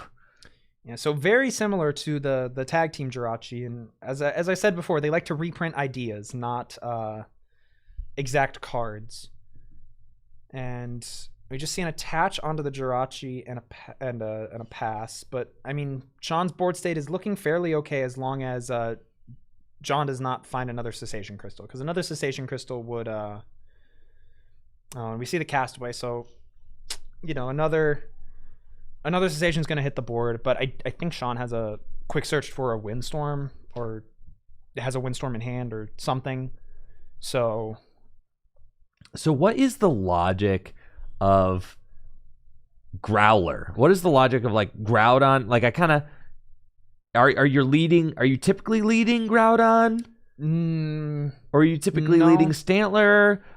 Is it just you got 2 good basic Pokemon? Is that the logic? They're just they're both good? Yes, you have Stantler, Minun, which are 2 broken Pokemon. Yeah. And you just start attacking with Stantler, and am guessing Groudon finishes the game in You can just some sweep, way. kind of. Yeah, because My Groudon's problem crazy. with it though is like if you don't have that cessation crystal, life gets really difficult because you can't attack. Because you won't have that many Magnus Pokemon in play. So you are really reliant on the cessation crystal to finish out games. Which I mean, by the time you're in an end game, you should have burned through all of your opponent's resources, and yeah, you swoop between your Pokemon. So you play 4 swoop teleporters and kind of go what you need. Sure. That's cool. So you could swoop from a 2 energy Stantler to a 2 energy Groudon, attach a 3rd energy, and like smack something for like destroy it, right? Yeah. That's cool. So it's just like a big basic toolbox deck. I mean, that's fun. It doesn't fall like it is a more aggressive Stantler deck as I see it. For sure. I mean, Groudon is just like tough to deal with. He's an aggressive guy. Look at him. Wait, how can this thing attack even though? Oh, because like literally you have to have the Cess Crystal. You have to have the Cess Crystal. It just dawned on me that the Power Saver Pokebody. I'm like, wow, more decks should play Groudon, and then I'm like, wait, they literally can't because the Power Saver Pokebody. I was gonna say like, don't you have to play it with like all the other Magma guys? But no, you like literally are doing nothing without Cessation Crystal. The other half That's of it pretty too funny. is like Groudon is Dark and Fighting type, which are 2 of the best types in RSPK. Okay. Like Fighting is for sure. Hitting Fighting weakness is insane For sure. And then Dark weakness is also really great because there's so many Psychic dudes running amok. Sean's cooking here. There's a Wartortle in play now. Yeah, I saw a Rare Candy to a Wartortle. We're gonna see a. Oh wow, Jirachi's getting in there. Wait. It does 50 if they have a power or a body. Metallic Blow. Yep. Wait, and even though the Cess Crystal was on there, it doesn't say does not have. It says that they don't work. Is that the way? Because the Cess Crystal, right? Pull up Cess. Yeah. Can't use. Yep. Right? Yeah. So that's not the way that things are worded nowadays. No, they have nowadays it's worded that they have none, right? So like, so that interaction would not have worked in like a modern setting because that's not how things are typically worded nowadays. Mm-hmm. But like back in the day, oh, poor Jesse. Wow, Jesse. There's too much going on here. Yeah, we just see a push away back from John discarding. Oh, I can't see what's in the discard, but no Cessation Crystal now though, so Sean is free to get after it. I cannot believe the Jirachi just used Metallic Blow for knockout. That's another crazy thing about the format. Every attack gets used. Yes. Like Smash Churn on Wartortle is very good in some situations. Bubble, like the Flip Para attacks are always really, really good. Clutch, like retreat locking stuff, can be very good in certain scenarios. Clutch is great. Yeah. Yes, that is something that I really like about Pokemon formats when like, you know, the basics and the stage 1s are all kind of seeing action, and even the support guys like Jirachi doing 50 damage. A situational 50 damage could be very good, right? I love that. I mean, it just kind of activates more of the deck, activates more of the board, activates more of your brain. Mm-hmm. It's a lot of fun. God, Sean's playing Tropius. Tropius. So that Tropius is one of the 4 cards that can like, or it is the only card that can remove imprison counters. Oh my! You put it down onto the board, all imprison counters go away. Oh, it's coming into play? Yes. Oh well, that seems quite good. Yeah, but it's only ever good in one matchup. Well, yeah, but that one matchup is. Your Guardian matchup stinks. Yeah, because you get your Blastoise imprisoned or your Pidgeot imprisoned, and you're just not doing anything, right? Yeah, that Fire Guardian will screw you up. And we see the quick search for the Blastoise. So now this, we're gonna be raining some energy here. Let's go, Blastoise EX into play. Beautiful card from Fire Red Leaf Green, folks. They don't make them like this anymore. They dude. don't. They really don't. They just really don't. That. I even like the ugly CG artwork is so good. Oh, it's so great. good. It's peak, dude. its peak. It's like at a certain point, Pokemon cards can't get better than this. Like the beautiful hollow border around the cards, the colors, everything just looks amazing on that Blastoise. It just pops off the board. And then going into this Kyogre is gonna screw some things up. What's the Kyogre doing here? It's 70. Just snipe 70 on deactive. Yep. And now things look difficult for John. No Cessation Crystal, no feasible attack. Okay. That is one of the first steps to get back into this game. Desert Ruins. Yeah, Desert Ruins is gonna screw things up. But like John took the. Okay, well now we have POW active. It's doable. That thing. If Jesse's talking about the Blastoise, like $500. Blastoise be like 500 in near mint. Lugia's about $1,000. This is an expensive deck we're seeing here. Yeah, I mean, to me, people get surprised to hear those prices now, but to me, I get surprised when I hear those prices about modern cards. That's what blows my mind. You tell me Blastoise EX worth $500, I'm like, yeah, dude, that card's like it's out of print. That card's 20 years old and out of print. Of course it is. But like, you tell me that like some random, Giovanni's Mewtwo is $500. You tell me that a Giovanni's Mewtwo costs the same amount as this Blastoise EX for Fire Red Leaf Green. That's what blows my mind. Not that the Blastoise is worth $500, but that the freaking modern card is worth $500. That's what I cannot believe. Tony, I would not have given you you would have not seen a lick of my Banette deck. That deck is not going out to anybody. That is my college fund in one deck, man. All right, so we had a POW hand extension bring the Blastoise into the active spot. The Blastoise got a retreat cost of 3. He's a little bit of a hefty dude, but yeah. Let's see. Sean has got Holland's Adventurer, which he played this turn. Is using Quick Search. There is no Cessation Crystal. The Desert Ruins puts a damage counter on all Pokemon EX with maximum HP of 100 or more. Right? Or more than 100? 100 or more. 100 or more. So the Kyogre is getting chipped here. And so is the Blastoise. Yeah. Yep. We see... Is that a warp point? I think it's a warp point. Yeah, because the Minun came up, so it's a warp point. Yeah, so, I mean, that's a great way for Sean to kind of get out of that. Because, I mean, otherwise, you're just kind of getting you're getting stuck there. But, I mean, because there's no Cessation Crystal active, like... We're going to see this Kyogre again smack something for 70. And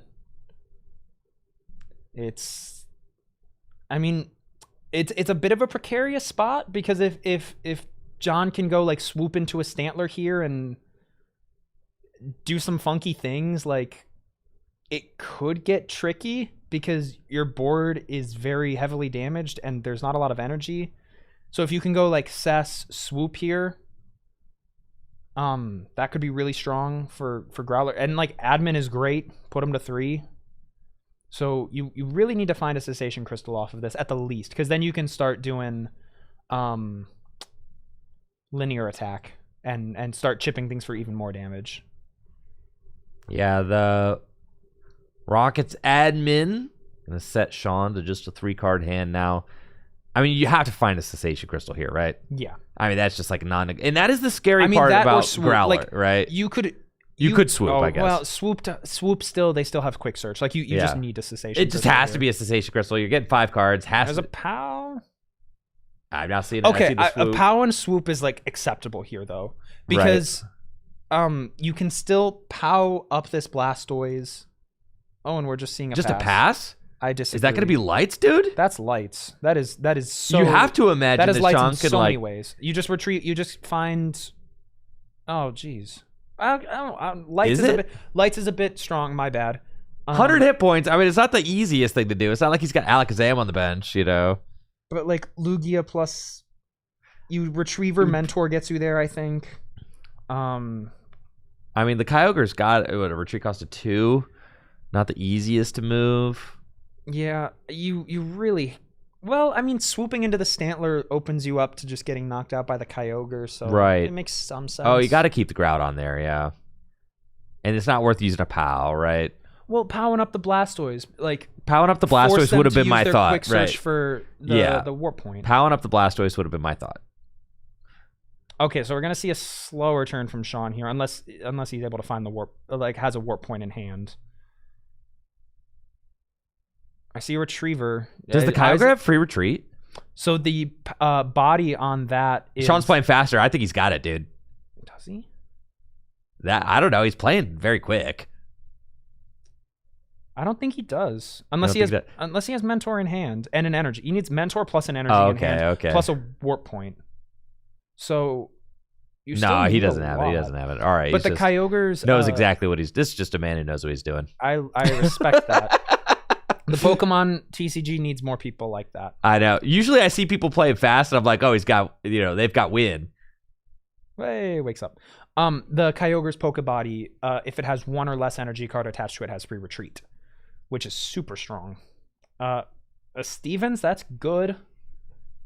Draw a couple cards. There's a Stantler. Yeah, so we're not getting benched out, but like... You'd love to see it. No Cessation Crystal. No Cessation Crystal. But you have a Castaway for next turn, so you're at least living the next turn, so you might be able to string something together. Now we're swooping. Now you swoop into Stantler, probably, right? That or Minun, but I don't see why you'd go to Minun. So now it's probably we're swooping into Stantler. Yeah, you did just get your Desert Ruins bumped, which kind of stinks. Because now you have to find another Desert Ruins to close the game and then like use a bunch of linear attacks. Because linear attacks only poking for 20. Right. Not counting Darkness energies. And is this Power Tree that's in play right now? Yes. And Power Tree gets an energy back from the discard pile? So long as you don't have a special energy. There you go. In play or in the discard pile? Discard. Okay. And that deck doesn't play any special... Well, the Blastoise deck doesn't play any special energy. It just plays the cast forms. Yep, which only count as special energy if they're in play. So now we're going to go back to a Stantler board, which is definitely what John needs here. You are sacrificing a lot of Darkness energy, though, with this board state, which is not amazing. But you're still in the game. Can we please... Okay, I don't hate this. Poking it for 20. So making it so... And no trainers in hand. No trainers in hand is brutal, but like... Oh, and top deck's the cast form. So he could Energy Rain onto this... Yeah, you could still... Okay, so why the Kyogre up instead of Blastoise here? I don't know. Trying to knock it out quicker. Because it's the only attacker on board. Okay. But like, you can swing with Blastoise. And Blastoise does 80. Blastoise gets in there. Yeah, he does. Discards the energy. It's kind of insane if you flip like 2 heads. Yeah. And the quick search is still online. Grabs the Mentor. Ay. This game could... Yeah, Pow would have wasted a warp point. I think wasting another warp point from Sean is really important right now. Because, like, the deck only really has room for, like, 2 or 3 switch cards. For sure. And getting more of those out of the way to where you can, like, stall a Blastoise and really, really run Sean out of resources would be really important. And we see the... Is that a Ditto? For sure the cast form there. And the Lugia. But we could see... Oh, it was a Pidgey.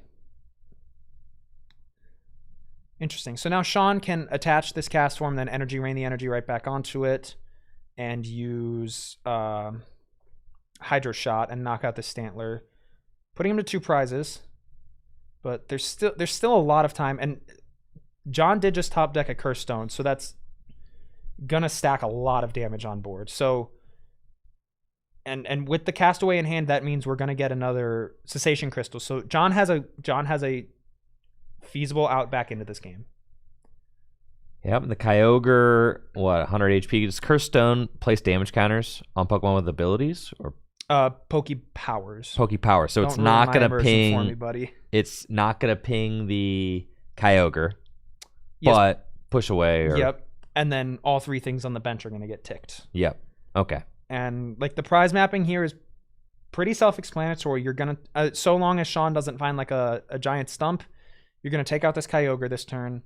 The Pidgeot is going to probably be your next target, and then the Blastoise to take your final 2.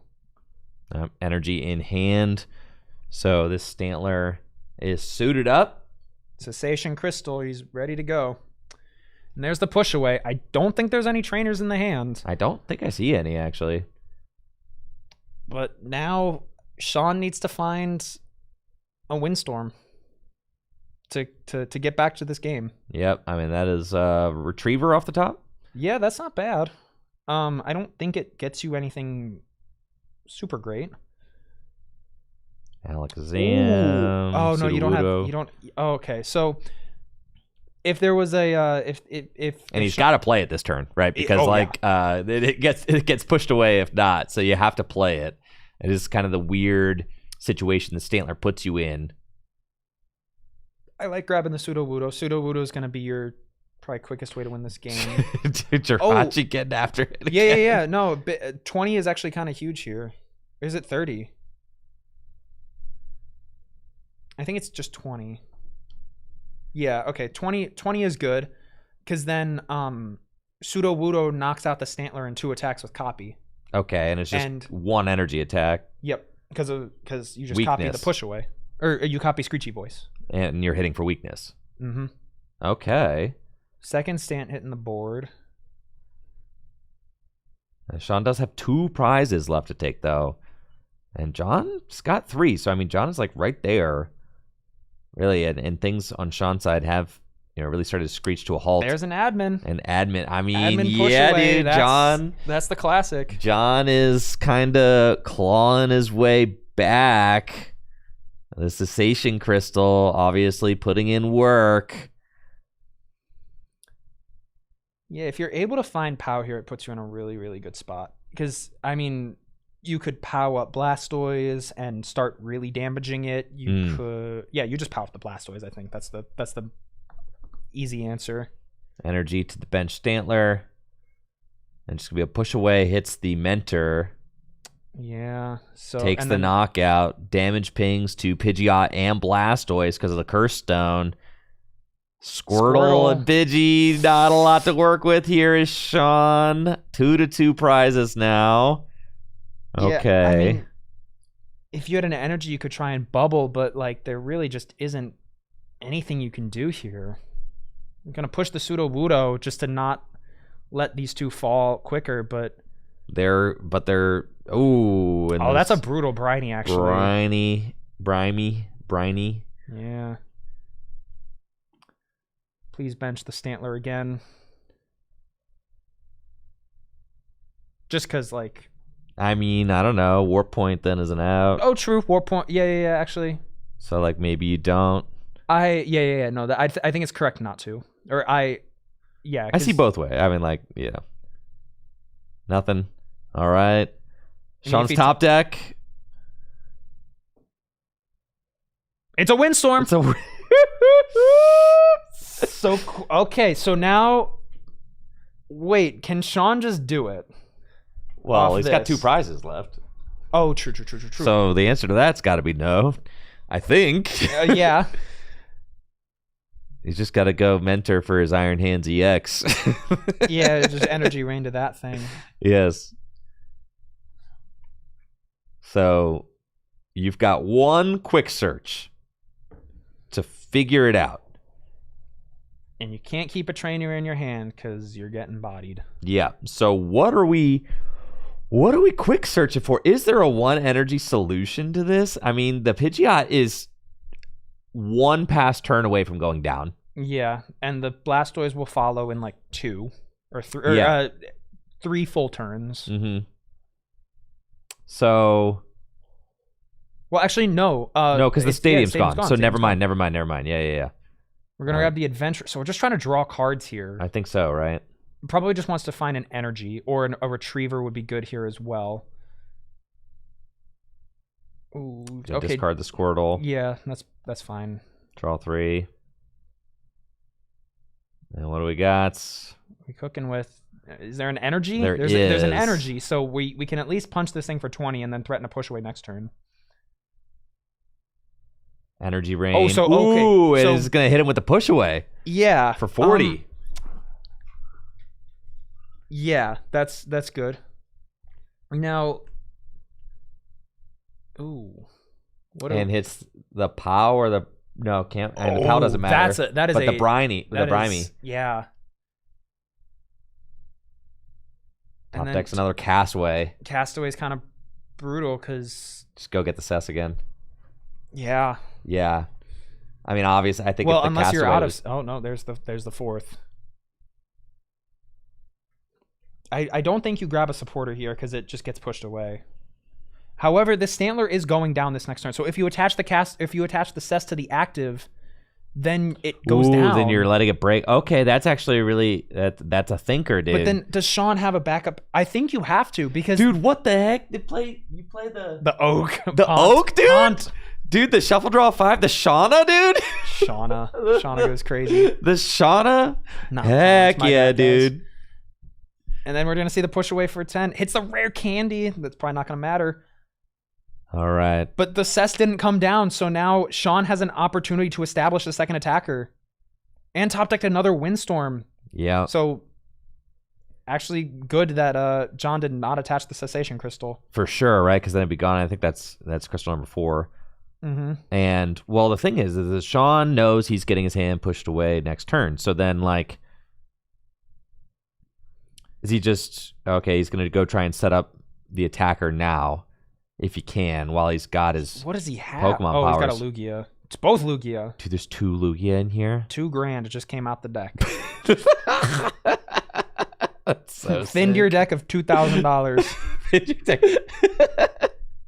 Is that that's really the only attacker? Wait, so he needs a cast form, though. Yeah. He needs, like, a Pokemon Retriever off the top.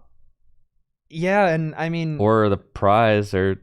Well, let's see what this... Oh, this is... Gonna get the POW. The prize here... now you kind of have to hit the POW. Or else you lose to just getting the Blastoise POW'd. So there... Oh, no, he couldn't have self-knocked out something. All right, the Station Crystal. There we go. And the Professor Oak the for Professor 5. Oak, dude. God, I love these e-reader cards so much. I love them. That's a block that's... E-block has never been explored too hard. Just the straight e-reader cards. I know. I know there's some people who've tried to play it, but they've... I don't know. It's just... I've heard it's not worth playing, but man, those cards are... The thing is, it's expensive and not as fun as the EX block, so you just might as well do that. Yeah, it's almost... I don't think it's more expensive, but it's... It is expensive, though. It's very expensive. We see a Swoop versus Seeker. Wobbuffet. Yeah, Rocket Wob to get the Cesses back. Won't matter in this matchup, but... But now you know that Windstorm. Yep, getting hit. Yeah, that's the brutal. push away. But nothing's on a timer right now. No. So, Sean top deck. He's got water. Yeah. We're still cooking here. You have to go into the Lugia here. Got a giant stump. Yep. Well, he just needs to top deck Retriever and he wins. Yes. I mean... And there is one in the deck, I believe. Yeah, so if Sean top decks Retriever... Does Lugia resist fighting? Yes. Ooh. That could be huge. Oh, wait, no. Stantler's colorless, so I don't really know. I'm thinking of Groudon. My bad. Yeah, if Sean top decks Cast Form or Retriever, he just wins with an Elemental Blast. So the second water was actually big because it was part of the equation. Yes. It still gets him, like, you still need 3 attachments. So, like, it gets him that attachment. Yeah. Or not 3 attachments. 2 attachments, whatever. Unfortunately for Sean, Silver Sparkle will not be in play. What would be a very, very good Pokebody to have right now is shut off by Cessation Crystal. But if he was able to flip, like, 2 heads, that could prevent a turn of pushaways. However, I don't think it's not going to matter too much because the game is really just going to come down to what Sean can find here. Now, do you think that John still has like a Curse Stone available or anything like that? Probably, considering he's using Mary's here to thin. There's a Scott, so for sure one next turn. Well, I was thinking, like, you got Verse Seeker. Didn't he have a card that could search out stadiums in the discard pile? No, I don't think he's played Scott yet. We do see Retriever to put Groudon back in the deck. Wait, this might just be game if he has Swoop in hand. Oh my! Yeah, there we go. But with the fighting resistance? I don't think it applies on the bench. Oh, it's gonna hit the bench because just a single prize left. You knock out the it. Yeah, there's the game. Oh my gosh! Swoop into Groudon linear attack, and that is it. John taking the win over Sean Foisey. That was really close. Came down to the final couple turns. Sean able to fight his way through 5 prizes. It's that 6th one that no one can ever get. The 6th one is the tough one for sure. GG's. Both players now with a solid record of 3-1. There are no IDs. No IDs. No time. God, dude, what? We used to live in a society. Okay. We live in a society. No ties. There are no ties, so you can't just go 3-1-1 No. ID. You gotta play. Who wants that? Who really wants that? You gotta play. Nobody wants that. You gotta play, dude. You gotta play. You're here to play the game. You're here to play. And that's what, and the play is gonna play, dude. That's what's happening. So we've got one more Swiss round. That was round number 4. Both Sean and John are 3-1. We are cutting from 22 players to a top 8 cut. Top 8 and top 4 will be single game, but the finals will be a best of 3. And I mean, I imagine that some 3-2s will probably make top 8. Yeah, probably. Yeah, because there's no ties. So like, no ties. So some 3-2s are going to be in there. Yeah, get that out of here. Yeah, for sure. And I'm stoked. I thought Sean's Blastoise deck was cool. I like that. Yeah. I wish we got to see more of the Alakazam, but you're playing against a stinky Cessation Crystal Stantler deck, so you don't get to see anything fun. It was close. It was close. Game. It was a close game for sure. Yeah. So it was a really that was a cool way to string the game together, though. At the end, the Retriever into the Swoop, Groudon linear attack for 20. That was cool. Yeah, that was cool for sure. That was fun to see. So what's what's your prediction? You got a prediction? What's gonna take it all? Take it all home? Yeah, what's gonna take it all home? You got any predictions? I'm inclined to say Flygon. Okay. Just because I know James G is playing it and he's a very strong player. I don't think we don't have the results up right now for where we're at the end of 4 rounds here, but I wouldn't be surprised if James takes it. I hope Growler makes top 8 and continues the run that it's having, because Growler, it's a very hype deck to see. I could see Gardevoir getting in there. Rayler, always has a chance to win something. So what you're saying is anything could win. Anything could win. If I had to put my money on something, it would be Flygon, though. Okay. Flygon is it's just good. Like, it has no super apparent weakness. It has a good matchup into almost everything. It's won tournaments before. Freaking Bombtar, though. That's one of the $700 is not even bad, bro. We're looking at cards that cost $700. I mean, true. Respectively, yeah. That's what I'm saying. Like $700. Like, this is one of the most affordable. That's just like a TCG player. Like, Yeah, they're looking at like the POW market price. Prices and stuff. Like, I mean, so also we're factoring in real admins too. Yeah. Right. Real admins. You can play Celebrations admins. I mean, I'm just talking about from an accessibility standpoint. That's like always one of the biggest issues when we're talking about RSPK is like accessibility. Like, I'm interested in the format. The format's cool. How can I even play? Right. I mean, proxies. You said, dude here has got a ton of proxy decks. Yeah. You go proxies or Japanese. Japanese too. All of these cards are so much less expensive in Japanese. They just are. Yeah. I actually enjoy building Japanese decks myself because I think the cards look really pretty. three of my RSPK decks are in complete Japanese, and it's Bombtar, Dragtrode, and then a Salamence deck as well. God, next time I go to Japan, I'm popping off for sure. That's what I did. I'm popping out.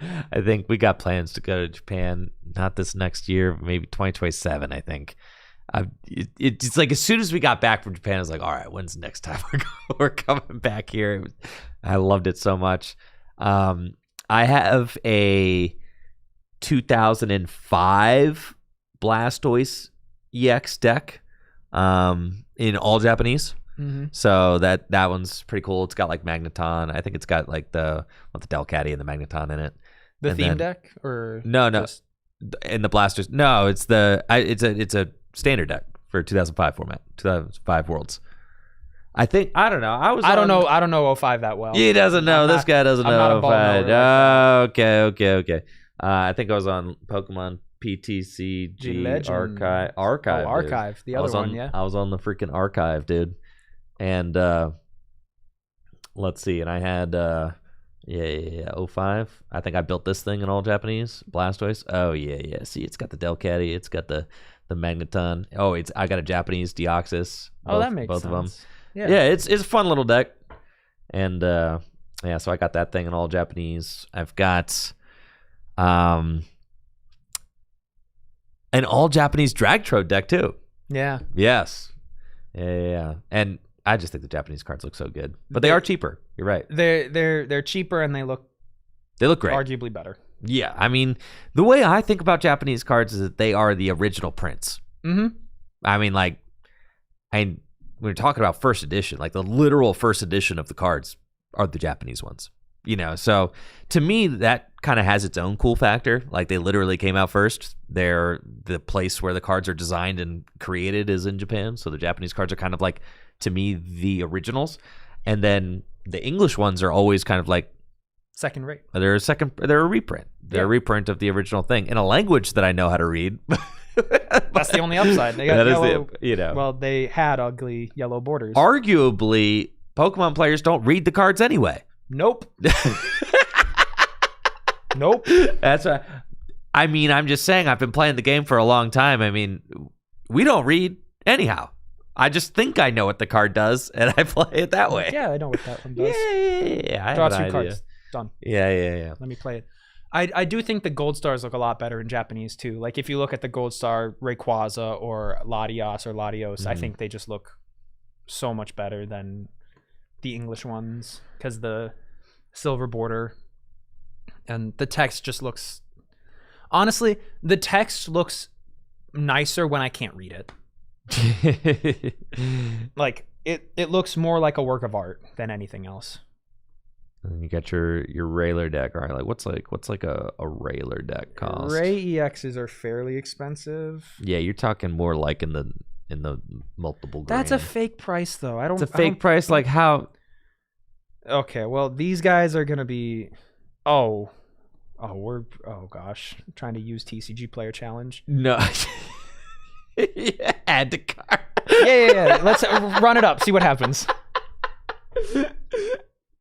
Just see what it formulates. See if it can handle this. Yeah, dude. See, $1,900. You're good to go. Where's this coming from? Where's this coming What are the TCG big hitters? Player Direct Live. Let's see. All right, where's the biggest package? Admin. Okay, There's well the one fan Ray club. for Look at the fan $250. clubs. Why are our fan clubs $100? Pop 4. Only printed in Pop 4. What? Yeah, did you not know about this card? No. Oh, I had like 5 of them at one point. Wait, what? Yeah, card's sick. It's a Mew card. What? Fan club? Can't you just use the e-reader one? Yeah, but that's the only EX printing of it. That's why it's legal. Yeah, but you can use the but you could use the e-reader one. If you wanna ruin immersion, sure. No, because it was it's previous. I know. Yeah. No, I'm not ruining any immersion. I could just use the e-reader one, or man. use Flashfire and No. Ultra Prism fan clubs. You can just use the e-reader one, yo. Yeah. So That is the best fan club. that one's though. fake. That's fake. All right, so you lop $200 off the price right there. 400 because you need 2 of them. You lop $400 off the price right there. I told you it's a fake price. Wait, you can't just use the Ultra Prism. You can use the Ultra Prism one. Logan Adams. It depends on like how particular you are. Really, accessibility. If you're not that particular, accessibility just proxy them comes down to like how particular you are. At this event today, we are allowing all future prints of cards. So like, so long as it's a legal print, or so long as it's an official print of the card, you're allowed to play it, and you're allowed 6 proxies. So like, that's pretty lenient. Your gold stars, your super heavy EXs. Yeah, your most expensive EX Pokemon, your gold stars, all that, you can proxy those. So like, yeah, so a lot of the stuff, your Rockets admins, those are reprinted in celebrations. Yep. So Worlds like, cards. You don't need to spend $20 a pop on those. Definitely don't need to spend $400 on fan clubs. You definitely don't need to spend $400 on fan clubs because there's let's see what. Let me. We do have the next round coming up here in a quick second. Oh, let's go then. Thank you, Cole. See, round number 5 is up. All right, let's go. I think we have Railer and something else. Railer and I just see Railer. So Railer mirror. All right, dude. What's the Railer? It might not be a Railer mirror. But what is the Railer mirror like? Purgatory. Oh, Bombtar Railer. This is the classic matchup. This is a classic matchup. This is the matchup that you want, arguably. Yeah. Railer 4-0 though, so that's one and guaranteed cut. Hey.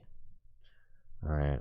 Let me see. I gotta get Noah and his opponent. Go mine and start against the Jirachi. All these Bombtar players have been starting the Make-A-Wish Jirachi. You're mad, dude. A little bit. I don't like the deck. It's an evil deck. What, Bombtar? Yeah, it autos Banette. Oh, no wonder you're mad. I was going to say, no, Bombtar is so sick. Make a good meta call and dodge them all. That's what I did. I think I hit 1 and lost. That was my only loss in Swiss. So just dodge the most popular deck and call it a day. We got our 5th and final Swiss round getting underway. Noah Zoldak on the right playing Bombtar, and Adam Shiwi on the left playing Railer. Adam Shiwi's got a record of 3-1, so if he wants to guarantee a spot in the top 8 playoff, he's got to win. 3-2 could make top 8 though. Could be close. I mean, there might be a couple. But if he wants to guarantee he's got to win, Noah Zoldak should be locked with a record of 4-0. Yeah, for sure. And looks like that might be a fully blinged out Railer deck, so that would be a little more expensive than the normal $2,000 price tag, but we'll see. No, it's not even $2,000, bro. We debunked that. We debunked it. We fact checked it, dude. Yeah. No, dude. I do reverse Minans are not cheap though. Those things are like $10-$20. I still argue that a $20 card for a retro deck, that is cheap. What are your thoughts? Actually, I want to know. Oh, we're just gonna see a pass. That's rough. What are your thoughts on energy for retro decks? Do you try and use like the cool foil ones, or just like, does it depend on the deck? It depends on the era. It depends on the deck. Depends on the vibes I'm getting. Depends on what I like. I don't like cards that Pringle bad. Yes. So like, I do like cards that lay flat. Generally speaking, I think that some of the EX era reverse hollows look really good. Like that. Is that a reverse hollow dark? Yeah. Mm-hmm. Reverse hollow dark Pupitar there on the bench. I mean, those just look so good. I think it is. But some of the cards like the Emerald reverse hollows, the Deoxys reverse hollows, they just Pringle really bad, right? Yeah. And so like, I don't even like them. Like, honestly, to me, the reverse Minun is like, I'm like, I could just tell that thing is thinking about Pringling right now. Oh yeah. Just looking at it, well, I think it's Pringling more as I'm looking at it. That's another reason you got to double sleeve everything, because like it will flatten the cards out on their own. Like, because if you're ever playing in like, for some reason, a competitive RSPK tournament, you get deck checked, half your cards are gonna be at like an angle because they are Pringling so bad. Ooh, ER2, not gonna be too detrimental right now, but always annoying because you don't have a guarantee of your Electrode going off in this matchup because you could just get cess locked. But Noah looks to be playing this fairly correctly as far as I'm aware. you just kind of set up one. Well, actually, no. I love it when I'm playing fairly correctly. Yeah. Dude, I don't know. There's too many decisions. Like, do you just go one Tyranitar? No, because you could just get confused and then you flip too many tails. Like, the Bombtar Railer matchup is so incredibly nuanced and complex. I was gonna say stinky, but that works too. Well, because Railer just gets kind of smacked, right? Isn't that the one stain on Railer's like? No. The Railer out here is you just push away them into the ground. You push them away into the losers bracket, but neither side is really getting what they want here. I mean, Noah's probably in a better spot because of this mentor specifically, and grabs the Voltorb, but like there's you run such a low count of Windstorm that you're never guaranteed to blow up a Trode. So that makes sense. Like, why is there such a low count of Windstorm? Because you play Cessation Crystal and you want to be locking your opponent. However, you have to get that first Trode off. Usually, there's matchups where you don't, but it's usually very good to not let your opponent go behind, which is so counterintuitive to Monder's standard, which is why this is like such a great change of pace. For sure. Who in the standard format do you know that would be like, yeah, I'll give up 2 prize cards? I mean, lots of decks actually. Okay. Well, I'm getting owned here, but like, it's less common. It is becoming kind of a thing. As I think, especially with the introduction of the megas, you've got these kinds of like the Absol decks can afford to like go behind a little early and then like mount a comeback. Yeah, with Counter Catcher. I mean, Dragapult goes behind early. Oh, yeah, Dragapult's fine. Guardy goes behind, early sometimes. Okay. You activate Counter Catcher, right? That's like the standard thing. Yeah, so it's actually starting to happen in standard. So I would say there are certainly points in standard where it's just a race, but that is actually not true of standard right now. For a while it was. Oh, for sure. I just, as someone who just played in Milwaukee, like actually it's like there's quite a few situations where you're kind of sandbagging early. And as I've been testing with Jesse too, like, Badoo's got 30 hit points, but you kind of sandbag with Badoo while you set up. Badoo. I think that card's so cool. I agree. We need more cards like it. Bring back Seismitoad EX and Hypnotoxic. So how many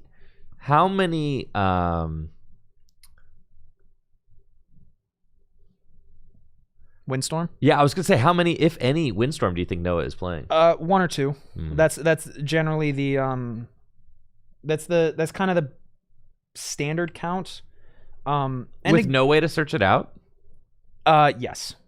That's the problem. Well, right, because there's no such thing as like Arvin back then or anything that just like goes and tutors the trainer. Like Pidgeot is the closest thing you have to that, and you don't play it. Yeah, some do. Some Bombtars play Pidgeot. Yeah, the list that you pulled up, that you've got pulled up right over there on your third monitor, that plays a 2/3 Pidgeot. You are correct. Now that I'm looking at it a little closer. I mean, you have Stellar Wish Jirachi. Yeah, this was the tournament winning Bombtar list from the Yokohama Open, I believe. The Yokohama Open, dude. Mm-hmm. Yeah. Okay. It was a very interesting list. I remember casting that one. It plays a Solid Rage. Yeah, it plays a Solid Rage and an ATM Rock, which is olden days TM Devo. But yeah, the 2/3 Pidgeot was really, really cool to see work. But most Bombtar lists do not play Pidgeot. Right. And here we see just a scientist for 5 or 4. Honestly, Pidgeot is so good, though. Just put that thing and everything. Why not? You could. But, like, traditional Bombtar doesn't really need rare candy because you're fine.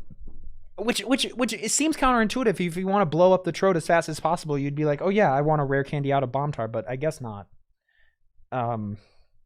Which is, again, this you have so many opportunities for innovation. You can really kind of build however you want to. And, like, if your play is good enough, it works. Yeah, so here we see just grabbing the second Tyranitar, opting not to go for the Trode because that just becomes it's a very easy 2-prize liability. Mm-hmm.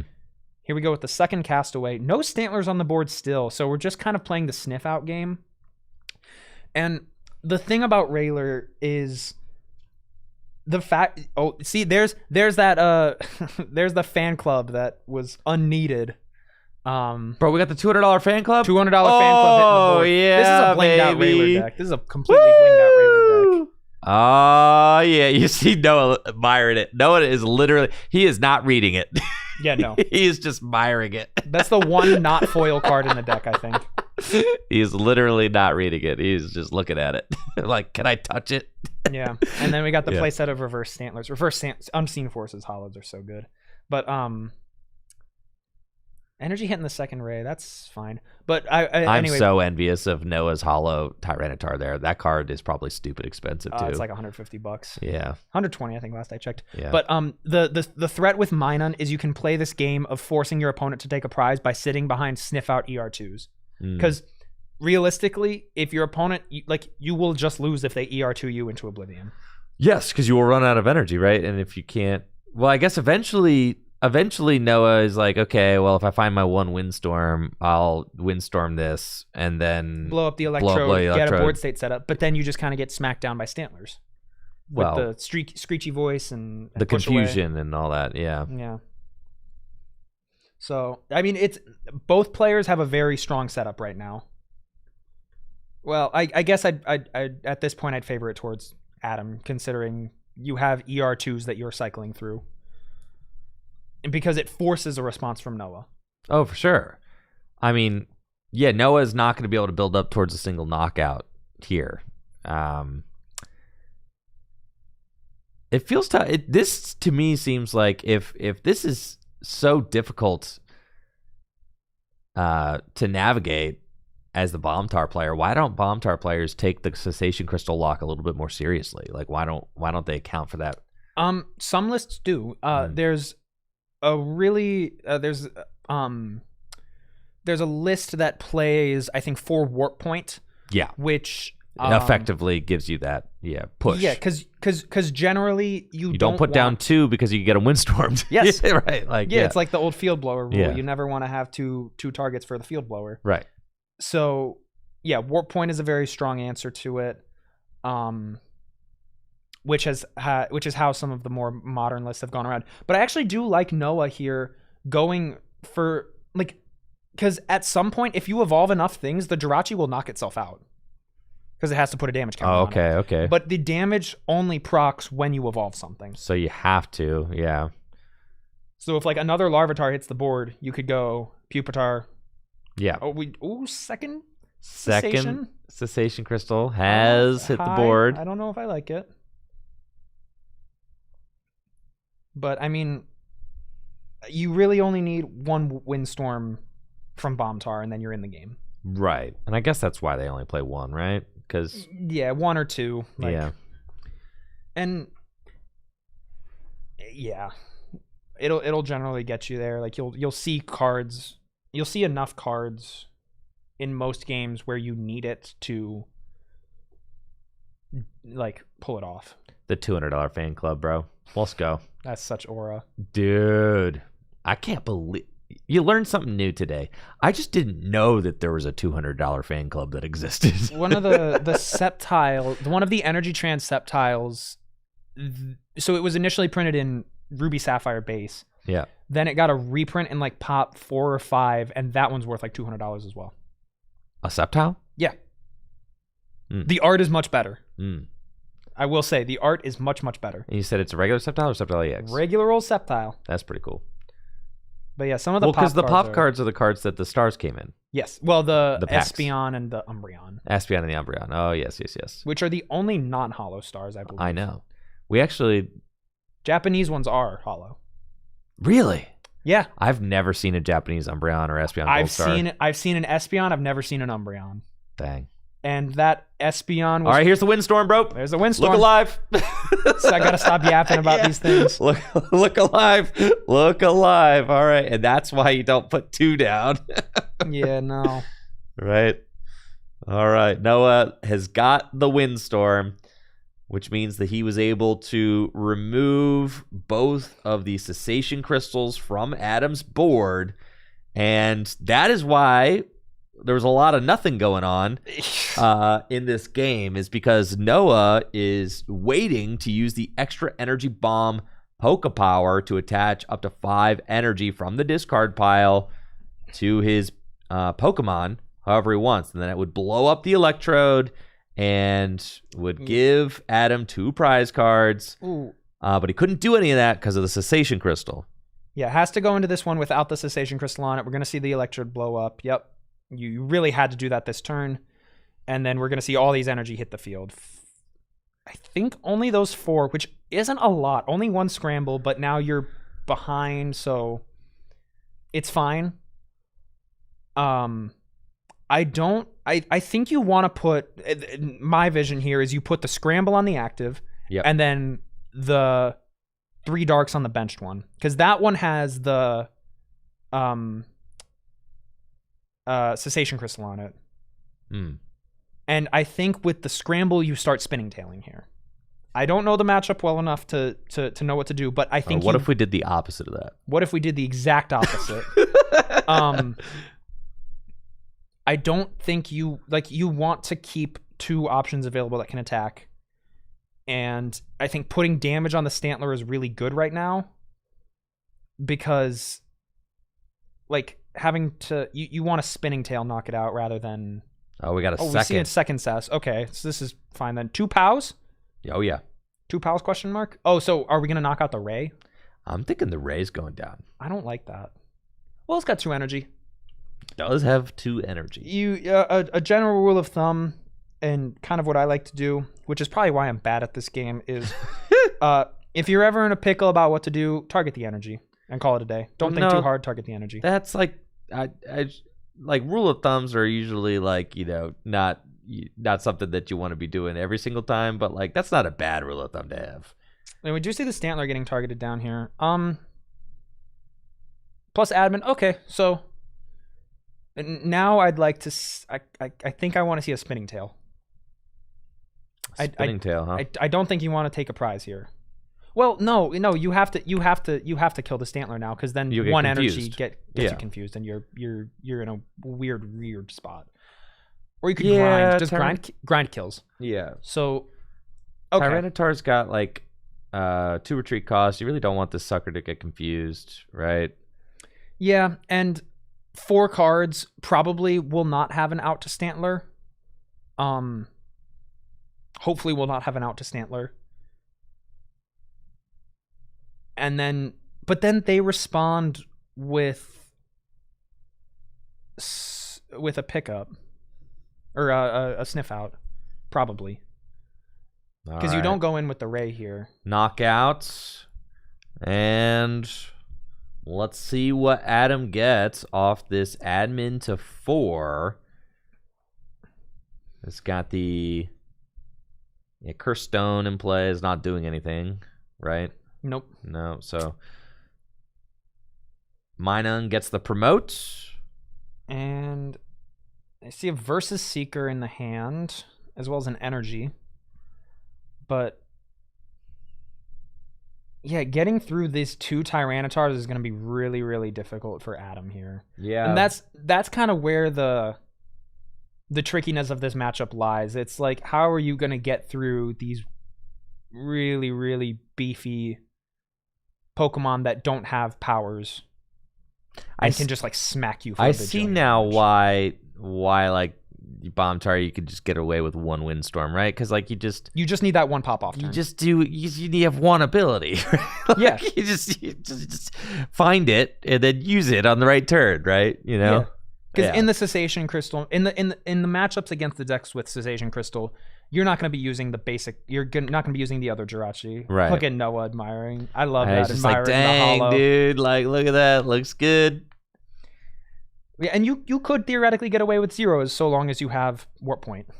You just need an out. Yeah, you need a way to break it. That makes sense. Yeah.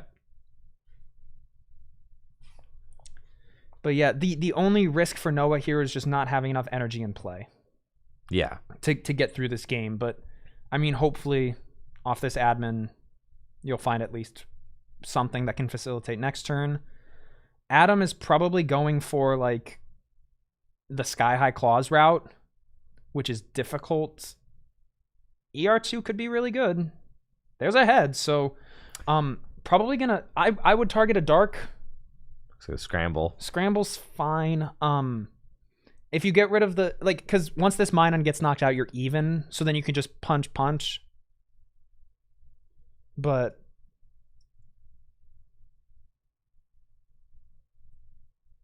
yeah, it's looking a little tricky for Adam here. Just has to sniff out again. Did you see what trainer was grabbed off sniff out? I did not, but my guess is probably just another ER2.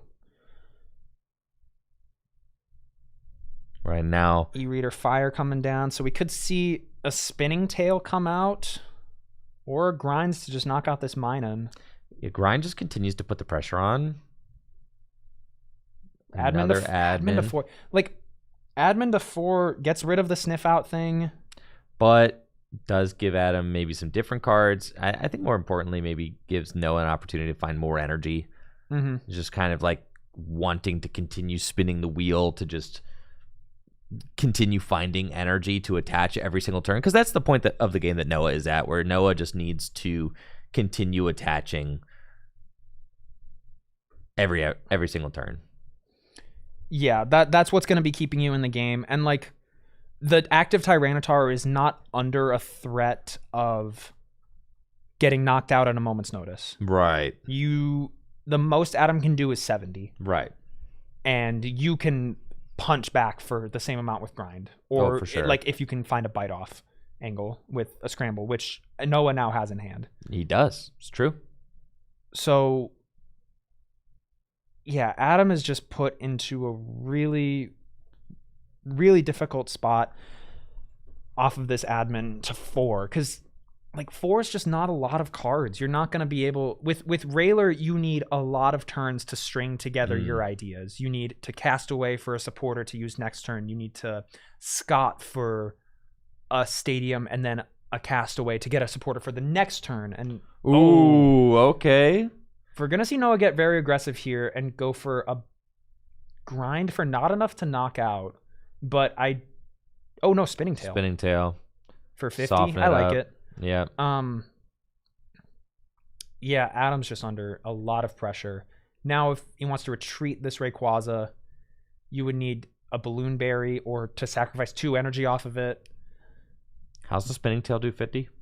3 dark. It should do.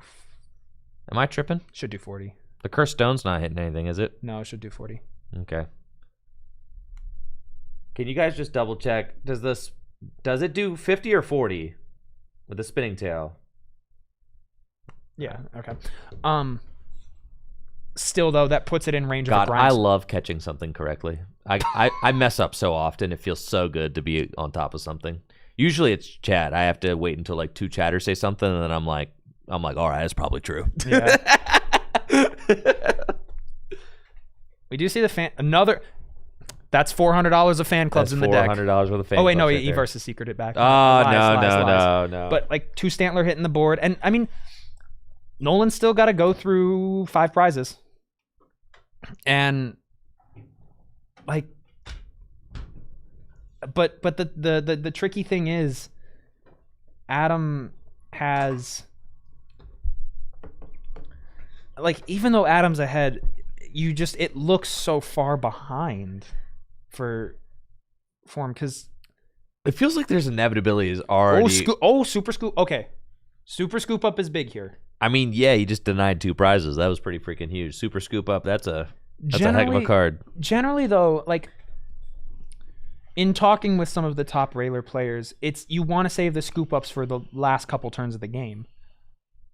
Like, as good as it is to remove 2 prize cards from your opponent, you want your opponent to go behind here. Or you want your opponent to go ahead. My bad. Because then you could start getting tricky with your POWs.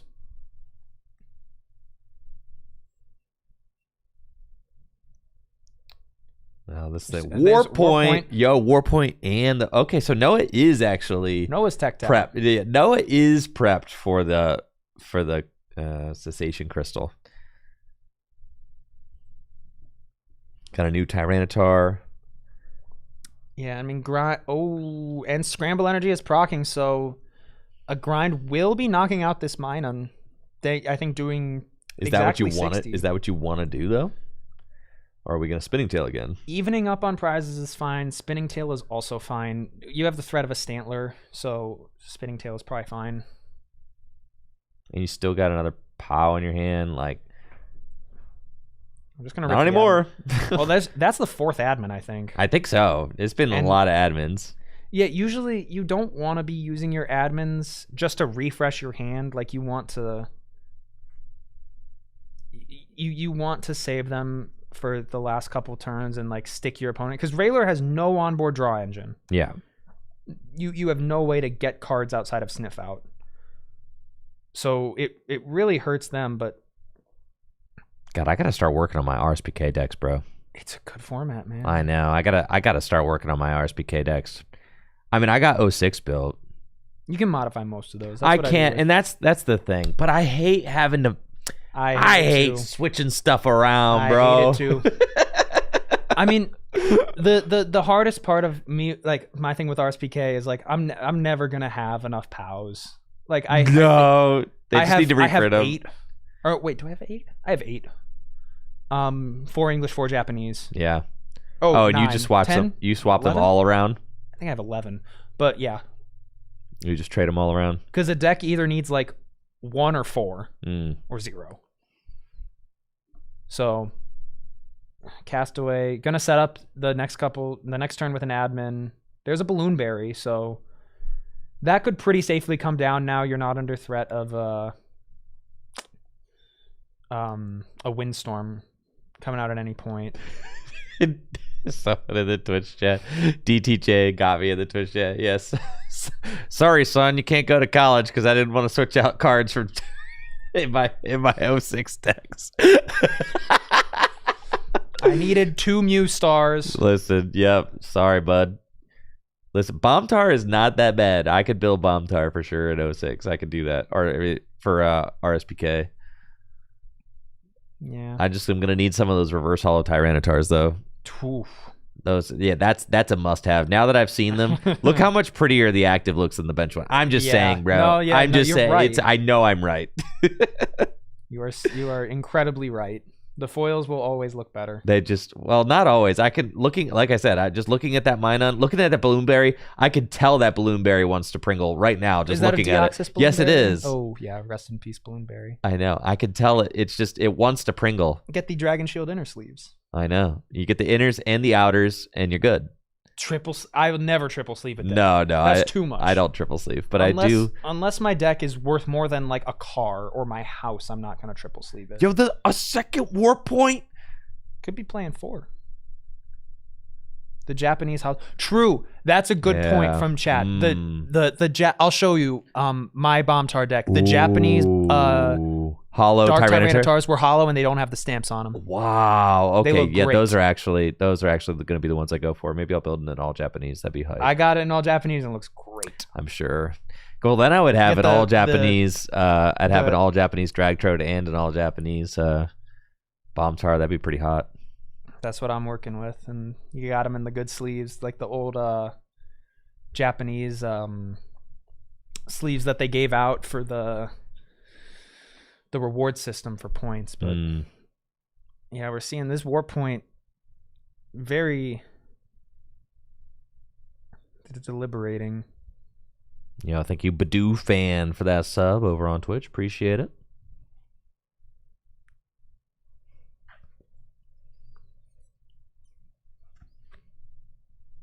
Thanks for the support.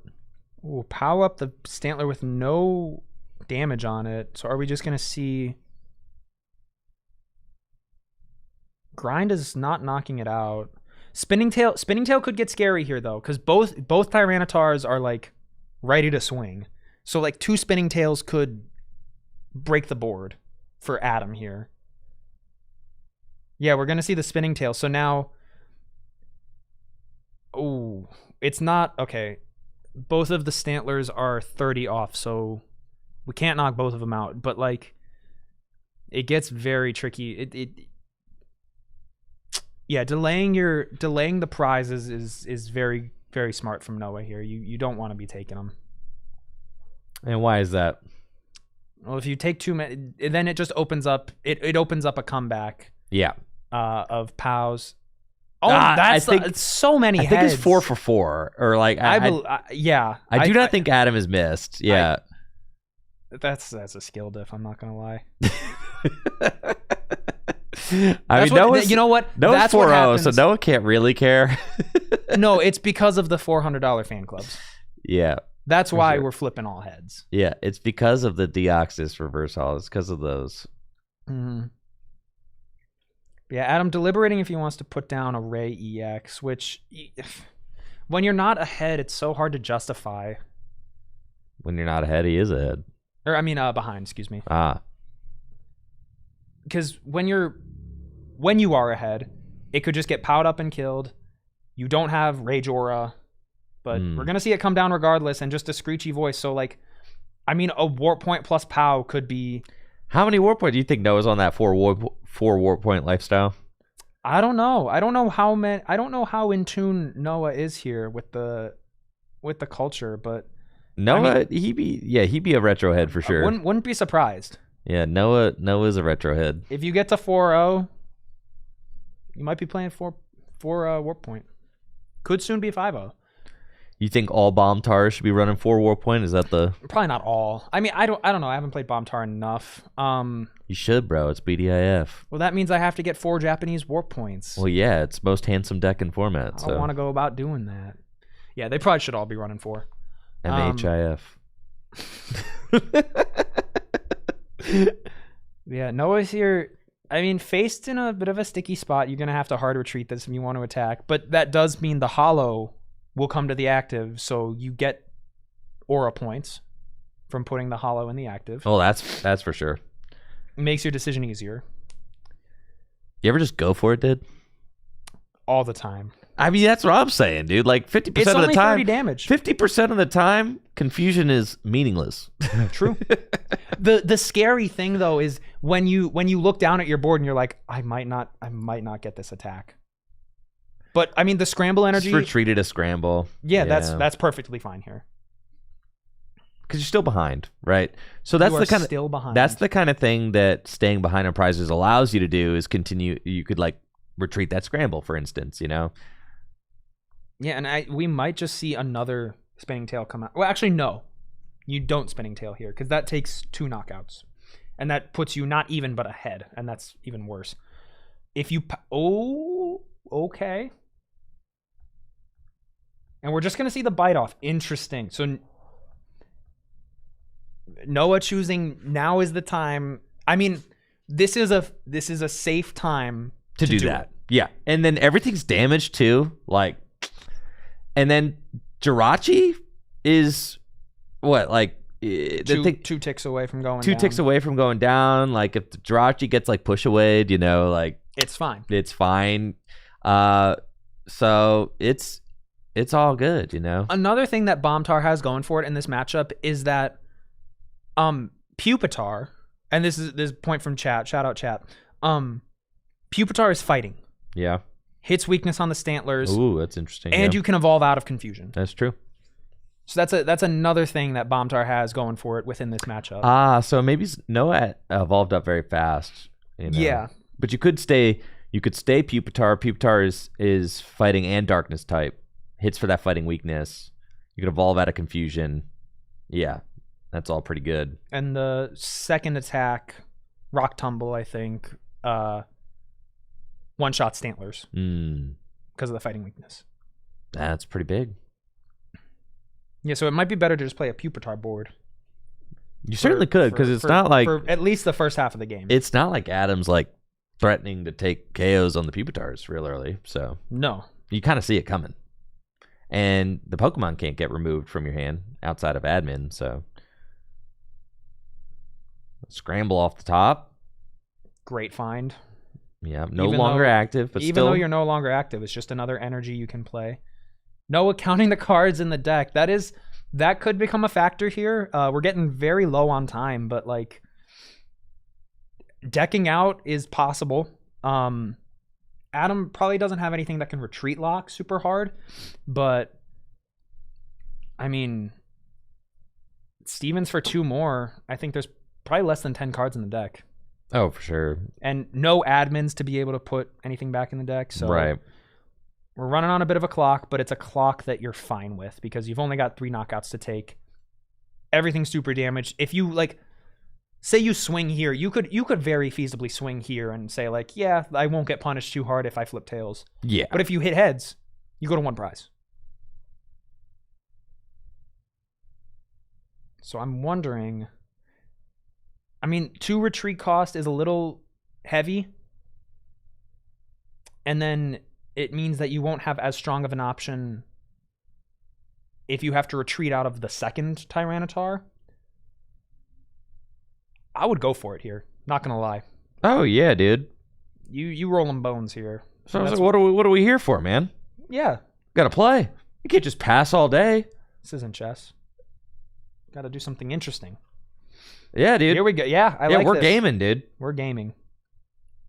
You do notably, you have to declare the attack before you flip. I don't think it matters too much. That's tails. That's fine. That's fine. You go to 50. That's fine. It's okay. It's okay. You got next turn. For sure. You're not getting knocked out. You still got all your energy in play. 6 energy. They don't have 6 POWs. All right. No Rayquaza in sight. Yeah, they're at least 1 Ray down. I don't know how many. Fan Club. Is that Mary? Yeah, Mary's 3. Grabs. Did get a POW there. Yeah, that could be a bit scary. I don't think you never POW something else up. You would just POW the energy to the Jirachi. To the Jirachi. That's the big fear about this board, right? Because the Jirachi, you want the Jirachi to be dead. Is what you want. Actually, you want it to take all the darkness energies and then go down. Because now, actually, Noah can't Spinning Tail with this active Tyranitar. And if you retreat it, then it becomes dead in the water. Like, all you can do is maybe attach to it and grind for 20. We see a second Pringled Minun come down. This one's fresh. Yes, and actually, yeah, now we go back and this opens up a very cool line from Adam where you can force your opponent to either retreat here and Spinning Tail and not knock out the active Minun but take only 1 prize, or try and swing with grind and do 30. God, dude, this is the golden era of the Pokemon TCG, man. This is what Pokemon cards should feel like. I agree. Right here, man. That's what it does feel like in my heart. Standard does not feel like this. Oh, Standard's in a fine spot right now. It's in a good spot. It's just Standard. Yeah. You know, but this is what wins me over though, for sure. Man, this is hype. Standard's gonna be the thing that like forever evolves and is always. Well, it's always changing. Yeah, it's always gonna have people. Yeah. It's always gonna be polarizing. People are either gonna love it, hate it, but they're always gonna keep playing it. This is something special about it. Yeah, for sure. And Noah kind of deliberating here, like what do you do in this spot? Because now attach swing to the active for grind for 40. You have no dark energies on. Or board. What? So what's your suggestion? Beats me. I mean, here's where you could. There is one more admin left. All right. Imagine you find. I don't know if he's down both. I think he is down both Voltorbs, but you could blow up another Trode here. Like, what if you could blow up another Trode? That would be kind of crazy. That would be sick. That would be sick. That would be hype, another dude. adventure. Is that the whole deck? 2 cards left. Now he's got another admin in hand. True. He's got the Warp Point, dude. Warp Point is huge. He's definitely on 4 Warp Point. Yeah, Warp Point. That puts him to 1 prize, and that kind of seals the game, low key. No, it doesn't. He's got 3 prizes left. Well, like you have 2 Tyranitars that can both attack and knock out almost anything on both players' boards or on your opponent's side. Now, so time is going to be a factor. Oh, true. Well, 100%, right? Noah wins on time. That's what I'm saying. Time is a factor. But if you attach the dark energy, like I think you as long as you don't get admin, Noah should have game. Because you spinning tail here, take 2 prizes. Oh, he's taking 2. I got it. You take 2, and then grind will kill the Minun because it has 20 on it. So is he taking 2 prizes? Oh no! I was just saying, I don't know what board you're looking at, bro. I'm wrong board. It's like chess. You know how chess players think back and like remember certain games because they're so good? That's me. Oh. I'm kidding. I'm not that good. There should be 60 on the bench, Stantler. Okay, good catch, player. Question mark? Yeah, I don't know. I felt like the thing went from 40 to 20. It should be at 60.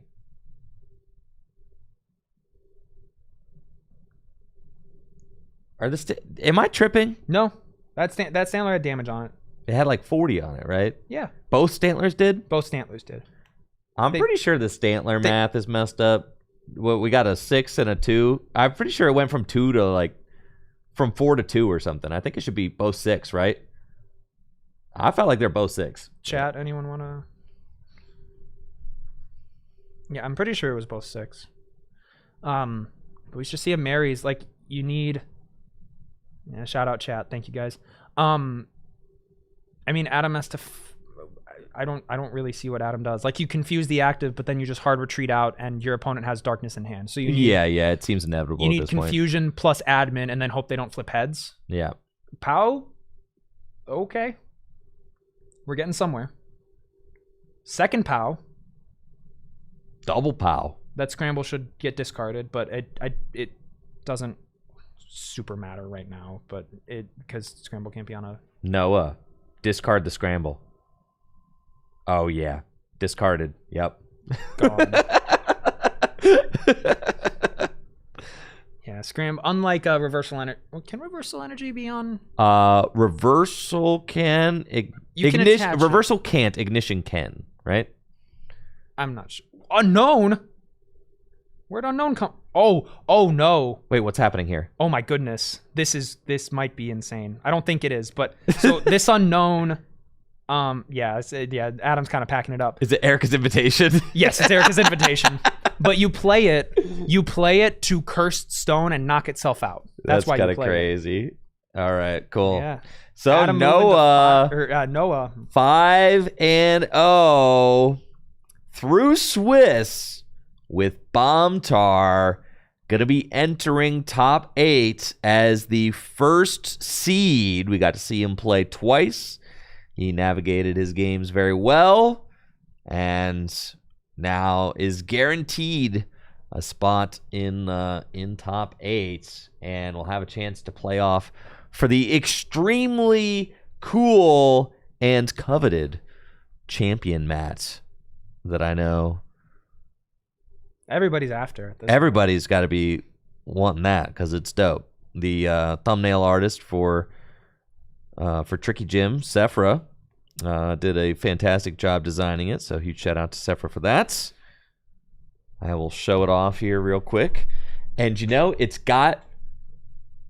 You know who it's got on it? You know who it's got on it, dude? I do know who it's got on it, and chat will probably know as well. It's Stantler and Tyranitar. There you go. Yes, Stantler and Tyranitar. That's the playmats that people are competing for here. That is your champion playmat for the event. So huge shout out to Sephra for doing a great job designing that one.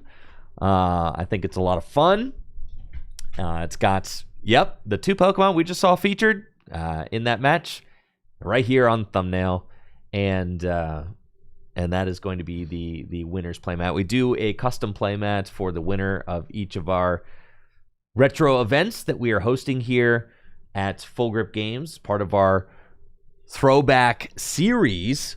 And I just got word from Natalie that we have some updates on our upcoming Throwback Series events. Our next one will be 2010 World Championship format, held on December 13th, the day before my birthday. So that was very fun. I'll be turning 37. Hey. And then next year's lineup, we've got 2004 World Championship format, BJF. Do you know what that means? What is BJF, dude? Base. Jungle Fossil. Oh, yeah, base fossil. Yeah, base fossil. All right, BJ. I'm like, I've never seen it said BJ. BJF. That's a first. Yeah, base fossil. 2011 and 2017 NAIC. So those are the 4 formats that we're going to do next year. We're doing them quarterly. So good formats. Yeah, once every 3 months. We're going to run a Throwback Series event. You get a champion, a custom champion play match so that you can flex to all your friends. Producing them on Tricky Gym so that people can watch them live and after the fact on YouTube. And of course, there's also some awesome store credit pricing as well based on attendance. 100% of the entry fees go into store credit pricing for top finishers. So a lot of fun stuff going on here today. Heck yeah. Wild Cyclops over on Twitch says, if y'all ever do Base Neo, I'll drive to the store from Central PA. Well, I hate to break it to you, but Base Neo was the last one we did, like 3 months ago. So you missed it, but do stay tuned because we're always, we're always a lot of retro formats. Always running retro events here. So maybe another one piques your interest, like Base Fossil. I mean, Base Fossil, that's a good format there. It's a lot of fun. Now, I'm going to get some updates from downstairs, let you all know what our top 8 playoff is going to contain. So make sure to hang tight. We will be right back after this quick break. That is our final Swiss round. And when we get back, we will be updating you on our top 8 players and how the bracket is going to shake down. And we'll get to watch top 8, top 4, and the finals. So we'll be right back after this quick break. Thank you so much for being here. This tournament is sponsored by Dragon Shield. Dragon Shield makes the highest quality sleeves and accessories for your favorite tabletop games, like the Pokémon TCG. Dragon Shield sleeves are super durable, making them perfect for tournament play and collecting. They also come in a huge variety of colors, so there's always a great choice to match your deck. You can even turn your favorite photograph or design into a custom box of Dragon Shield sleeves using the Sleeve Crafter on DragonShield.com. Head over to DragonShield.com and place an order for your favorite sleeves today. Use code TrickyJim at checkout for 5% off your order. Again, that's DragonShield.com for the highest quality sleeves and accessories for your favorite tabletop games. Huge thank you to Dragon Shield for being a continued sponsor of the channel.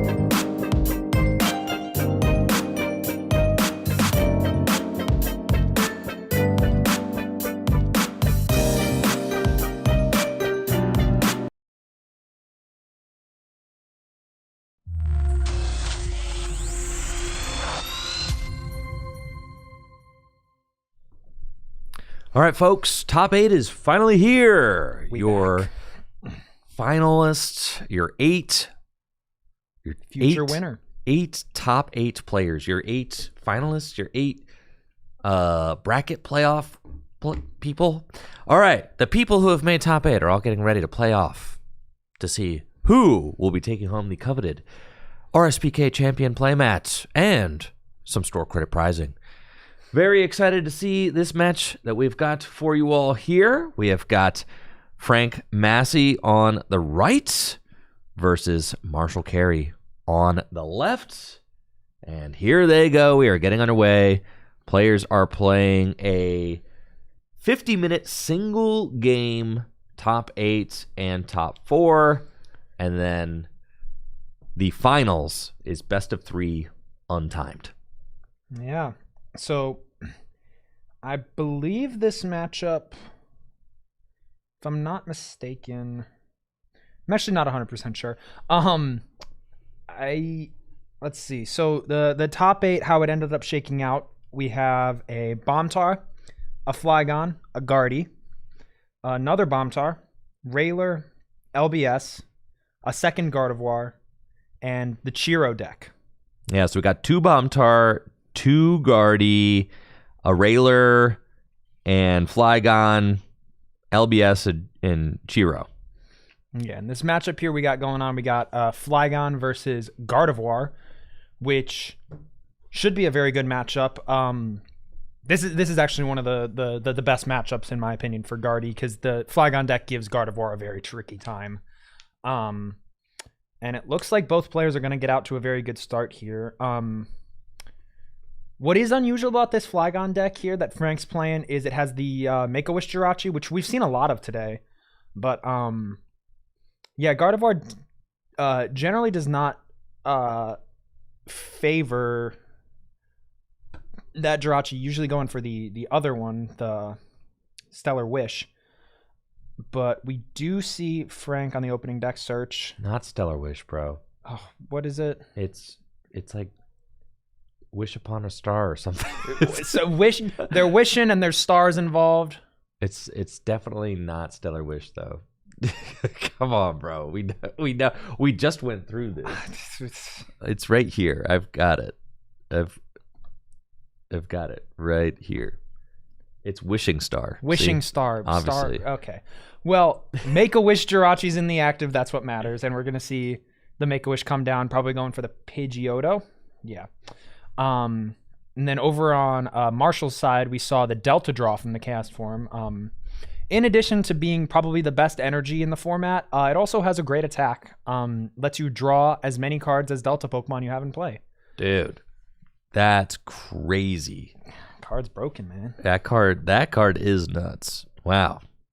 Yeah, I mean, I knew cast form was good. I forgot it attacks. Yeah. I see in chat some reverence for Growler, unfortunately. No Growler in top 8, but it fought very valiantly and had a amazing stream game. Oh, wow. We see a very quick rare candy into the Sand Damage Flygon EX.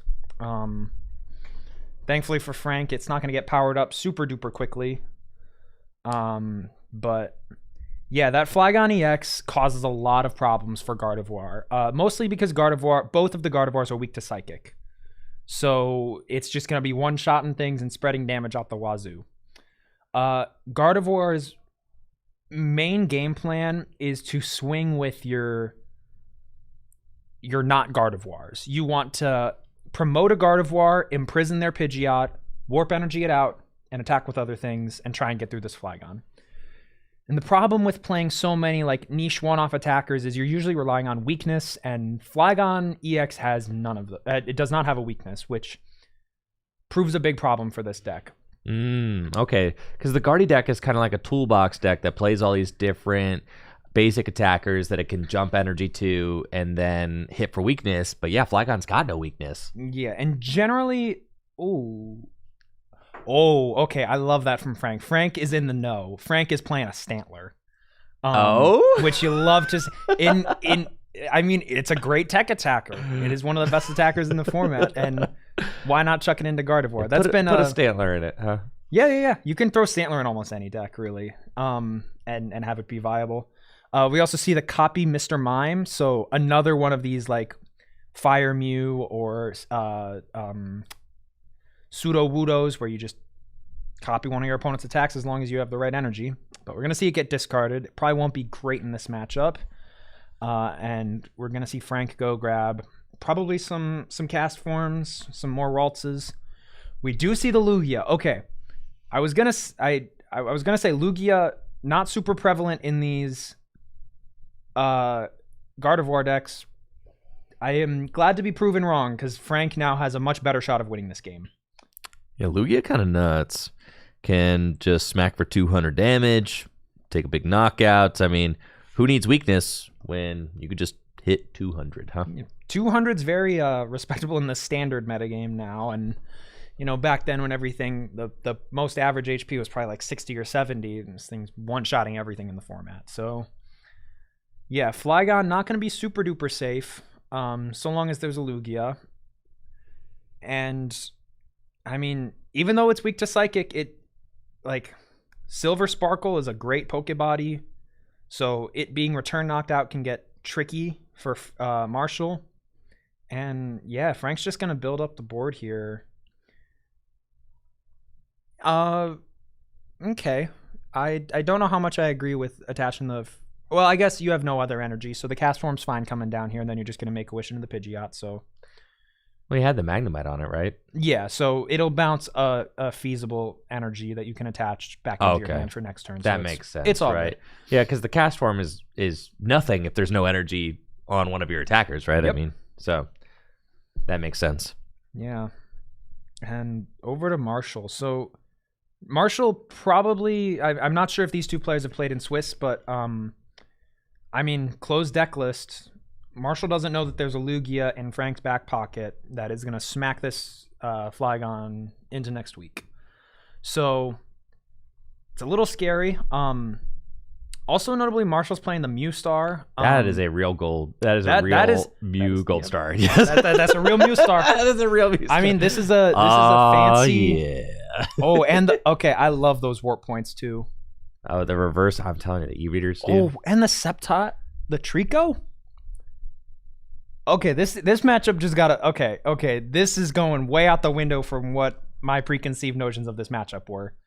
Sceptile also makes this matchup incredibly insane because what's the Sceptile do? The Sceptile is gonna this one? Yeah. The Sceptile is gonna shut off in prison.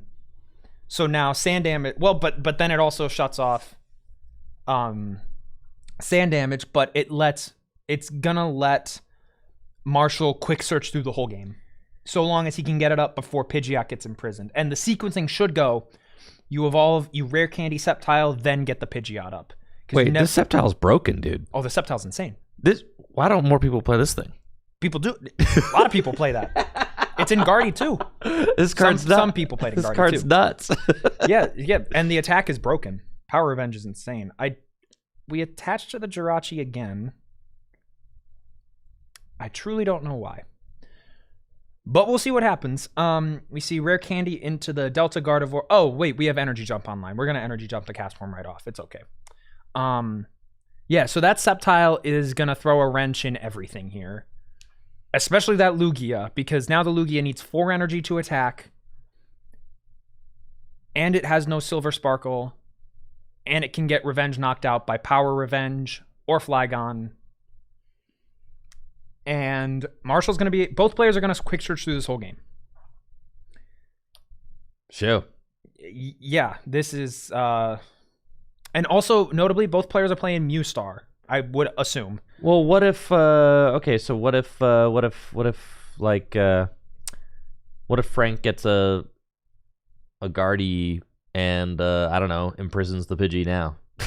Well, imprison counters are removed when you evolve. Really? Yes. I didn't know that. Okay. Imprison would be a lot better. Also, yeah, thank you, chat. Silver Sparkle is not blocked by Sceptile. It only turns off powers. But still, that extra energy is kind of... it's a huge nuisance. But it also is a bit of a thorn in Marshall's side as well, because now your Flygon's attacking for 4 energy. That's true. But it also, like, your Quick Search is active, and your Delta Flygon regular is still going to be able to use its Delta Supply ability. So both players are going to be just kind of without their EX's abilities, and that kind of favors Marshall, I think, here. Because, I mean, Guardy can play kind of as a control deck, but you only have the ability to move energy, not to... Oh, we're going to see a clutch. Interesting. You don't have the ability to accelerate, whereas Flygon has Delta Supply, can reestablish Pokemon very, very quickly. And if Sceptile gets up, it favors Marshall because you can attach those extra energies a lot easier. But we see the clutch come down onto this cast form.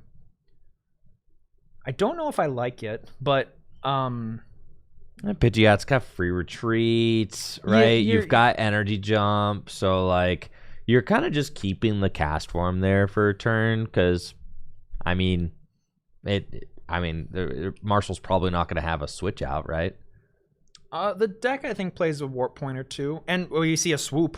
It's true. That's getting rid of that. Oh, does it get rid of that effect? No, because all effects stay on. But now an if evolution Marshall goes would. A clutch back. That could be tricky. We clutch back, huh? Clutch back would be kind of annoying for Frank to deal with. Because the Pidgeot stays. Yeah, and that's a lot less valuable than the Fire Mew. I wonder if Frank plays the Fire Mew as well as the Mew Star. If the Mew Star at all. I'm assuming a lot, but I'm pretty sure most every Guardy deck, outside of a few, will play the Mew Star. It's that or the Jolteon, really. But we're going to see the copy clutch here. And then the Scientist, or Researcher, Holland Researcher, lets you discard a card from your hand, search your deck for a Metal Energy or a Delta Pokemon. I have never seen this card before. Really? Yeah, have you ever played Ryegs? I guess not enough. Dang. Ryegs plays this? Yeah. I guess that makes sense. One of. Yeah. Well, right, because with the Hans engine, you really only need the one, right? Yeah. But we're going to see the Delta Flygon get searched out, and then just a clutch. The Flygon deck is, like, undeniably cool. I mean, this deck, the thing about Flygon, I feel like Flygon is like a dragon Pokemon that doesn't get nearly as much love these days, but is like a fan favorite. Certainly one of my favorite dragon Pokemon. And, I mean, these are some of the strongest Flygon cards ever printed. And to get to see them in action kind of doing their thing, not to mention you just got these different Flygons that are different types, right? Like a grass metal Flygon with 2 resistances, a psychic Delta species Flygon EX with no weakness. I mean, it's as cool as it gets, right? It's sick. Yeah, it's really sick. There's the colorless EX as well. I know. And not to mention, just look at the board, too. The board just looks so cool. You've got the water type Mew star. You've got the fire type Mew. You've got the grass metal Flygon, the psychic Flygon. It's all just the lightning Pidgey. It's all really neat. I mean, this is part of what makes this format so fun to play, so interesting, is that it feels like the game designers were really just kind of like having fun and not feeling like they needed to be beholden to any specific thing. Just kind of making stuff up and going with it. It seemed like they were kind of had the most freedom to be creative during this time in the game. For sure. On Frank's side, we're going to see the quick search for just any one card in the deck, with no real limitation of, like, Frank's Pidgeot's never getting turned off. Marshall's Pidgeot's never getting turned off. So this could be a switch out, and I think that was a warp point, if I saw that correctly. So we could see, what I would really like to see here, and I think what we're going to see, is the warp point into the Stantler and then a push away. Because, I mean, as Frank probably knows, it's very hard for Gardevoir to win the prize race battle, because you're getting hit for weakness. Oh, we're going into Curlia. We're going into Are we imprisoned? Oh, yeah. Wait, you have full freedom to imprison right now. Yes, you do. You imprison the Delta Flygon. Bit of a mistake from Marshall. You imprison the Delta Flygon and then warp energy into the Stantler, energy jump one of those energy to the Stantler, and then push away. So now this is actually, things can get very scary for Marshall. Now you have a dead Flygon on your board, essentially. Like, that thing is not gonna do anything for you. God, this format's crazy, dude. So much to think about. So many, like, I'll say it till the cows come home. This format's amazing. Yeah, it's pretty dope. I don't know if we see the warp energy. No. We see a metal energy. So it's just going to be a flame ball, right? Yeah. Flame ball. I mean, you're going to get return knocked out, but it's kind of fine. You preserve this energy, probably throw it onto the Stantler or the Gardevoir here. I don't think Flygon plays a POW. So you're just kind of chilling. Even though you lose 2 prizes here, force them to bring up their big hitter. You did essentially kill the Flygon on the bench. Like, I mean, yes, that's a dead card now. Right. So it's a completely that's dead big. No flame ball? Huh? Excuse me? I think he doesn't want his Guardian to be dead. Now... But now it's going to be dead with the 2 energy, probably, right? Well, I don't see how he gets there, like, unless he plays a switch. Because you need to attach to the bench Flygon, as well as attach to the active. And if you warp point, they just send up the Jirachi. So that's this is an okay pass, because now you can imprison something else next turn. That's the idea, right? It gets tricky, though, because if you go to Sceptile this turn, the Gardevoir takes 4 energy to attack. If you... It does put Marshall in a weird spot, actually, now that I look at this. Because what do you imprison this next turn? Nothing. Right. You have no... the Flygon EX, I guess. Right, stop the it's sand damage. Well, the Flygon EX makes it so that your attacks cost an extra energy if it's in the active, right? Sorry, come again? When does the Flygon... let's see. Flygon EX... The Sceptile does Oh, that. it's the Sceptile. That's when Okay. it's in play. In play. So it all... Yeah, that card's broken, dude. Yeah. Yeah. And it turns off Electrodes. Like, it makes Electrodes just dead cards on the bench. 2 prize dead cards. It's broken. All right, so evolved into Pidgeotto and just had to pass. Got a third energy on the Flygon EX on the bench, though. Yeah, we're setting up for a Psychic Pulse, which is, going to do a lot of damage to Frank's board. But... I mean, Frank is kind of in an okay spot here. You definitely start off with the Imprison on the Flygon, because it's got a body. You can turn it off, right? Mm-hmm. Imprison does shut down bodies and powers, right? Yes. Yeah, that's crazy. So you just drop that there. You can't imprison anything else. It doesn't make sense because the Pidgeotto and the Trico don't have powers, and once they evolve, the imprison market falls off. Yeah. So yeah, you just imprison the Flygon. Now Frank has to decide: do you Flame Ball here? Yeah. Do you try and do you try and push away? Like, right. We see Frank eyeing up the Warp Energy off of this Quick Search, which I think is a good move. I think playing this slower and waiting for your opponent to kind of make the first move is good because, again, Marshall might not know that Frank is holding on to a lot. Lugia. Because Lugia is the big swing card in this matchup, especially if Marshall doesn't get the Sceptile down fast enough. And like with no, and also, whoa, if you Flame Ball here though, you get rid of your opponent's Pidgeot access, which could be really huge. There's the Imprison. Are we gonna need a second counter? Do we only have one? A second Imprison counter. That's so hype. I can't believe they got them prison counters. I can actually. They're from the theme decks. They're just little cardboard things, aren't they? Yep. I think some people have been printing them off. But okay. I imagine those are from the theme decks just because they're terribly off-centered. Oh yeah. They look legit. Yeah. The off-centeredness is how I know they're real. I would kind of like to see if... Oh no, I don't want to see a flame. I think push away is correct here, just going slower. And kind of sussing out your opponent's hand. But, I mean, I would not blame Frank for going for a Flame Ball, getting to move the energy back, as well as start to power something else up. Right, but you're also saying, like, who's going to take the first prize, right? Yeah, and it probably is going to be Marshall. Marshall doesn't have the option to go into a very slow kind of game plan. Because your whole goal with Flygon is spread as much damage as possible, and... get the ball rolling and get as much damage on the board as possible. All right. Yep. So here we go. Warp Energy into the Pidgeot. And now we can expect to see an energy jump to move one of these energies onto different Pokemon, probably Stantler.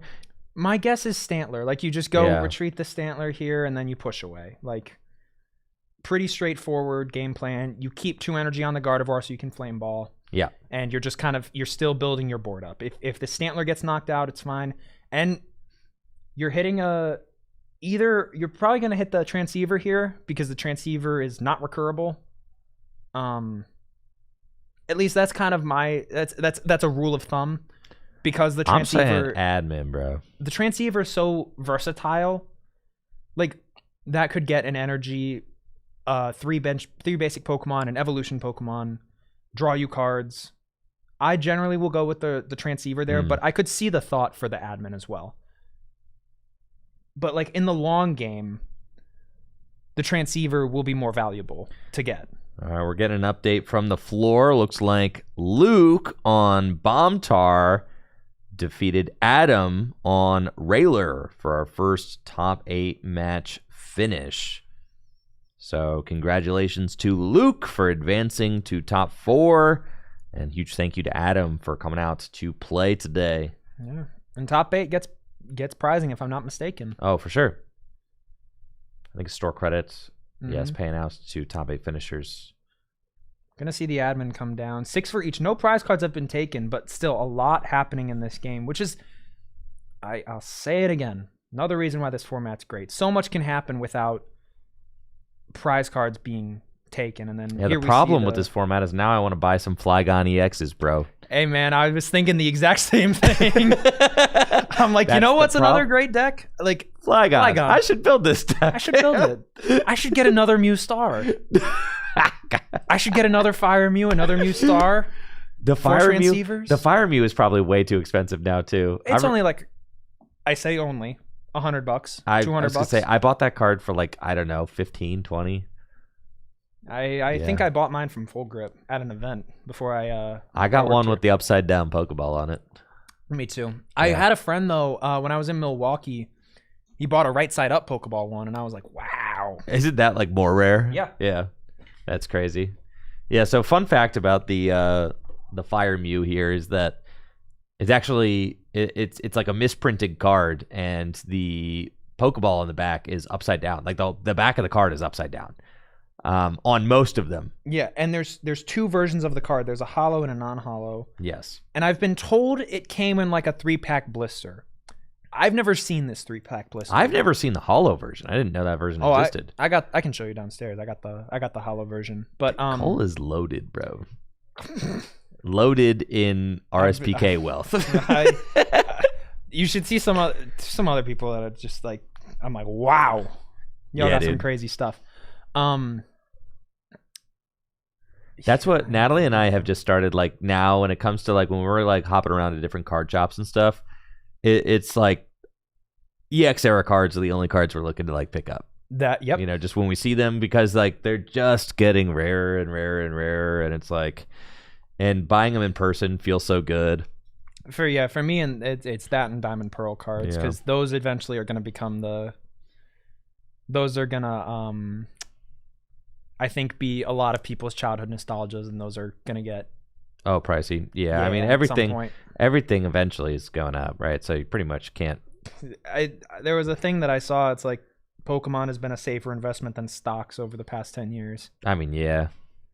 Here we see another researcher. Rare Candy Guardy. Yep, a second energy jump. So now we can really move energy however we want. Dude, you can use both. But I don't see an attacker here for Frank. Like, I don't see an immediate response to this Flygon, which is a little spooky. You could sack the baby Jirachi here pretty safely. And keep in mind, this Guardy is weak to Psychic. So like, everything is weak to Psychic in the Guardy deck. That's the problem with it. It can be very easily exposed like by decks like Flygon or decks that play Jirachi EX. Jirachi EX absolutely wallops this deck. Because it doesn't have weakness diversification, really. Nope.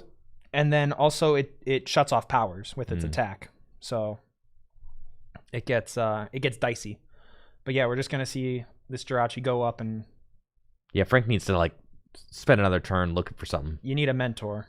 Get the cast form. Exactly. Get another cast form. Get some more energy. Double energy jump, I mean, is good. At a certain point, like now, every energy you have attached, you can move 2 of them. So the 2 energy that Frank has in play can get pushed to whoever he wants this next turn, but doesn't have the attacker built up yet. So, or found yet. I mean, doesn't really. The basic attackers aren't.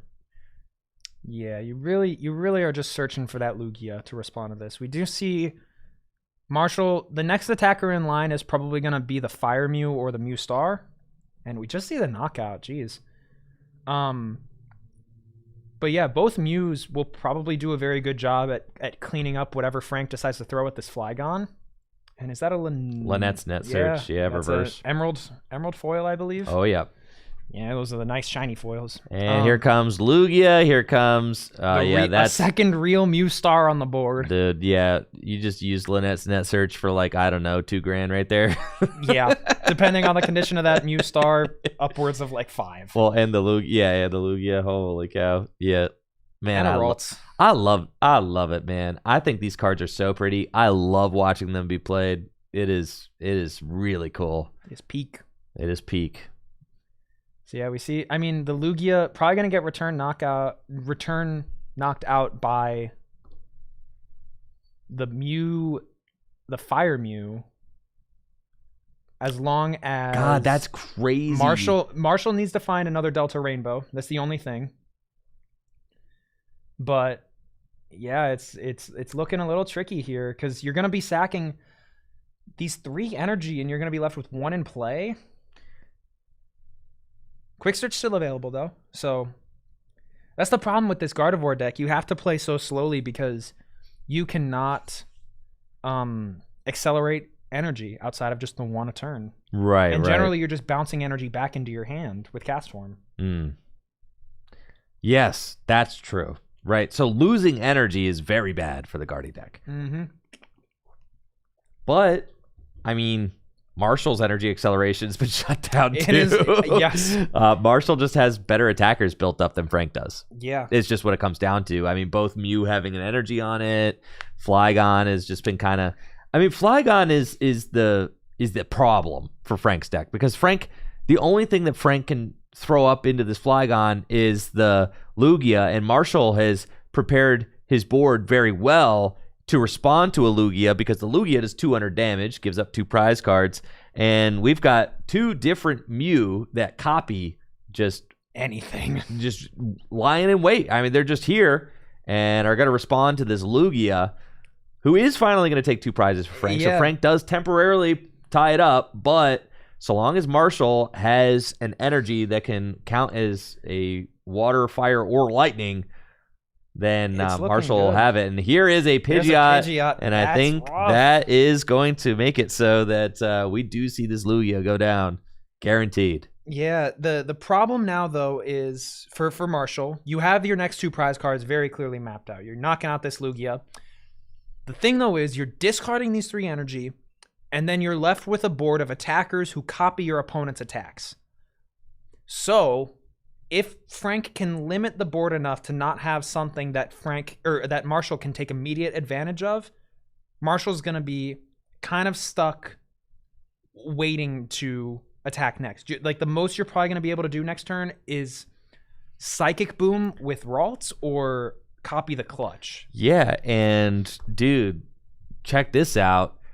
Marshall is going to use Mew to knock out this Lugia, go to 2 prizes remaining. However, then Frank will probably promote Guardy and imprison the Pidgeot.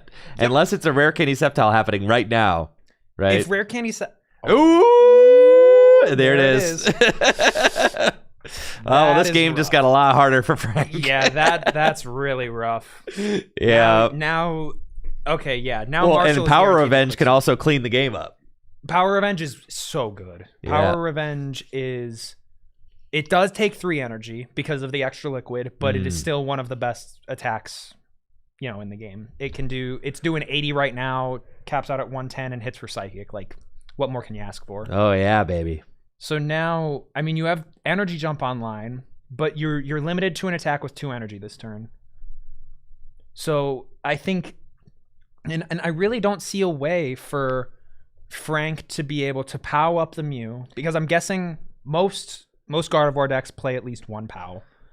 I don't see a way to POW up the Mew, knock it out with only 2 energy. All right. Another update from the floor. Noah, who's your top seed at 5-0 with Bombtar, defeats Bella's Chiro deck. And Noah is your second Bombtar that will be entering top 4. Does that mean it might be the best deck in the format right now? I'm saying, bro. It was very represented at this tournament, too. Oh, yeah, 7 of them. At least 1 or 2 are making top cut.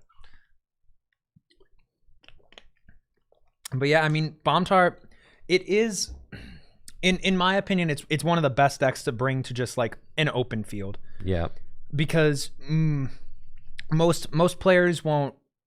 I mean, it is the most text for deck. How do you tech against Bombtar? Fighting. Yeah.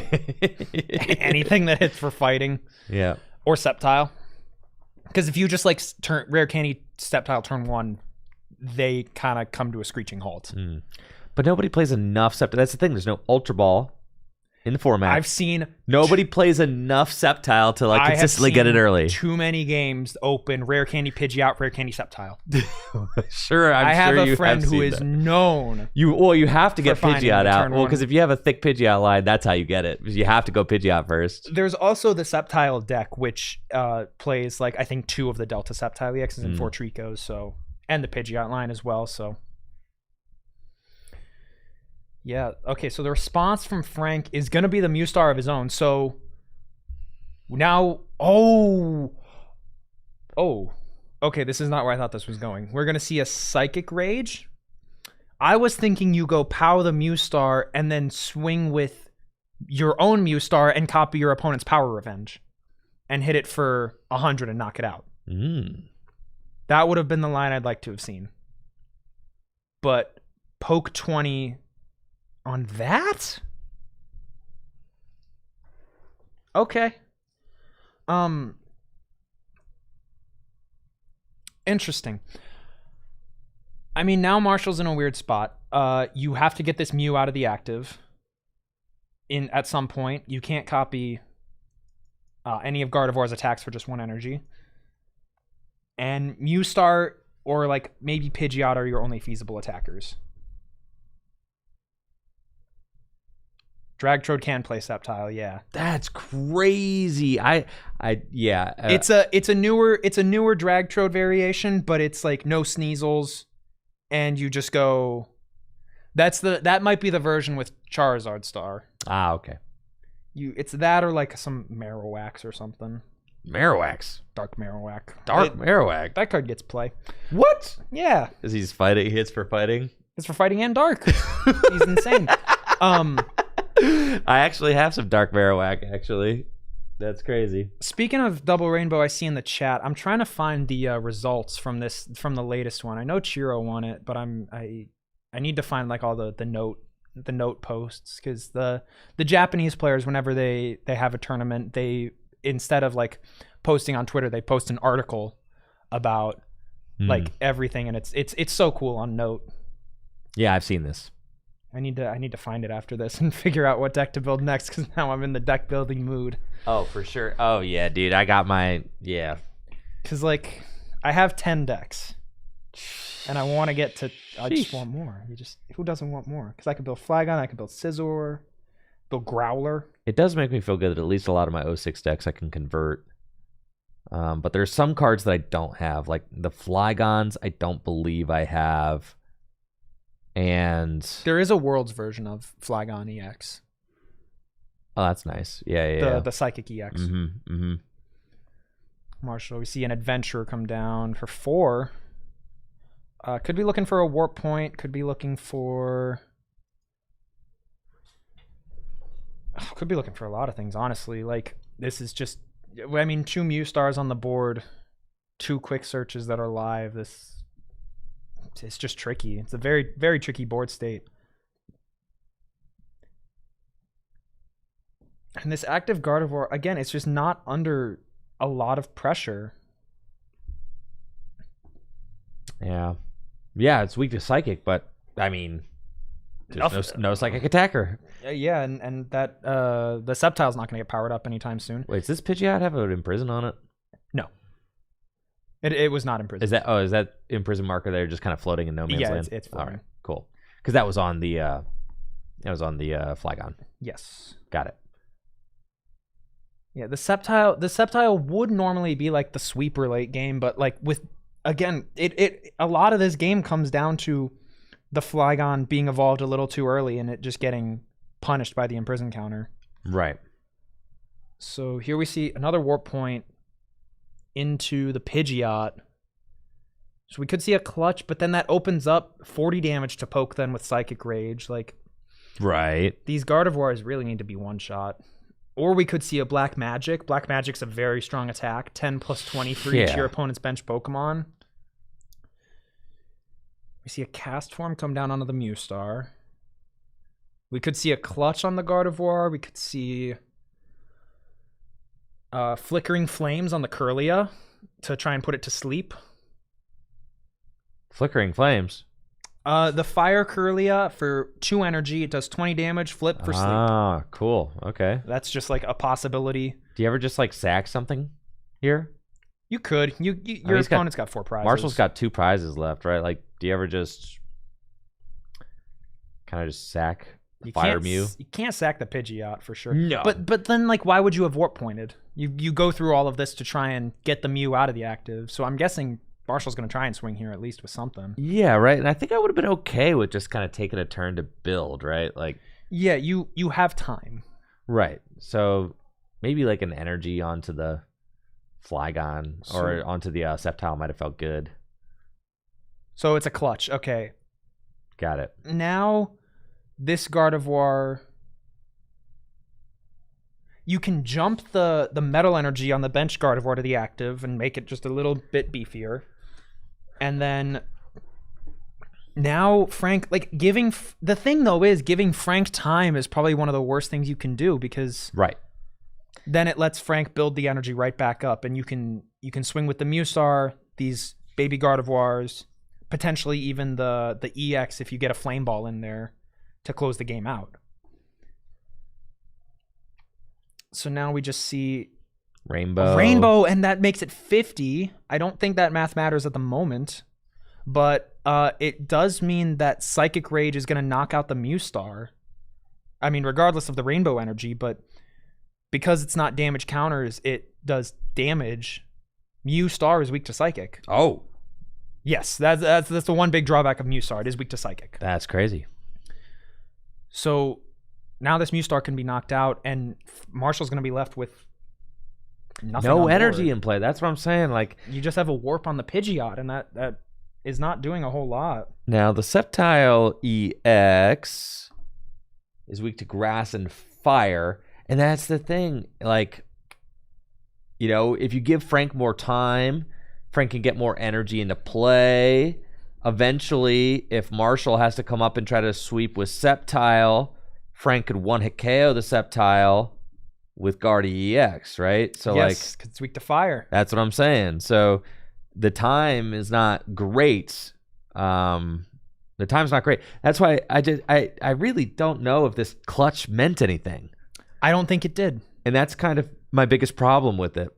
Yeah, because I mean, I understand wanting to retreat lock it, but by putting damage on it, it just means, oh, now it can hit for 40 damage. I think my problem is that you overloaded it. Yep. You overloaded it. But I don't think there's any way for Marshall to punish you, right? No Blood Moon Ursaluna.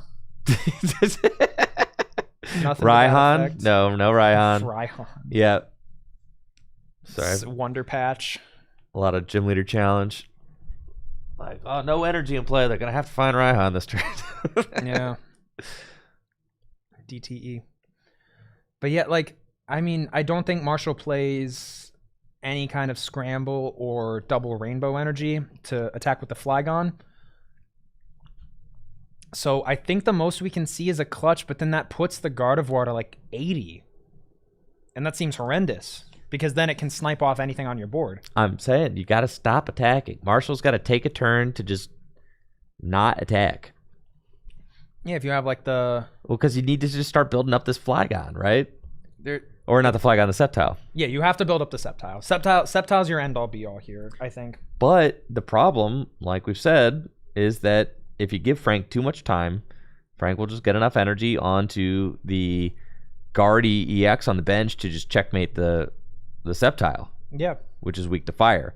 And you already have enough energy in play. It does have to be 4 energy though, right? On the Guardy. It does have to be 4 energy. And the Sceptile does need 3, which is one of the reasons that I was like didn't love the energy commitment to the Mew that was going to die for 40 damage. Like, why did that happen? Yeah. And that's one of the problems with Flygon. Like that's one of the problems with how the initial Flygon came down.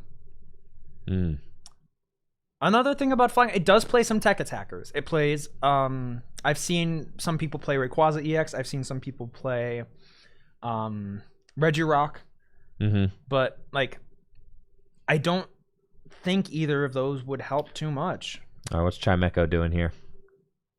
Delta Chimecho gets if you have played a Holland supporter, it gets an energy from your discard pile back into your hand. Any energy. A basic energy or a Delta Rainbow energy. Gotta just retrieve the Delta Rainbow energy. Which could be good. But I don't see where it's going. Yeah, because at this point, if Frank has got the energy advantage, which is just huge. Yeah, and it just Marshall does not have a quick response, which... No, and it's like, this clutch feels really bad, because doesn't this Pidgeot go down? The Pidgeot goes down to a black magic because of the damage already on it. That's what I'm saying. It's like not good. Are we rebuilding a Flygon here? Is that a possibility? The Flygon on the bench can only do 60 damage.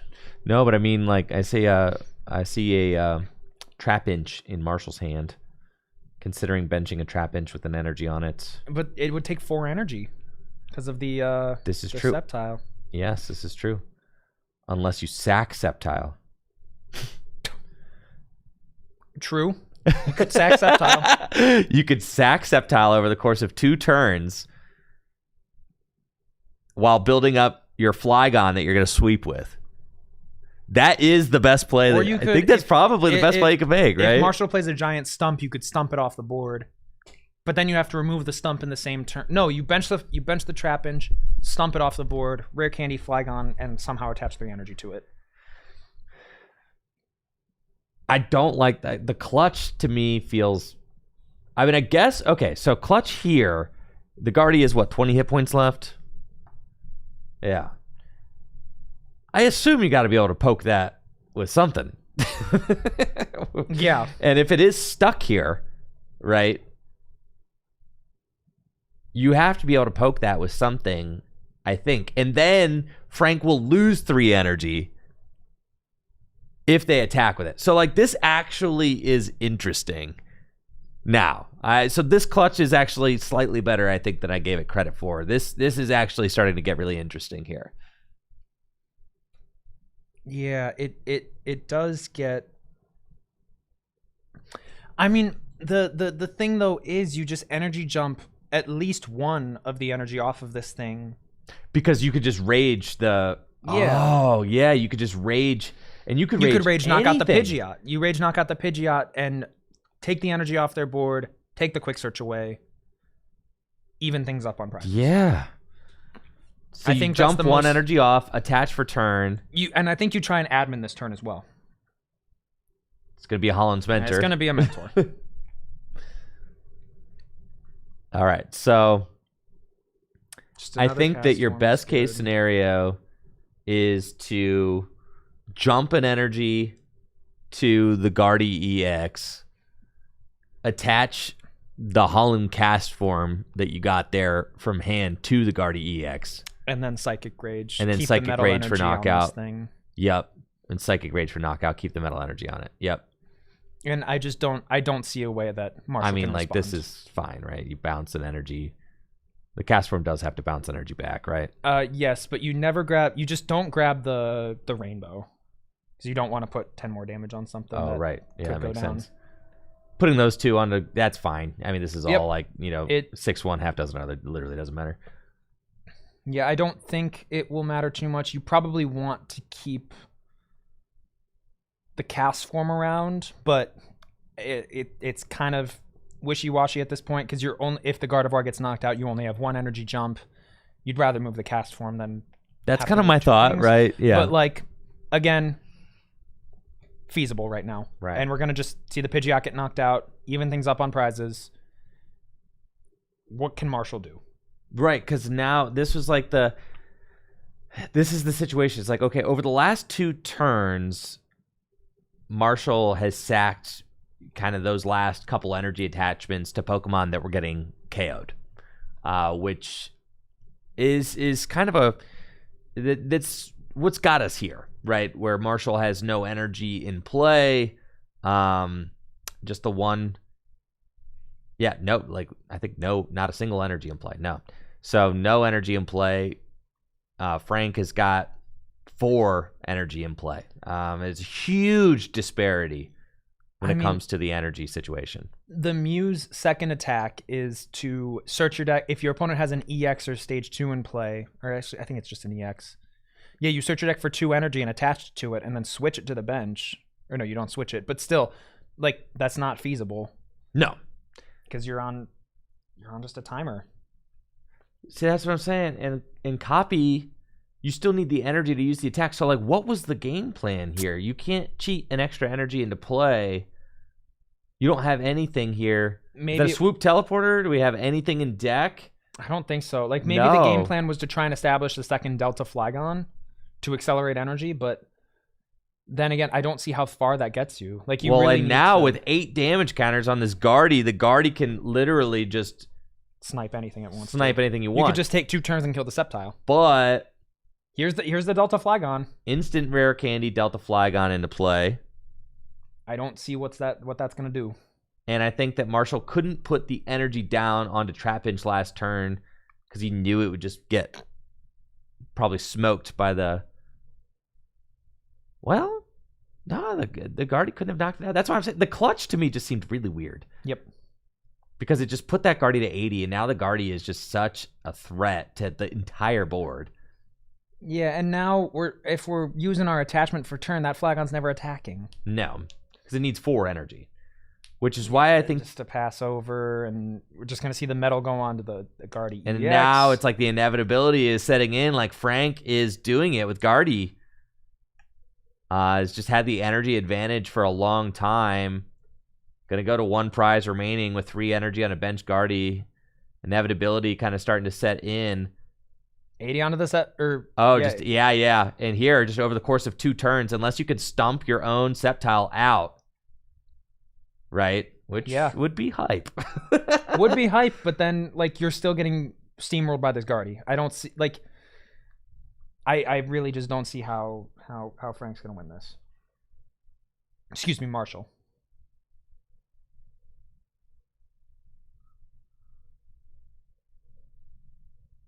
Rocket's admin. Got to be admin into stomp. Or the game is over. Mm-hmm. And that's another reason why hitting the Sceptile here is really good, because you're not going to 1, and you're not allowing your opponent to have, like, a surprise POW or any kind of comeback mechanic here. Right. You don't want to go to 1 because then, yeah. And that's it. Wow. Really coming down to the wire there. The final minutes of the 50-minute timer of Frank going to emerge victorious in our first top cut match. Gardevoir EX. Yeah, huge congratulations to both players for making it here. Frank Massey going to be advancing to top 4. We also heard that both Bombtars have advanced. That's correct. Yes, both Bombtars have also advanced to top 4. Let's take a quick look at the let's see if we got a little time before our next our next top cut match goes on. I'm wondering if I've got let's throw the top 8 results up real quick. I don't think I actually got to show those off yet. You guys are getting this information in the exact same way that I got it. Okay. This is authentic. I don't have a producer. We ain't got no graphic. All right. No producers, no graphic, just OBS and a dream. OBS and a dream, baby. Let's go. So this is your top 8 players and deck lists, and decks for the RSPK event right now. And Noah Zoldak, your top seed with a record of 5-0. Marshall Carey, we just saw, lost with a record of 4-1, entering top 8 with Flygon. Ian Hunter, we saw play earlier, 4-1. Luke Townsend. Let's see, Ian Hunter was playing Guardy. Yep, Luke Townsend was playing Bombtar, just advanced to top 4. Adam Shiwi playing Rayler. Lost to Luke. Yep. And then we had Sean Foisey on LBS. Is Sean still playing? Who's still playing over here?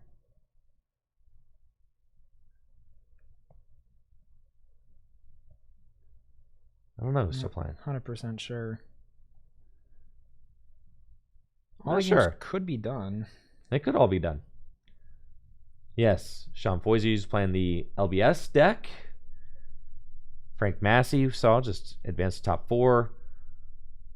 And then Bella lost with Chiro against Noah's Bombtar. Congratulations to our top 8 finishers. Anxious to see what our top 4 is going to look like. Looks like one half of the bracket is going to be a Bombtar mirror. Oh, so guaranteed Bombtar finals. Yep, Bombtar is in finals, guys. You've heard it here first. And then we are gonna see the other side of the bracket on stream, which I am not 100% sure, but we don't know if Sean Foisey or Ian won. Yeah, it's gonna be Guardy versus either LBS or Guardy. Could be a Guardy mirror. Jeez. What's up with the Guardy mirror? Worst mirror ever. Worst mirror ever? It's so complex. It's so incredibly complex because the baby Guardy hits the Guardy EX for weakness, and you try and imprison your opponent's. Like, what do you imprison on your opponent's board? Do you imprison the Imprisoner, or do you imprison the Pidgeot? So true. Which do you imprison? I don't know. I've played the mirror like 3 times, all 3 times in tournament setting. All right, Sean Foisey. It looks. Are we having a bomb off? It looks like we are going to get the Bombtar side. Yeah. Yep. So Sean Foisey playing against Frank Massey. That's cool though, because we did just see Sean Foisey on stream. We just saw Frank on stream. So like those two have both been on stream. So one of those 2 players will get to be on stream in the finals. And then, so this is going to be the first time that we see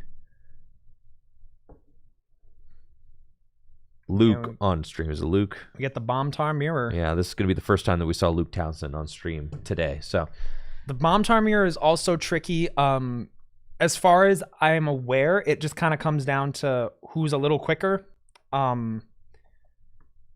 Notably, the Pupitar does hit the big Tyranitar for weakness.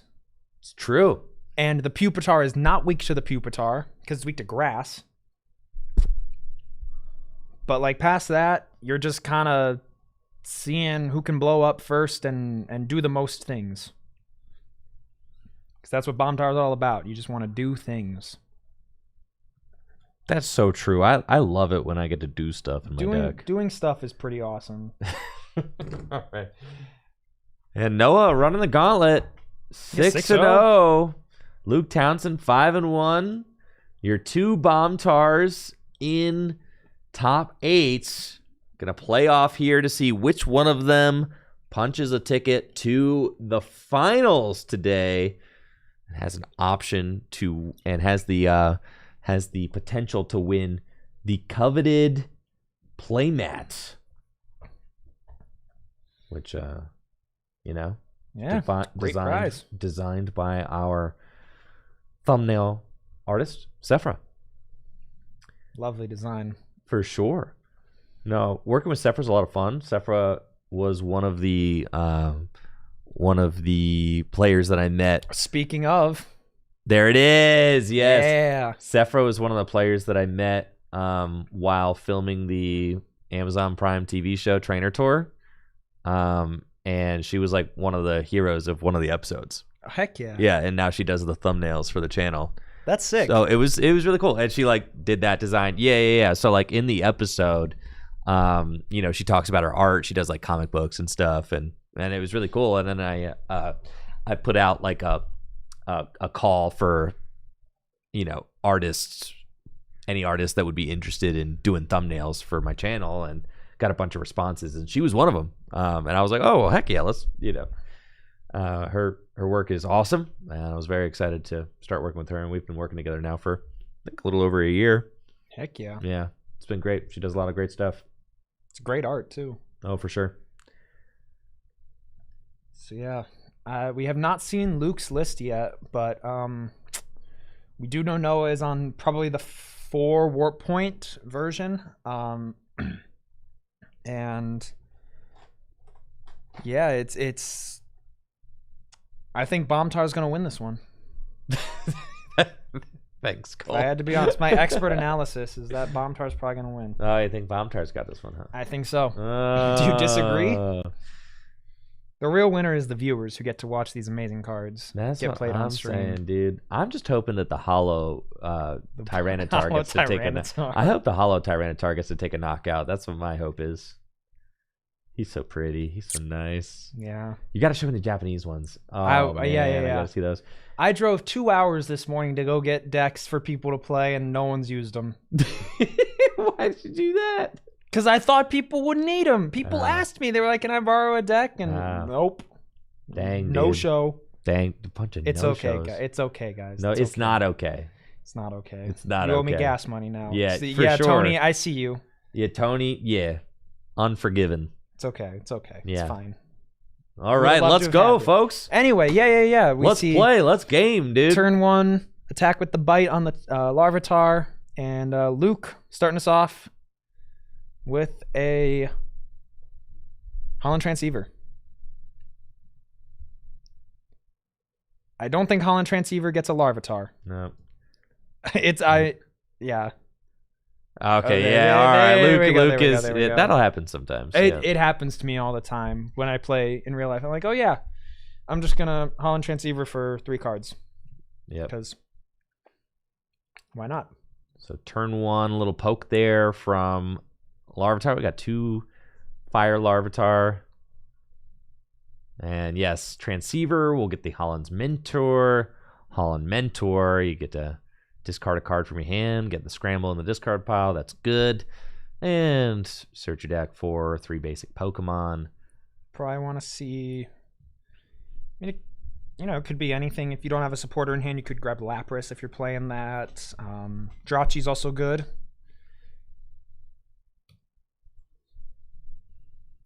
So yeah, I mean, 2 Larvitar and a Voltorb is probably exactly what you want to see as when you're playing Bombtar. It gives you pretty good outs into the game, especially with the Jirachi there on the bench. And then also, notably, discarding that Scramble Energy, very, very good for when you inevitably will blow up the Electrode. It's very rare, or I don't know about very rare, but it's probably improbable. I have such a way with words. It is improbable that you will get Cesslocked before a Trode gets blown up. At least one Electrode will probably get blown up before we see a Cess come down. Because committing early Cesses, oh my gosh, I'm eating my words. I am going to eat my words. I don't know anything, guys. It's fine. I understand I'm washed. All right, so and the Windstorm. I am no longer eating my words. The Cessation Crystal is off the board. We're so back. We're so back. All right, so an admin now from Noah. Cessation Crystal was there for a second, and then Windstorm. Now it is promptly gone. Off the board. And so there's a lot of different things. Let's talk about the various things of this matchup.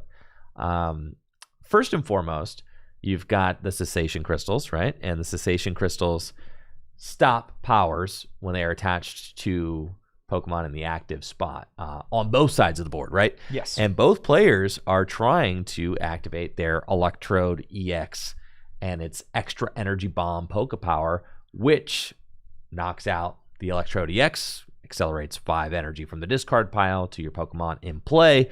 And then the idea is to sweep with this guy, Dark Tyranitar, which is just a big gnarly dude, very handsome, 120 hit points, 3 attacks. That's how you know the card is cool. It's got 3 attacks. Mm-hmm. But there is more, because as we have kind of started discussing this mirror match, one of the biggest things that you could do against Tyranitar is hit for weakness and explosive evolution. Is that what we got here? We're seeing explosive evolution. If its heads 10 to everything, which actually is kind of huge, but nothing happens. Explosive evolution, such an interesting card. But originally we were going to talk about the other Dark Pupitar with Dark Streak and Rock Tumble. But this Pupitar is also both dual fighting and a dark type. So it could get in there. This is the Pupitar we were talking about, though. Dark Tumble, 80 for a scramble energy. Really, really strong. Notably, it does take a fighting, though. And the only way to get fighting within the Bombtar deck is through scramble energy. So you have to be behind on prizes. For sure. All right, looks like Noah does find a mentor. So he's going to discard a card from his hand, go get 3 basics out of the deck. I'm sure, want to see more Larvitar. It looks like Noah is playing the Lapras. Lapras has search navigation, or support navigation, excuse me. Very reminiscent of the Wonder Tag ability on Tapu Lele GX, or what was Luminion's called? Do you know off dome? What? Luminion V's ability. It searches your deck for a supporter, puts it into your hand. Very good ability. But anyway, we're gonna see Noah just grab 2 Larvitars and it was Luminous Sign. It was Luminous Sign. Yeah. And a Make-A-Wish Jirachi. Interestingly enough, though, Luke's past turn was very, very short. I believe all we saw was just a retreat to the Jirachi and then a Make-A-Wish into the Pupitar. So not much going on in Luke's hand, but you're still cooking though. You've got Jirachi in the active, like you're chilling, right? Like what else do you really need? I don't know. And now we've got both players going in with Jirachi, right? I think I would have wanted keep flipping the coin on Explosive Evolution. I like that card. I think Explosive Evolution is such a cool card. Because if you hit heads, then what are we doing? 10 damage to everything, and you get to evolve into your Tyranitar. Is that what you want, though? You don't have to evolve into the Tyranitar. You can just do 10 to everything. But yeah, we're just going to see another Dark Pupitar come out. And back over to Luke. Yeah, I don't know how I feel about the Explosive Evolution guy, bro. I don't like him very much. I think he's funny, but I think I like the other guy better, and he looks better. He does look Now, better. I actually do have 1 reverse holo of this Dark Pupitar, so I'm happy that he's the good one. 2 more. Now I need to get 2 more. Now you need to get 2 more. And I also need 3 reverse holo Dark Tyranitars. Yes. Mm-hmm. We do see both players going straight for the Dark Tyranitar, though. No Pupitar wars today. We're not fighting with Pupitars. Luke, it's interesting. Luke could have. I don't know. I guess you don't want to stay with that Pupitar because you're not behind on prizes, so it's fine. Like this mirror is just weird. Do you go Pupitar? Do you not go Pupitar and just go straight for the tar, the big tar? I'd assume, both players are going to want to get as high value as they can out of their electrodes, right? Yeah, this is a good point. Where are the trodes? Because we're not seeing the trodes yet. They're like, what is going on? Like, there's been no... I guess they're both afraid that if they put... My guess is if they put the electrode into play, their opponent would just blow up an electrode, pow it up, kill it. Yeah. That would be the worry. But I don't foresee that happening based off the player's discards, as far as I can see. I assume players want to bomb as soon as possible. Right, because you want to be the first one to bomb and then start you adminning. Powing, doing all the things. Like, even if you're not doing it for a lot of energy, I think you just want to do it, right? Yeah. If you're doing that, adminning and taking a knockout, that's probably like as much as you really need to be doing. Or if you're spinning tail. But Spinning Tail's probably also very huge fine. scientist for 5. Gonna get some energy.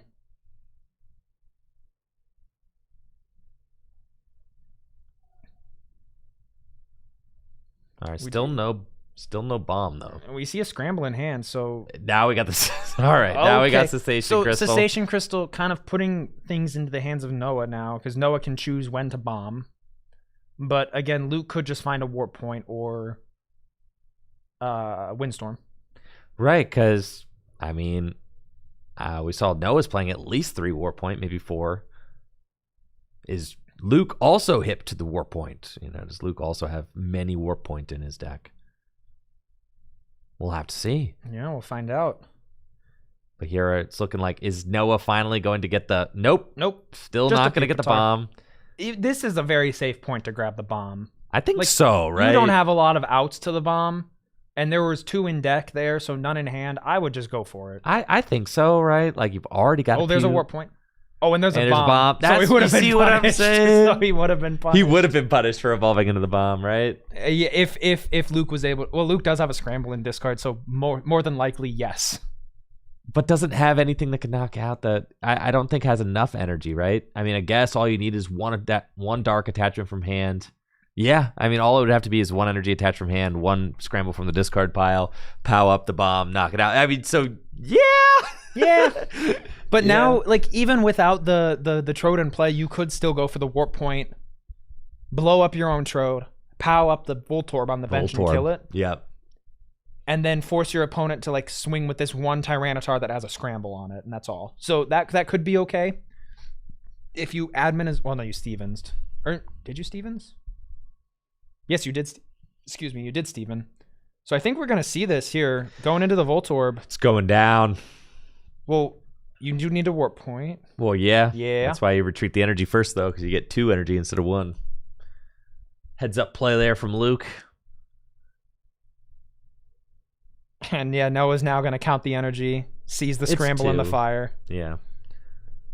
Just 2. 2's a lot. Right, and if Luke bombs this turn, then that means that if Noah bombs, then...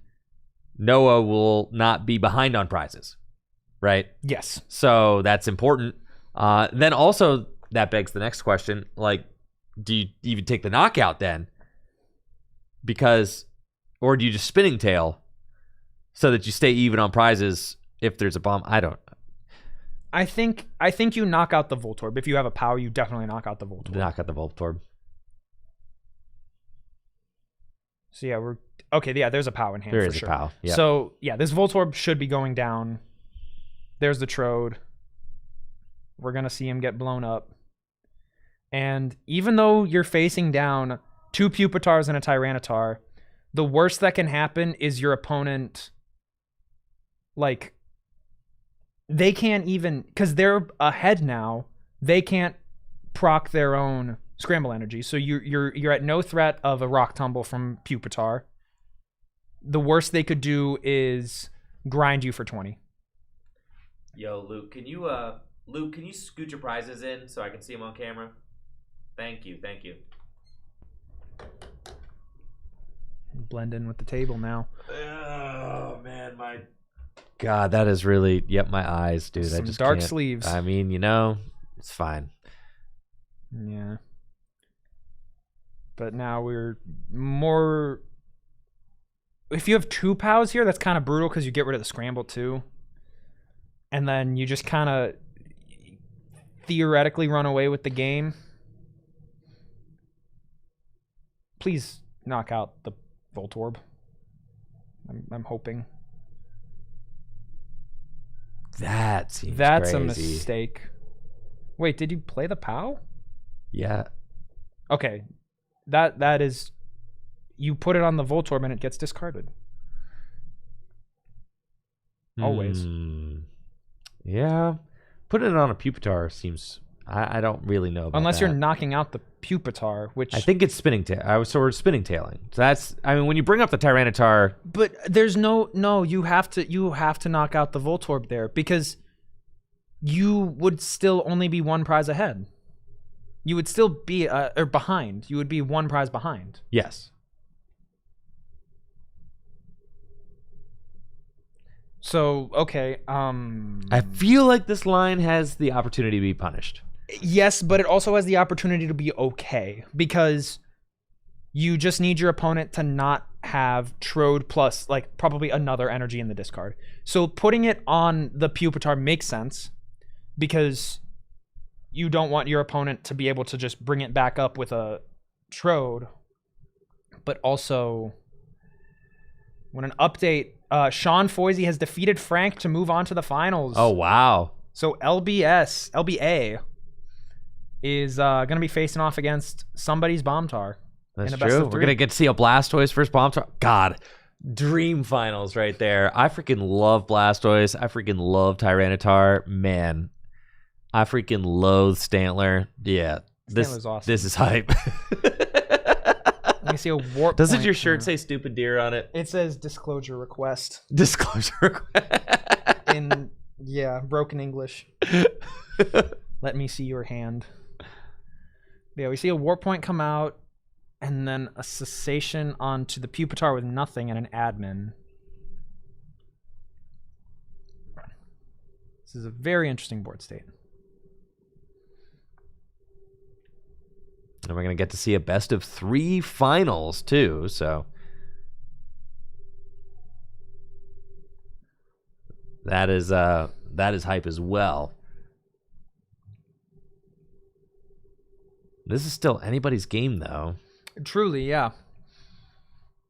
I do feel like Luke did not get a lot of value out of that Electrode, though. No, and then, like, bringing up the Tyranitar feels weird now because there's so many Warp Point in Noah's deck, right? Yeah, you're putting damage on it, though, which is good because knocking out your opponent's Tars is difficult.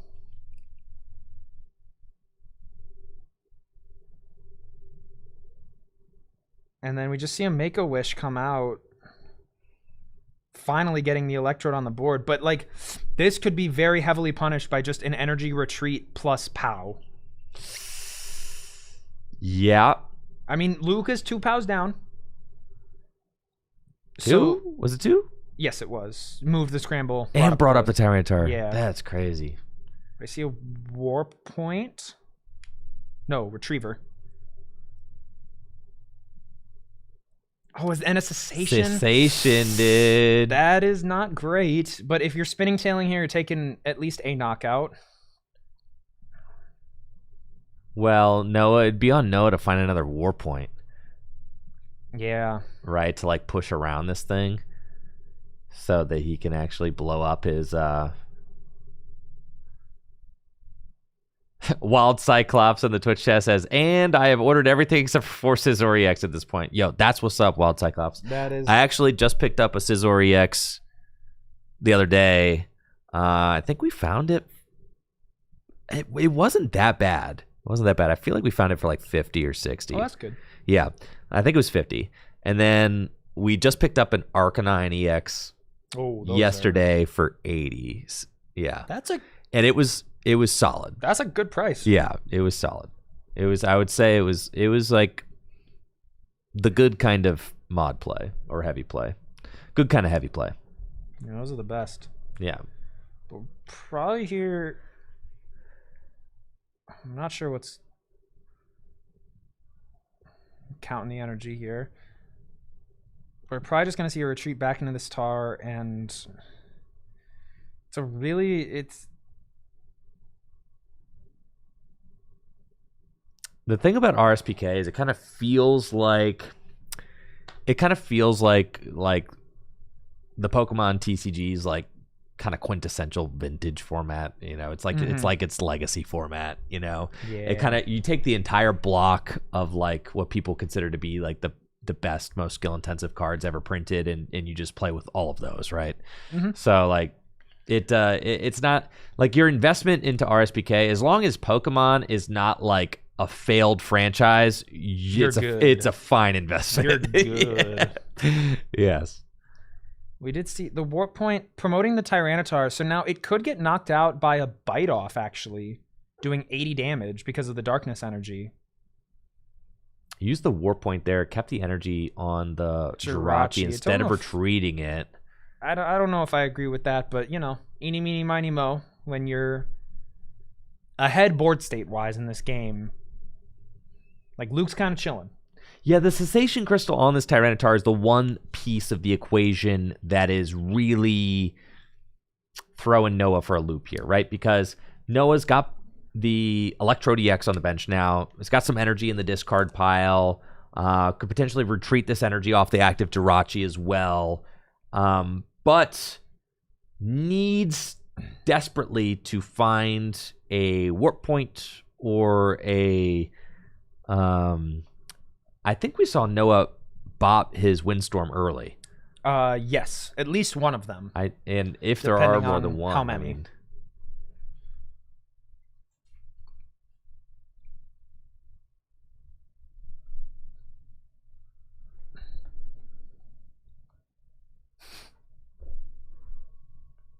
yeah, so I mean, I think that's a Cessation Crystal on the Pupitar, but I really don't know how far that's gonna go. Like, Noah needs some kind of response here.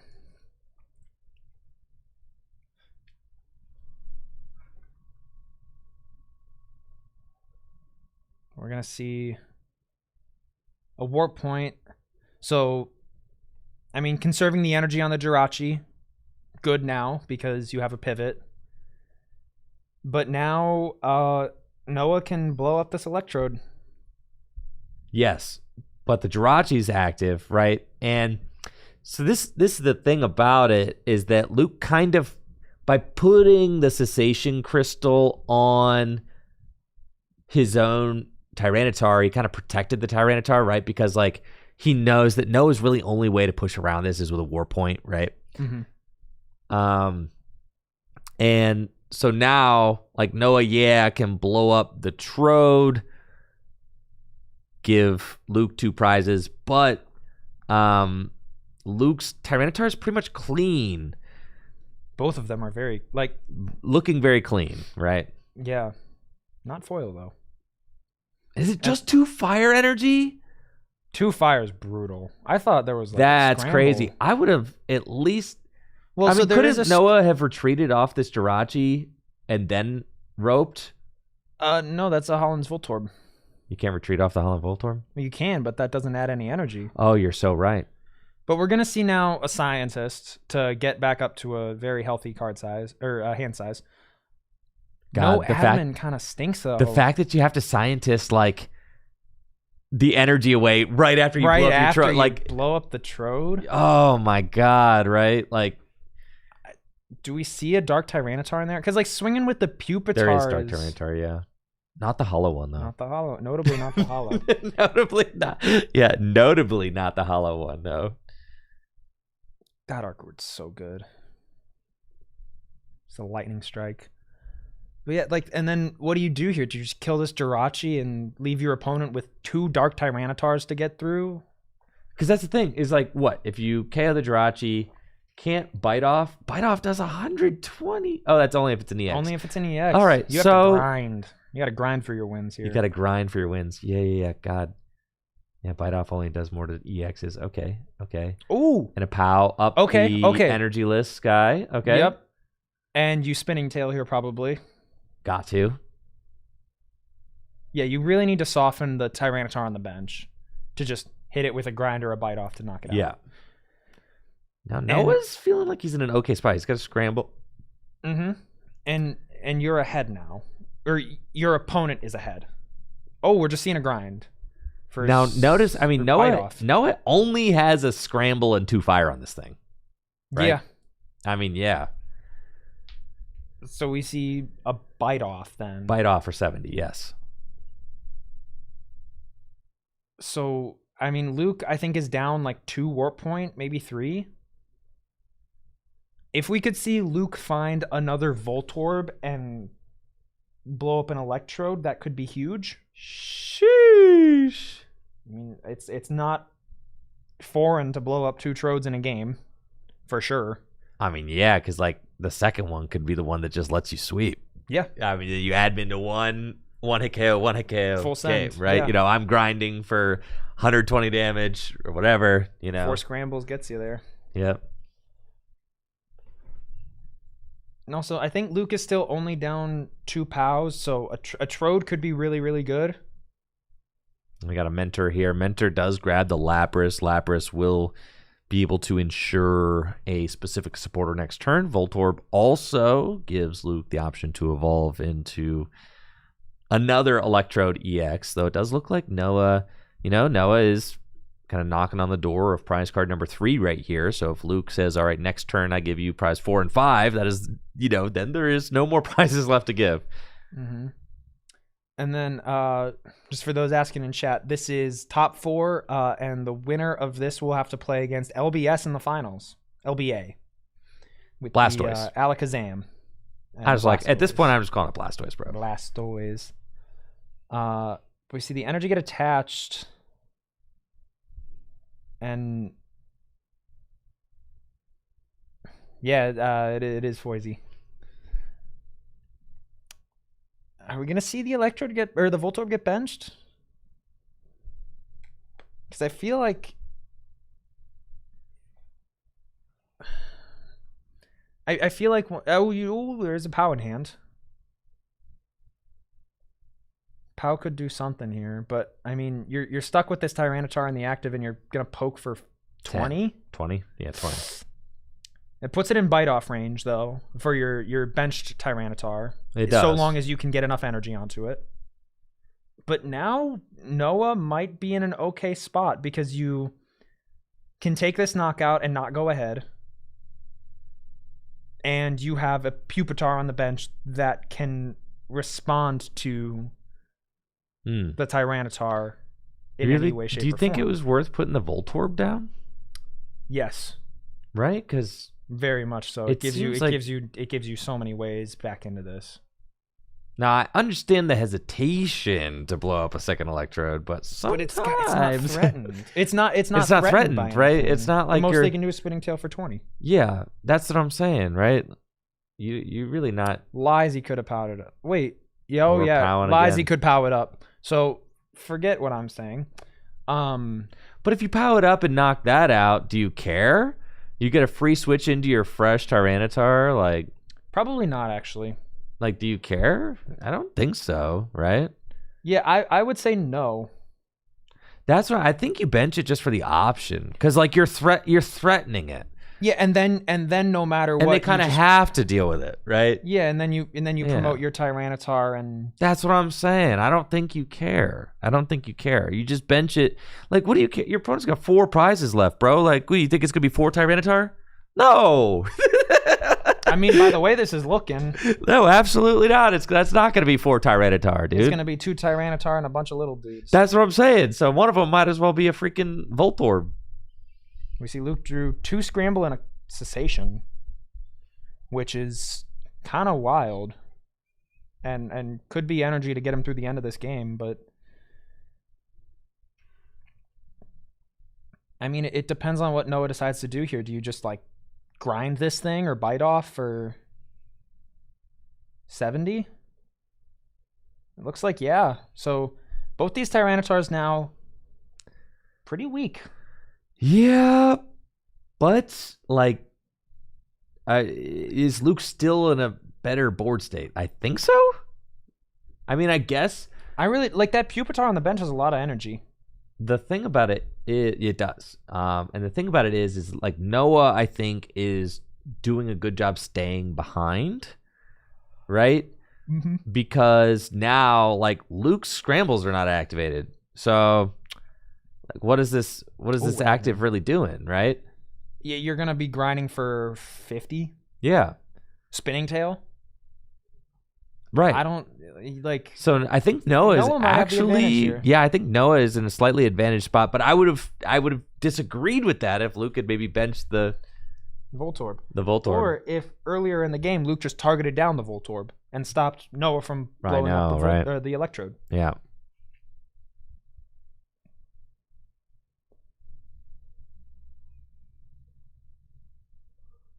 Yeah, these are kind of Stevens and a POW. That could be good in the coming turns. Not too sure what Noah's got over there, but I mean, Spinning Tail probably here. Soften up the benched Pupitar a bit more and put the Jirachi within one Spinning Tail of being knocked out. Doing 30 to the active as well. But then, like, cleaning up the game, you have to go through, like, 3 or 4 grinds.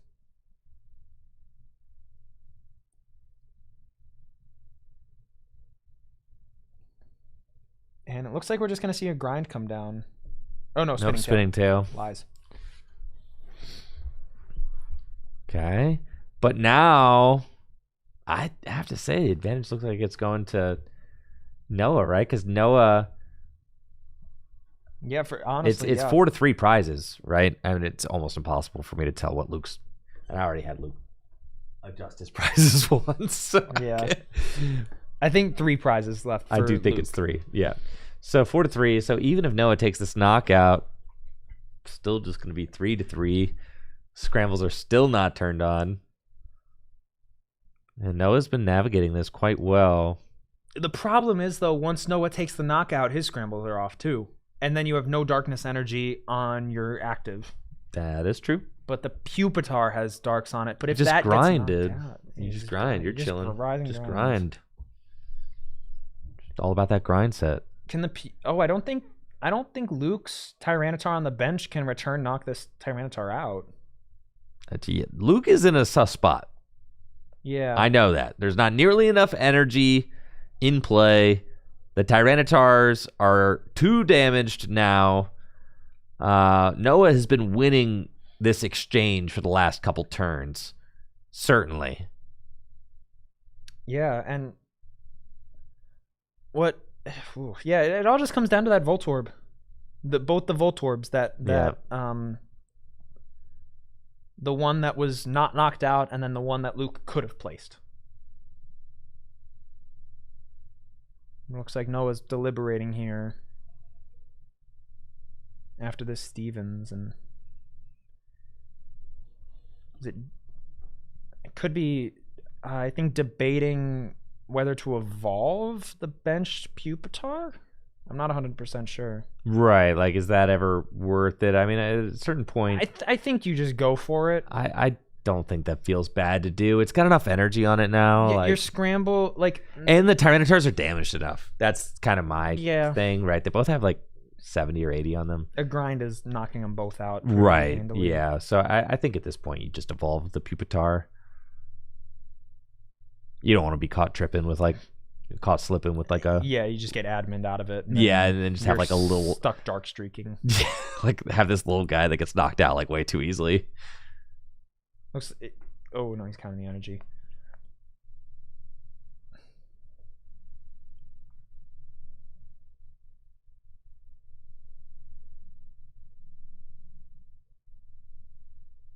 Darkness onto the active.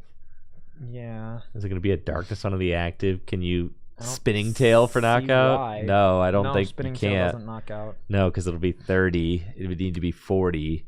So yeah, I don't really know what the darkness to the active is doing then, right? Nope. Nope. I think I would have preferred to see that on the the bench Pupitar, and then evolve that to a Tyranitar just to widen your options of attackers. I think so. Because like Luke's not going to power around this, you're going to be even on prizes after this turn. Right, so it's almost like you're just sending that darkness energy to the Shadow Realm. Yeah. It's like, it's not helping you to get this knockout, unless he's powing something, but even so, like... What are you powering? He's not, right? No, you're just taking the knockout in the active. Yeah, the Spinning Tail math doesn't line up either. Like, you're still just 2 Spinning Tails is knocking it out. I think he was thinking about a Spinning Tail, but it doesn't make sense. Yep, okay, so we're evening up on prizes. Yeah.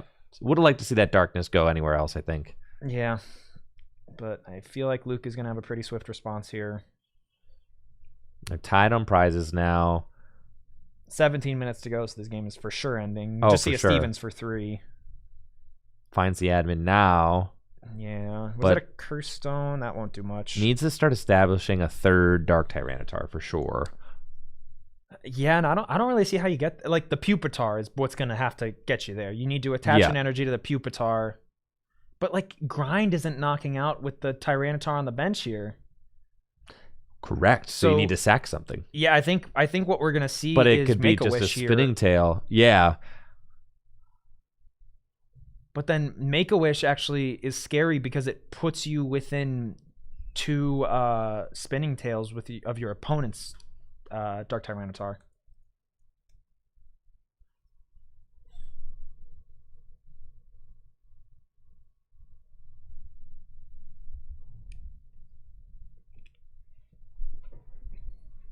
So we're going to see, I think, a Retriever and shuffle some Pokemon back into the deck. I would like to see for sure... Oh, we see the Retriever just for the Voltorb, Holland's Voltorb. And then, yeah, I'm guessing a Make-A-Wish for the Pupitar right here. Yeah. Yeah, okay. I like that. Yep. It's about as good as it gets, I think. Yeah, because you really... Like, I mean, the thing is, though, Dark Streak's not knocking out this Tyranitar either. 70 is a really awkward number for both of Luke's bench Pokemon to hit. I mean, unless the Jirachi gets knocked out. That's the thing. I think as Noah here, you just Spinning Tail again. You Spinning Tail, it's going to do 30. Yeah. Force the retreat, and then, like, you just don't have much. I mean, the Tyranitar there can take another couple Spinning Tails, right? But I think the damage is more important on the Pupitar. And actually, the most important thing is not taking a knockout. Because if you give your opponent Scramble, then they have an immediate response. Right. Yeah, Noah here just doesn't knock out the Jirachi, right? Just use Spinning Tail, and you put a little damage on the bench Pupitar. You put the bench Dark Tyranitar to 90. Call it a day. Call it a turn. And then that's fine, right? And you're kind of continuing to push the inevitability of it. Oh, discarding the Warp Point for Adventurer. Yeah.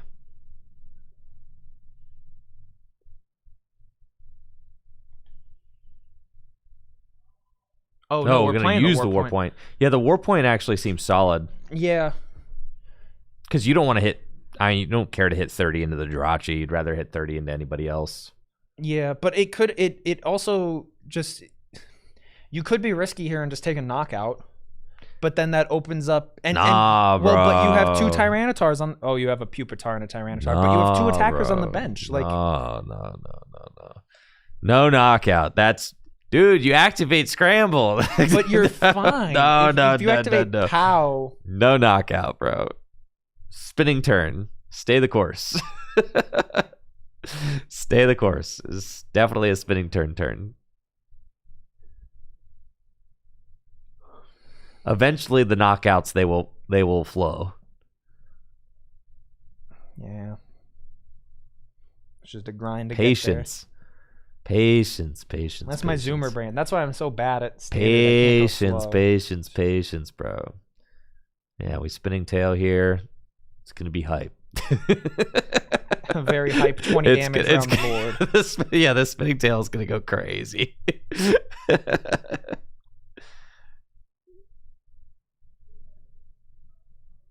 All right, I did not see the Jirachi coming. You can't use that, can you? Can you use it when you don't have a valid target? It's the second time I've seen someone try to do this. No, there is a valid target, the Pupitar on the bench. Oh, okay. You're right. Okay. So, why did we do that? Now, I don't know. I think it's because we needed to attack. I think Noah wants to be behind on prizes. So Noah is sending up Jirachi and is like, "Kill me!" But you could just get Warp Pointed. He's like, you could just get Warp Pointed. You could get Warp Pointed, and then you like probably lose. Yeah, I'm not gonna lose. Your opponent. But now, no. Luke could find like Warp Point, Dark Energy, and then Spinning Tail. I know something evil on the bench. That's what I'm saying. Well, it'd be the Tyranitar would come up, right? It does. There's the warp Because there's the point. warp point. I know, right? Like, I do think that I think that spinning tail felt correct. Yeah. Yeah, I think this was a throw from Noah. I think he had to spinning tail last turn. I don't really know what he was trying to cook here because now he gets war pointed, right? And now it feels like Noah had a huge missed opportunity to really put two of these guys like very close to death, right? I mean, you basically putting the Tyranitar and the Jirachi at like one spinning tail. I mean, not basically, you literally are, right? Yeah, those two prizes are one more spinning tail away, which is all but guaranteed. I think that Noah has we're deliberating on this war point. I think that Noah has a prized. I think Noah has a prized Tyranitar, and the other one's in the discard pile. I think that's what's going on right now. Well, we see the Pupitar get promoted, so or it just could like go can't down. find it. I don't know. It could go down to a grind here if Luke can commit an energy to the Tyranitar. Actually, either of these Tyranitars, if they get a darkness energy. Oh, okay. So Luke now has an into this game because you retreat the Jirachi and grind for 40 and knock out this Pupitar. Yep. And like, I know spooky scary, you go ahead on prizes, but that Jirachi has 20 damage left on it. Yeah, it's a prize. Yep. And your Tyranitar is full HP. Yep. And you've just knocked out the only thing that can hit you for weakness. Yep. So unless... Well, okay, wait. There's one scramble, 2 fire, and a darkness. That's what it looks like. Yep. 1, 2, 3, 4, 5, 6, 7.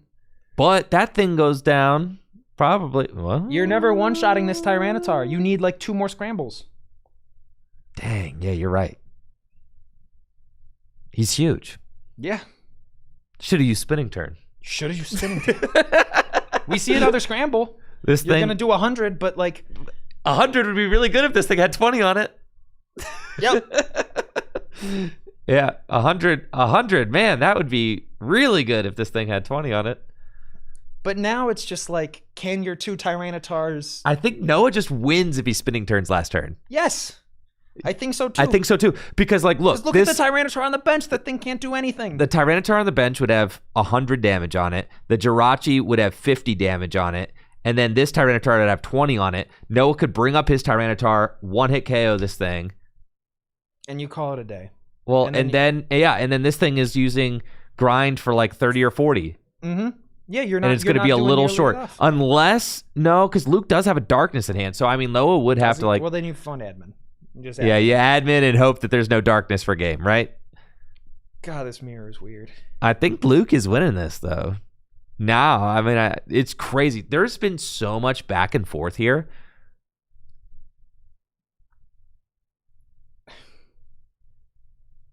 Yeah. It's those Voltorbs that just never... I know, right? What are we deliberating on here? And you see why we're playing...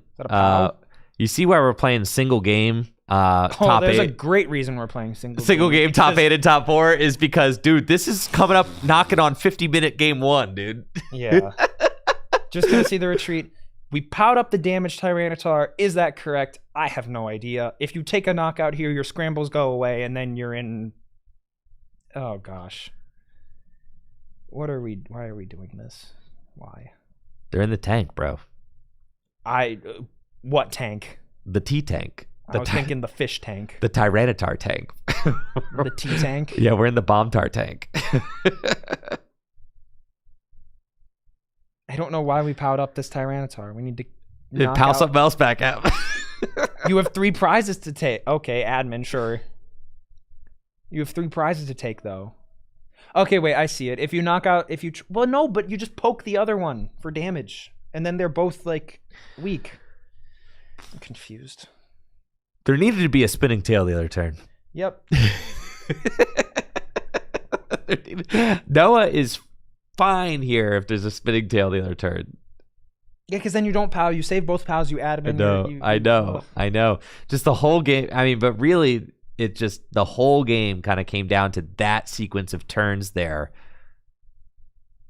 Well, the whole game came down to not knocking out the Voltorb like turn 3. I mean, yeah, but we're playing from, that was like, we're playing that was like 40 turns ago. I don't remember that. Yeah, we're in it. Oh, top deck's the Lapras. I think there's a Cessation Crystal on the active Tyranitar though, so.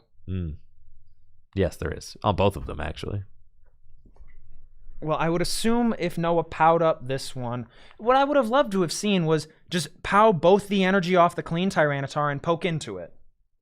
Then you have no response. Unless you that would have been pretty good. Warp Point doesn't even get you there. You need to hard retreat it, and then you just go like, you would go Spinning Tail and then big knock out the active and knock out the bench. 2-2 prizes. Whose Tyranitar is cooler? Neither of them are hollow, so it could go either way. It's so true. We see a Transceiver, probably just for the Adventurer or some way to draw cards.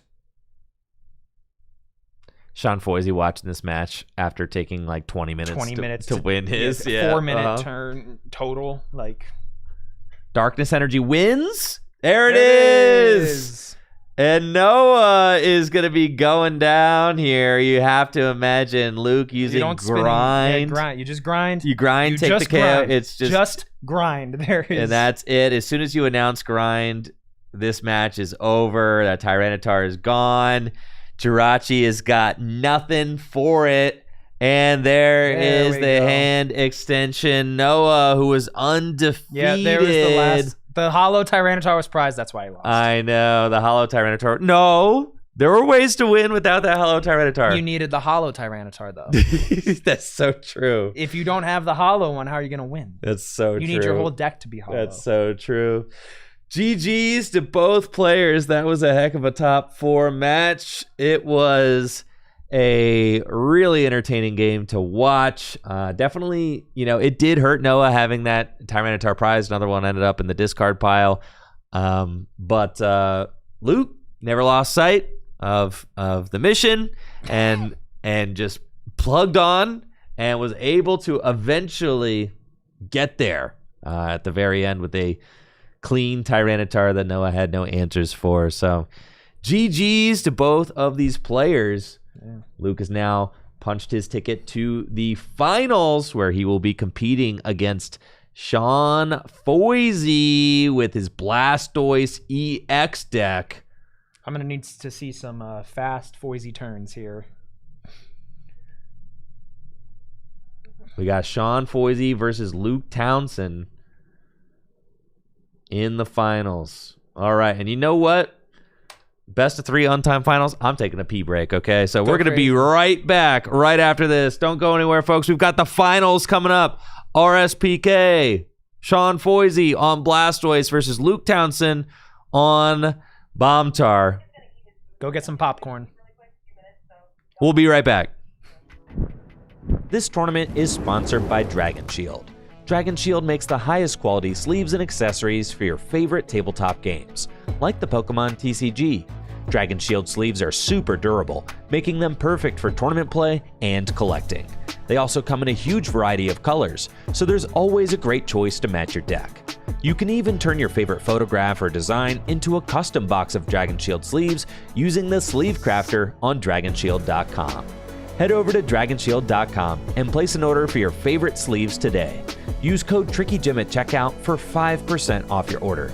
Again, that's DragonShield.com for the highest quality sleeves and accessories for your favorite tabletop games.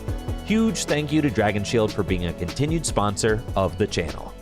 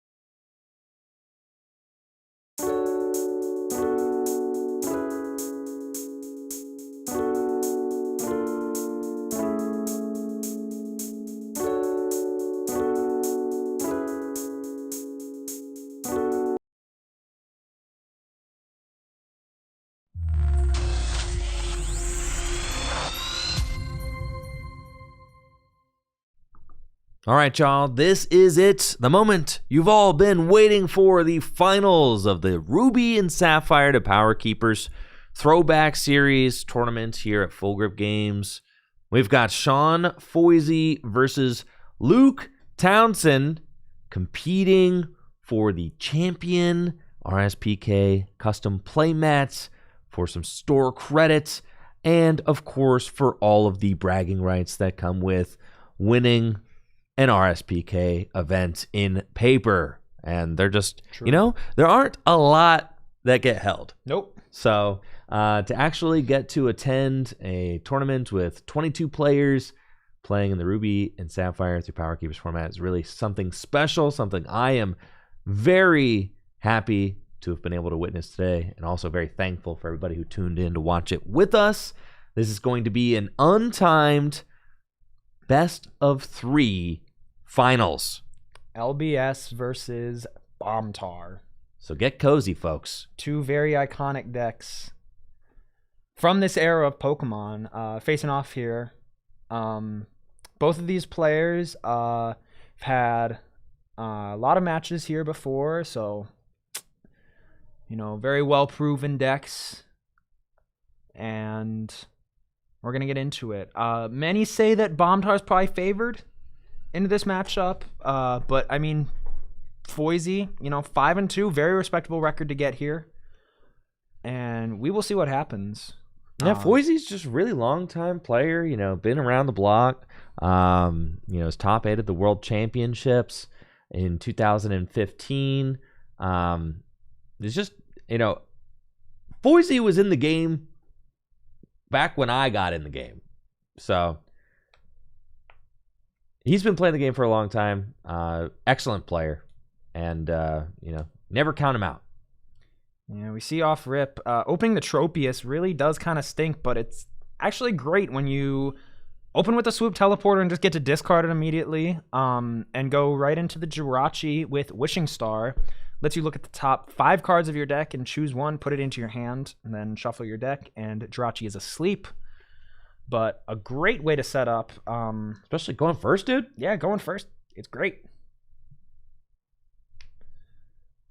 I'm going to see. I'm not sure if there's a Mentor in Sean's hand, but, you're always looking, especially in these early turns, you're looking for Holland Transceivers, Holland Mentors, trying to find ways to get into the game. And over on Luke's side, I see an Energy for sure, but not sure what we're going to have to set up. The Pseudo Wudo will be a big part of this game. Has the copy attack, and will be able to copy any attack on Dark Tyranitar and hit it for weakness, which will be huge.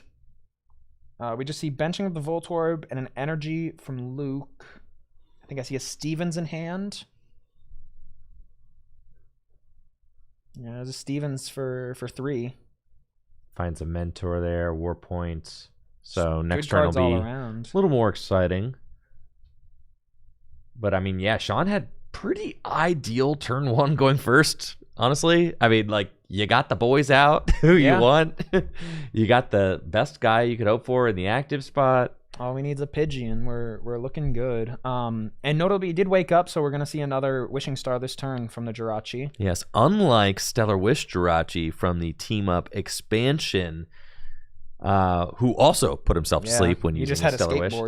Yes, that Jirachi had a skateboard, which could allow him to retreat when he was sleeping. This Jirachi, not so lucky.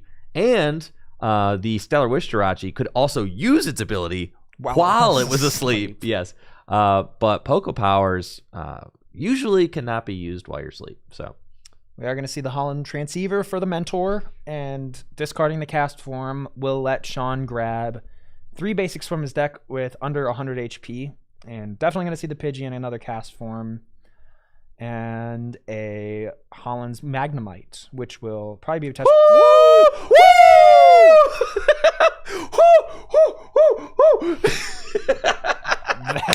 That's crazy.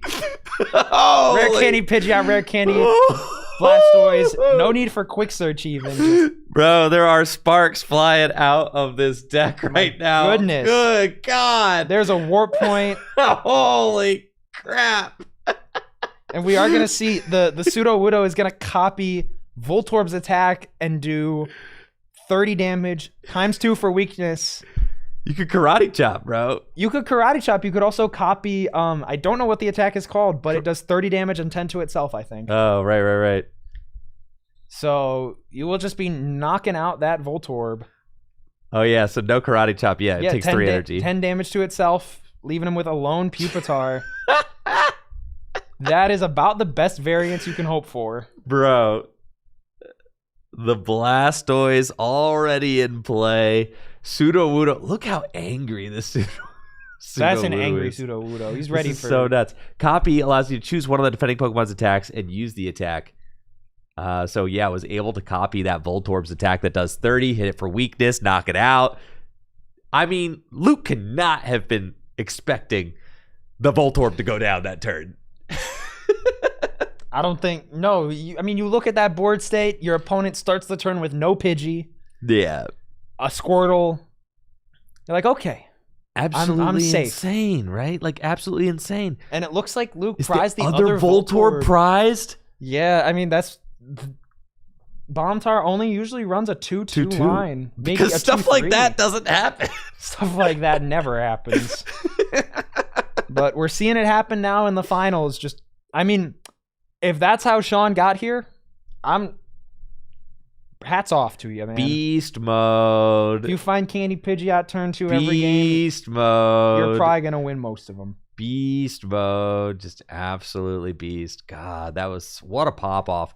And that's all because Rare Candy used to read and act differently than it does in the modern day. I mean, Rare Candy is still a legal card in Standard today.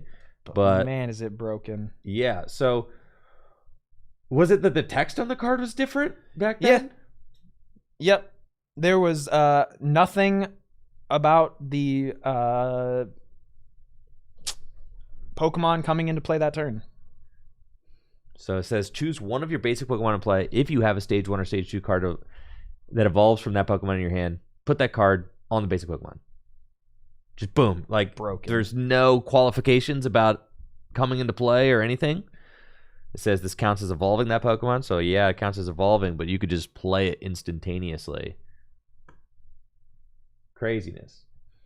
So yeah, and I mean, Pau was able to rearrange that energy onto the Jirachi and then bring it up. So putting Sean in a bit of an odd spot. We see a Stevens for 4. I mean, a Swoop Teleporter would be amazing here, getting out of this Jirachi. But, I mean, this Holland's Cast form is now kind of going to be stuck for a while on this Jirachi.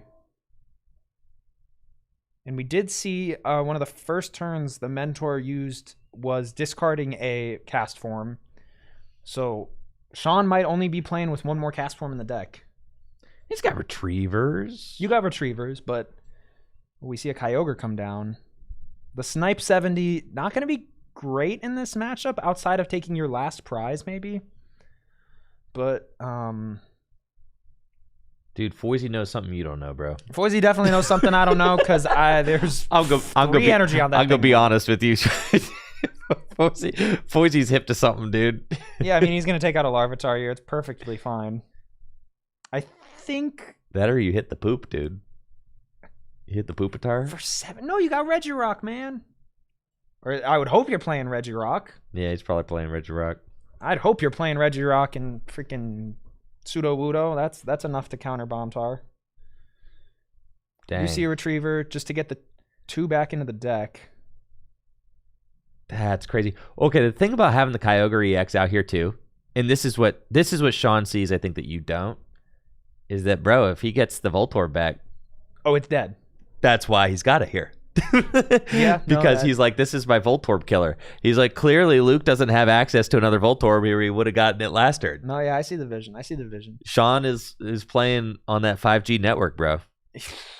Yeah, I'm just saying, he's playing on that 6G. I'm on 5 dimensions. Third eye is opened. I'm still on like 1 gig a minute upload speed. Yeah, man. dude. I know. I'm just saying. So that's why Sean sniffed it out. He sniffed it out. He said, Luke prized his other Voltorb. I'm going to get out my bench killer, and I'm going to kill every Voltorb that comes into play. And yeah, you with know no what? possibility of grabbing 2, you're gonna need to like. Luke is gonna need Assess plus Retriever plus. That's what I'm saying. You million really things. make things more difficult, right? Yeah, because there's no way to power up a Dark Tyranitar super quickly. No. One energy a turn time. is not gonna cut it. No. Scramble though will kind of get you there. The thing though is, Luke's on a timer. You really have to take. You cannot let Sean take 2 prizes back to back here, because if you do, then you kind of will peter out. Right. Yeah, with no option to blow up an Electrode, your lines become so much more locked. You can't do as many things. But we're gonna see over to Sean. I mean, you have a free retreater here in the active, and the world is your oyster at this point. Like, there's a cessation crystal. Oh, true. I did not see that. The world is not. Yeah. No, the world is yeah, a fish. Certainly much more contained. Yeah. Than an oyster. The cessation crystal is playing a pretty large role right now. It is making it so that no Pokemon powers can be used, or Pokebodies, so long as that cessation crystal is in the active spot. But is that a windstorm? I think I smell a windstorm. I do see a windstorm. Oh, yes, I do. And it's just going to pass. Just a pass. Doesn't need to use it yet. Good heads up play. For sure. Because, like, what are you going to windstorm for, right? Yeah, if you don't have an immediate response to, like, knock out the Tyranitar, what's the point? Right. The windstorm is a valuable resource. You don't want to just toss that. So Luke's sending a Mentor, almost certainly going to see the Voltorb. And it might be out of Larvitar. Nope, there's one Larvitar left. And then the Lapras for a subsequent turn when you need a supporter. And see, so this is why Sean is saving the windstorm, because he's like, "Ooh, I don't have it. My hand stinks." Oh, I picked up that one. And then, oh no, I've got nothing. I just have to pass. Oh no, the stinky cessation crystals got me stuck. And then, maybe now we are gonna see the Make-A-Wish into the probably no Electrode. If you do go into the Electrode there, you do prevent Kyogre from knocking it out. Yeah. But then Sean could have the turn where you go Alakazam Star, powered up, discard Steelix from the hand. Bro. 100 snipe. Bro, I forgot about that. That's crazy. Sean has a lot of outs to knocking out a Tyranitar. You have Lugia, you have Alakazam Star, discard Lugia. You have maybe Regirock. I'm not 100% sure, actually, if this is the Alakazam version. But you have... it's going to pass again. Sudowoodo. Just kind of biding his time. Maybe Sean... I didn't play a supporter there, so... Might be saving... Because I think Sean is saying, like, okay, Luke, in order to use Electrode, is going to have to break the cessation crystal lock himself, right? Yeah. So, like, maybe he's just waiting for him to do that. Probably, like... And then just wants to take out the Tyranitar. Yeah, it's probable that Luke is not playing more than 2 Cessation Crystal, really. So, Scientist here could get... I mean, Luke could draw the nuts here with this Scientist, because Sean has a pretty sizable hand of 7, as far as I can see. God, I'm so stoked I have an Alakazam Gold Star. It means I can build this version. This version of the deck's definitely more fun. Yeah. Because you have so many more options. We see Luke. Well, Alakazam's just such a fun Pokemon, right? Yeah. There's not enough good Alakazam cards printed. See a Darkness Energy coming down onto this fresh Tyranitar. And here comes the... Yup. Okay. There we go. So now forcing a response from Sean here. And does Luke have energy in the discard pile? I don't think there's many. I don't think so. That is the thing that I've noticed about these Bomb Tar lists, is that they just don't really get energy in the discard pile very well or fast. Yeah, you kind of go for... you kind of just you need to find your Holland supporters and discard them while also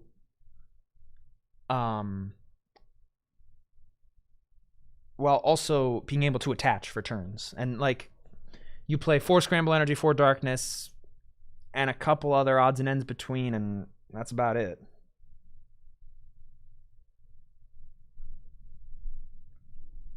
All right, so Pow the Blastoise and admin. I like this. Yep. You're still under cessation lock, so no guarantee of a... I mean, at any point, Luke could retreat into the Electrode and blow it up. Yes. Right? I mean, so like that... Luke has that option to break his own cessation crystal lock because he's got the Electrode in play now. But it seems to me like that by using the admin before doing all that, that means that he doesn't plan on blowing up the Trode this turn.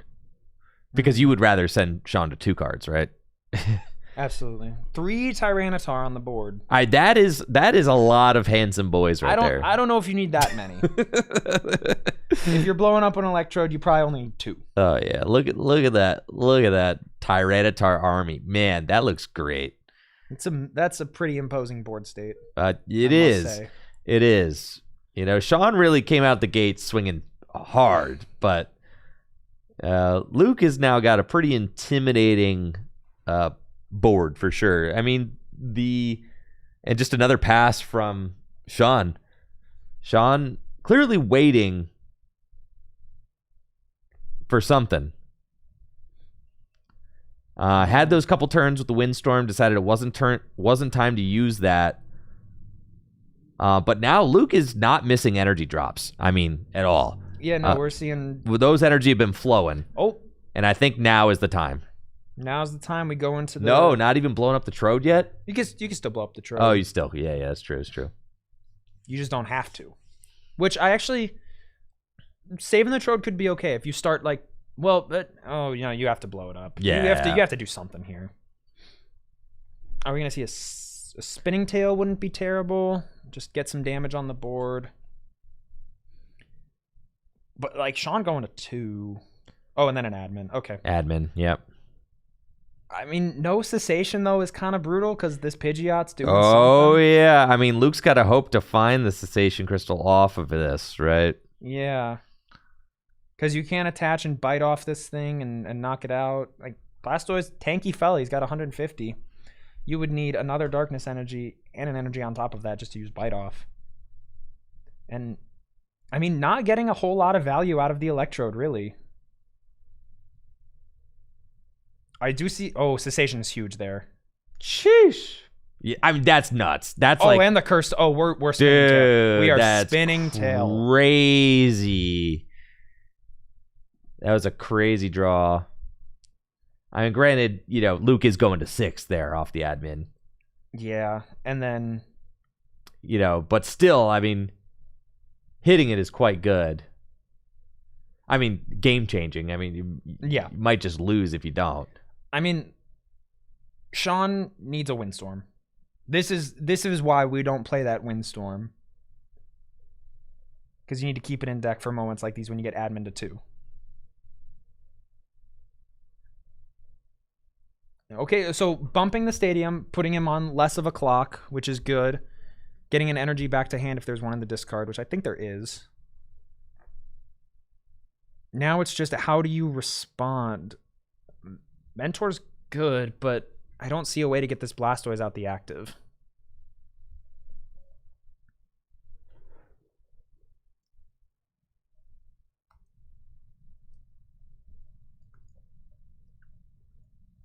So off this Mentor, we might see... Probably just going to be thinning the deck more than anything. We see the Alakazam, so that could lead to some shenanigans for sure.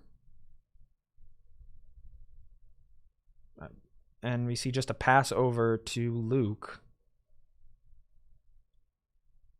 Yeah, this Cessation Crystal is just brutal. Absolutely brutal. We're going to see, the Holland FF, so now it can't really get schmeezed by the Pseudo-Wudo. And just another spinning tail, knocking out the Jirachi. This is crazy. And at this point, it is really starting to get hectic for Sean. I mean, he's just got 2 prizes left, but these Tyranitar are just very imposing. The Sensation Crystal stopping all the Pokemon powers from working. Admin 2? Yeah, Admin himself praying for the cessation or the windstorm or something, a warp point. But even then, Luke just goes into the Jirachi with the cessation crystal on it.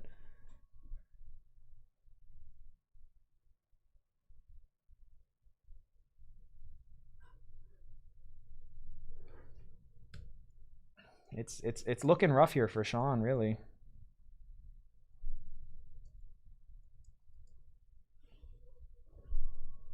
We see water energy on the Alakazam, just a pass. So, I mean, a spinning tail here will not even knock out the Blastoise. Just keeping it trapped there in the active. And I think...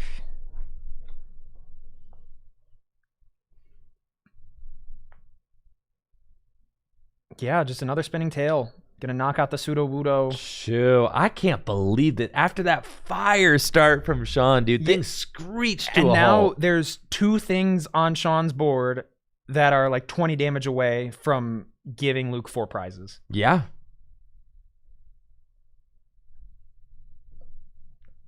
I do see a windstorm. There's a windstorm. Top deck's the windstorm. What's the out here? What do you do? I don't think there's anything you can do. You got 2 things that are... it's too imposing. It's too much, right? Yeah. There's too much to overcome. Yeah, you can't take 2 prizes. You have to clear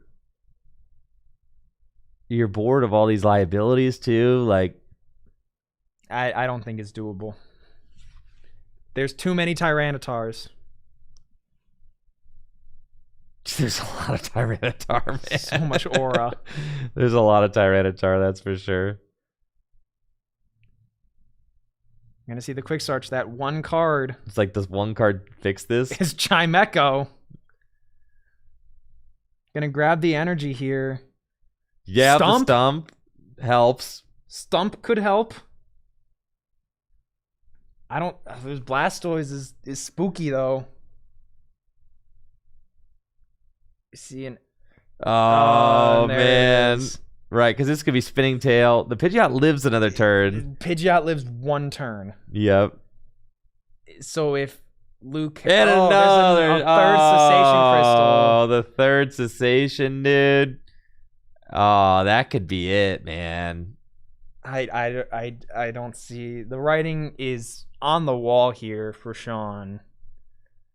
Oh, man, that 3rd cessation crystal. I can't believe it. I mean, Luke has really piloted this game quite well. You're going to read the... Alex, just to make sure, yeah. Well, so, there is a card that I can think of that could do a lot of damage to these Tyranitars, but not knock them out. We do see the POW. Oh, yeah, he's like, I don't like the look of that guy. Yeah, I don't blame him. I understand it. Wait, did he just have game on board? If you could have brought up, Pidgeot. You bring up the Pidgeot. You bring out the Pidgeot and take your 3 prizes. Yeah, regardless, I Sean think scoops. The real question here is Sean playing the... Oh, what deck box is that? I'm intrigued. Can we get a zoom enhance on that slim deck box? It is the Leafeon one. That's a good slim deck box. I'm a sucker for some slim deck boxes. And the cool sleeves and the cool cards. Sean's just got so much aura right now. Yeah, he's definitely farming. Yeah.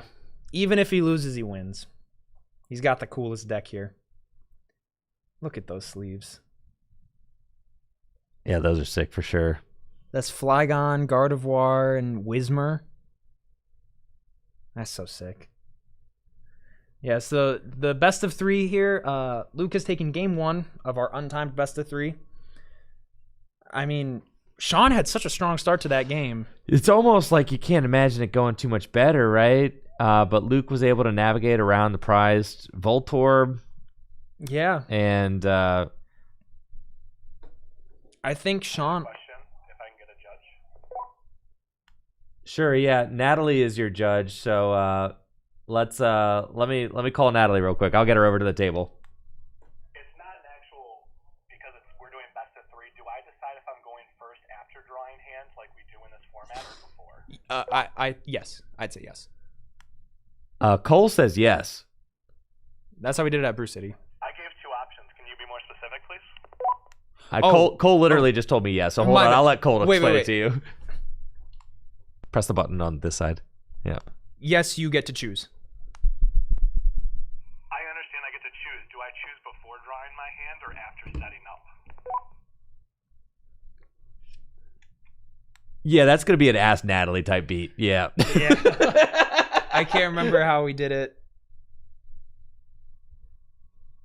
Oh gosh, in the best of 3 games, I think you choose before. You choose before. Yeah, you definitely choose before. It's too strong to choose after, I think. Cole is saying choose before, but you know. Everybody down here from the retro tournament said after. Then go crazy. Do what y'all want. Oh man, I cannot remember. Yeah, I'm definitely down with you guys just doing it however you see fit. So, you know, wing it.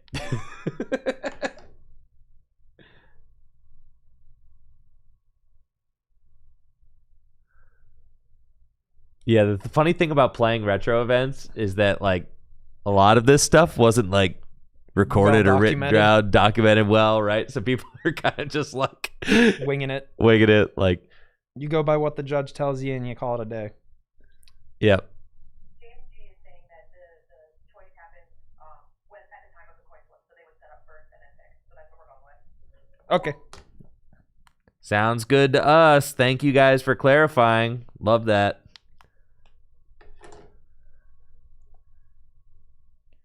Again, proving I know nothing. Yeah, don't listen. You should have been listening to Cole. Don't listen to me. I don't know what's going on.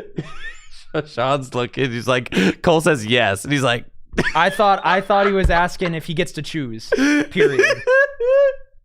I was like, I'm pretty sure yes doesn't answer it, but I'm gonna relay it. It's been a long day. I had to drive 1 hour home, 1 hour back to get decks that nobody tried, nobody even used. I know. Where is home for you? Cleveland. Oh, okay. And then where are you? So where are you staying that is not in Cleveland then? Kent. Oh, Kent. Okay, cool. Because you're going to school. Yeah. At Kent. That's right. Okay. Do you live on campus? I live in an apartment, like nice. a minute away from campus, but it's a nice little setup. See a mulligan. Cool. Second mulligan for Luke there. Opens up the possibility of Candy Pidgeot turn 1 again, but.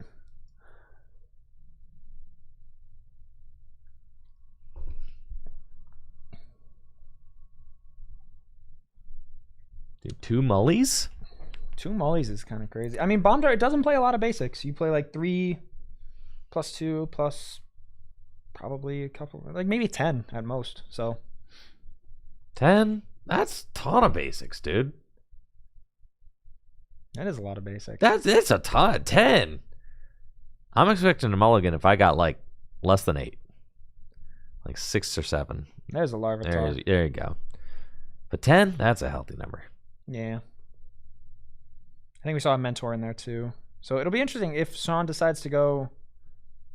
Oh, dang it. I said the frickin' thing. Did you say it? Yeah, I think I said the frickin' thing, dude. Oh, man. I know, man. Oh, man. I just read an article to figure out what it meant, like on what does it mean? on the news. No, I'm not talking about it, bro. Okay. You read an article like I did. I'm just as frustrated as you. I don't know what this I had stuff to read the means. news, bro. I had to read the news.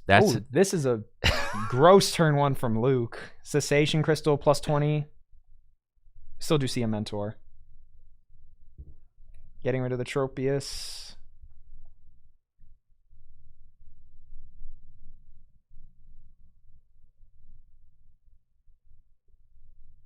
Just gonna grab probably the Squirtle. Pidgey and probably a Magnemite, if I had to guess. I've been wrong a lot here, so we shall see. Also notable, Sean is playing with some of the cooler energies that you can't. Oh, yeah, I was right. The Magnemite. The WotC foil energies. Ooh, the WotC foil promos. Yeah. Yeah, the play promos.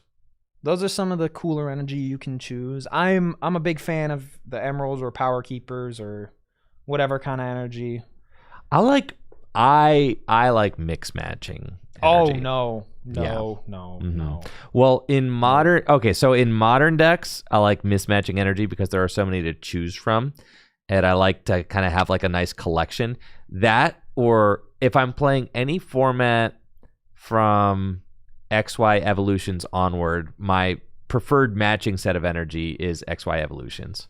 I think that's a fair pick. If I'm ever going to a standard tournament and I see someone mismatching with like, you have like a Scarlet Violet energy, Emerald energy, I'm like, what are we doing here? No, it's Beast for sure.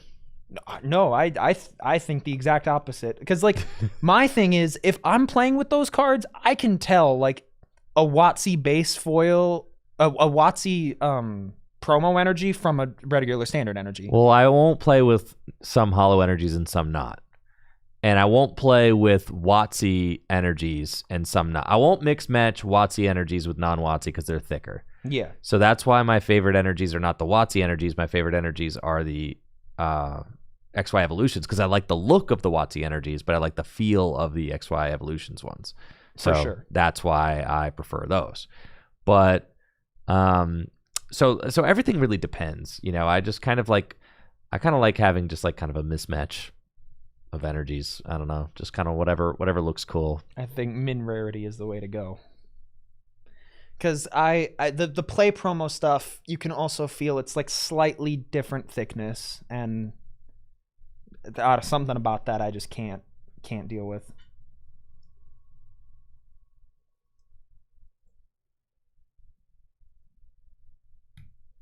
So we see from Sean another probably Holland Mentor coming down here. Oh no, Adventurer. Just to draw some cards.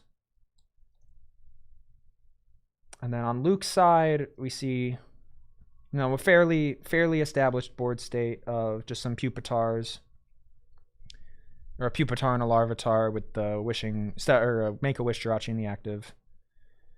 We see discarding the Chimico to draw 4.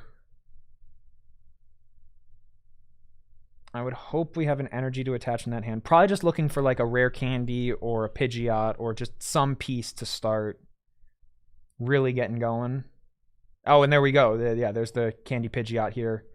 So we're going to see some quick searches, and similar to the last game, Sean is going to get out to a very, very good start.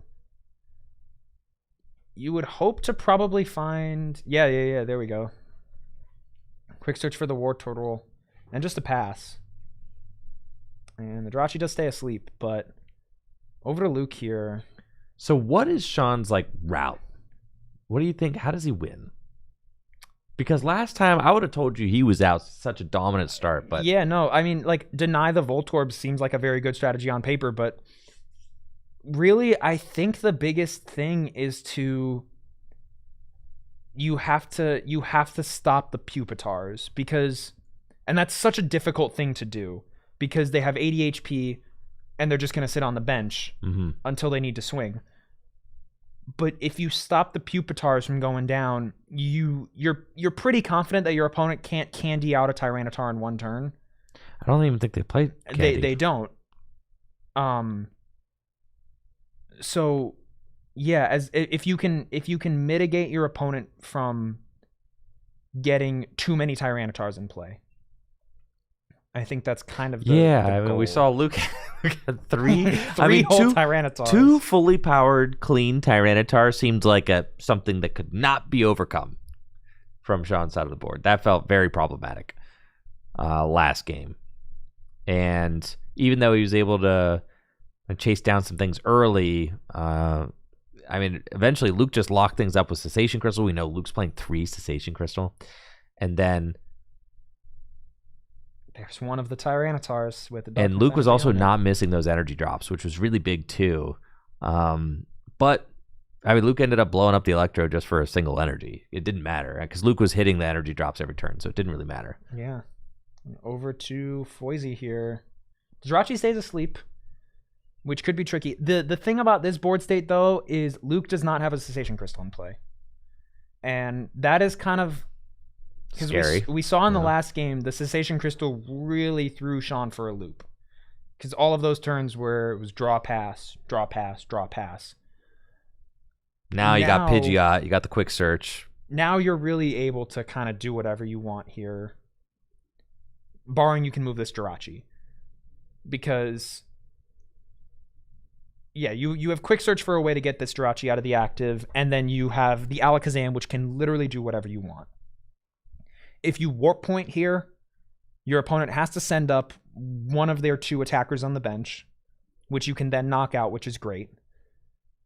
So I think from Sean, what I would like to see this turn is warp point into attack with Alakazam. Like, if you could... oh, wait, no, the Sudowoodo doesn't have for weakness.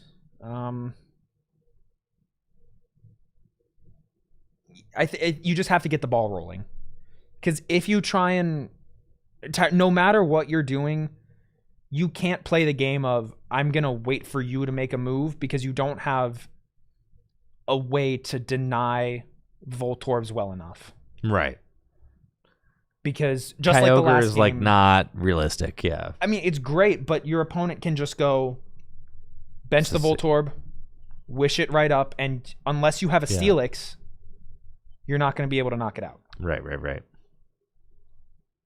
So we're going to see Quick Search come down here after the Stevens. Eyeing up... was not 100% sure what that card was. Yeah, I couldn't quite tell. But we got a fully powered up Zam here, so I mean, potentially a warp point. Does look like that's what it is. Yeah, and then you just have a plethora of options. So now, yep, you're putting Luke in a tricky spot. What do you send up here? It's got to be the Pupitar. It's got to be the Pup. Yeah, you ain't sending up the fully, evolved Tyranitar. Yeah. Just promoting the Pidgeot, good due diligence of always promote the thing that can free retreat. You Lugia? Generally. You're not going to Lugia this thing. That would be an... Lugiaing this thing is a bit of overkill, but that's what we're going to do. That's what we're going for. 200 damage. Oh, yeah, baby. Definitely going to knock out this Dark Pupitar. That's right. Taking the first prize of the game. And we did Lugia this thing. Alakazam, Gold Star, Skill Copy, discard a basic Pokemon or evolution card from your hand. Choose one of that card's attacks and copy that attack. But you need the energy. Lugia EX, Elemental Blast, 200 damage. Got to discard a Fire, Water, and Lightning. That is all energy. And Sean takes the first prize in this game. Yeah. So now, I mean, this is a pretty bare bones setup from Luke here. Just one Tyranitar, one Jirachi.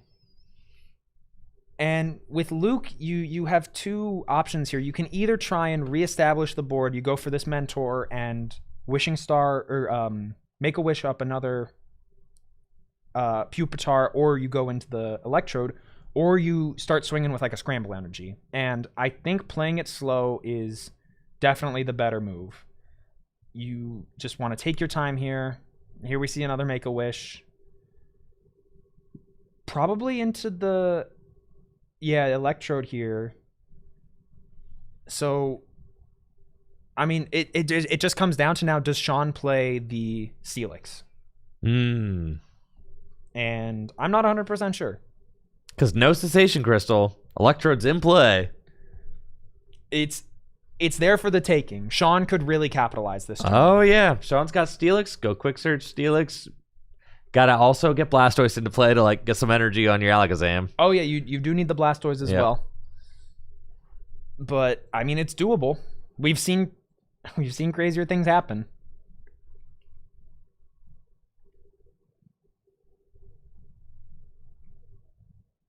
But we just see Sean kind of eyeing up his resources here. Huge hand.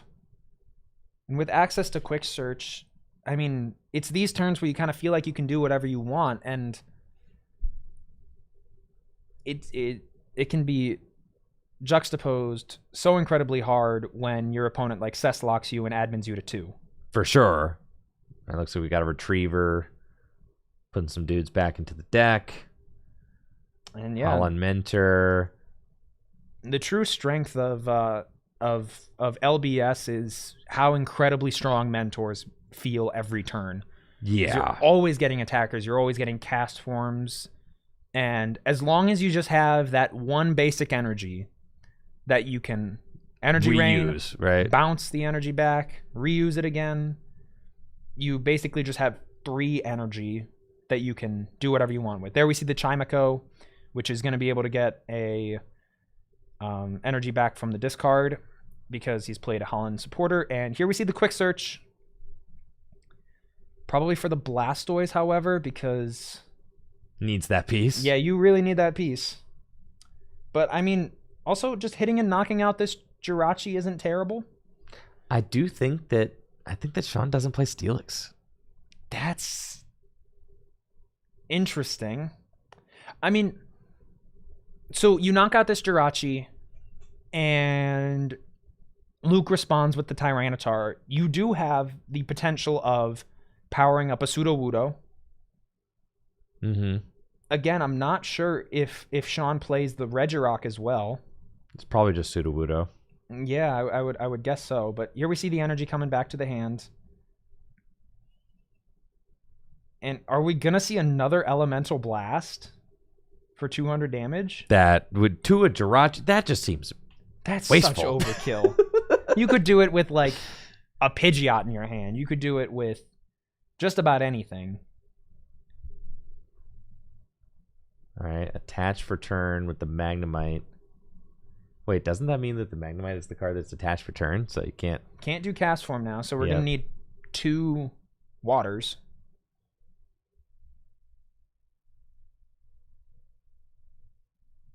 And See the Great Stump? will remove Jirachi. Just cleaning up the board. I like it. And a pass. Okay, so couldn't Psychic Select.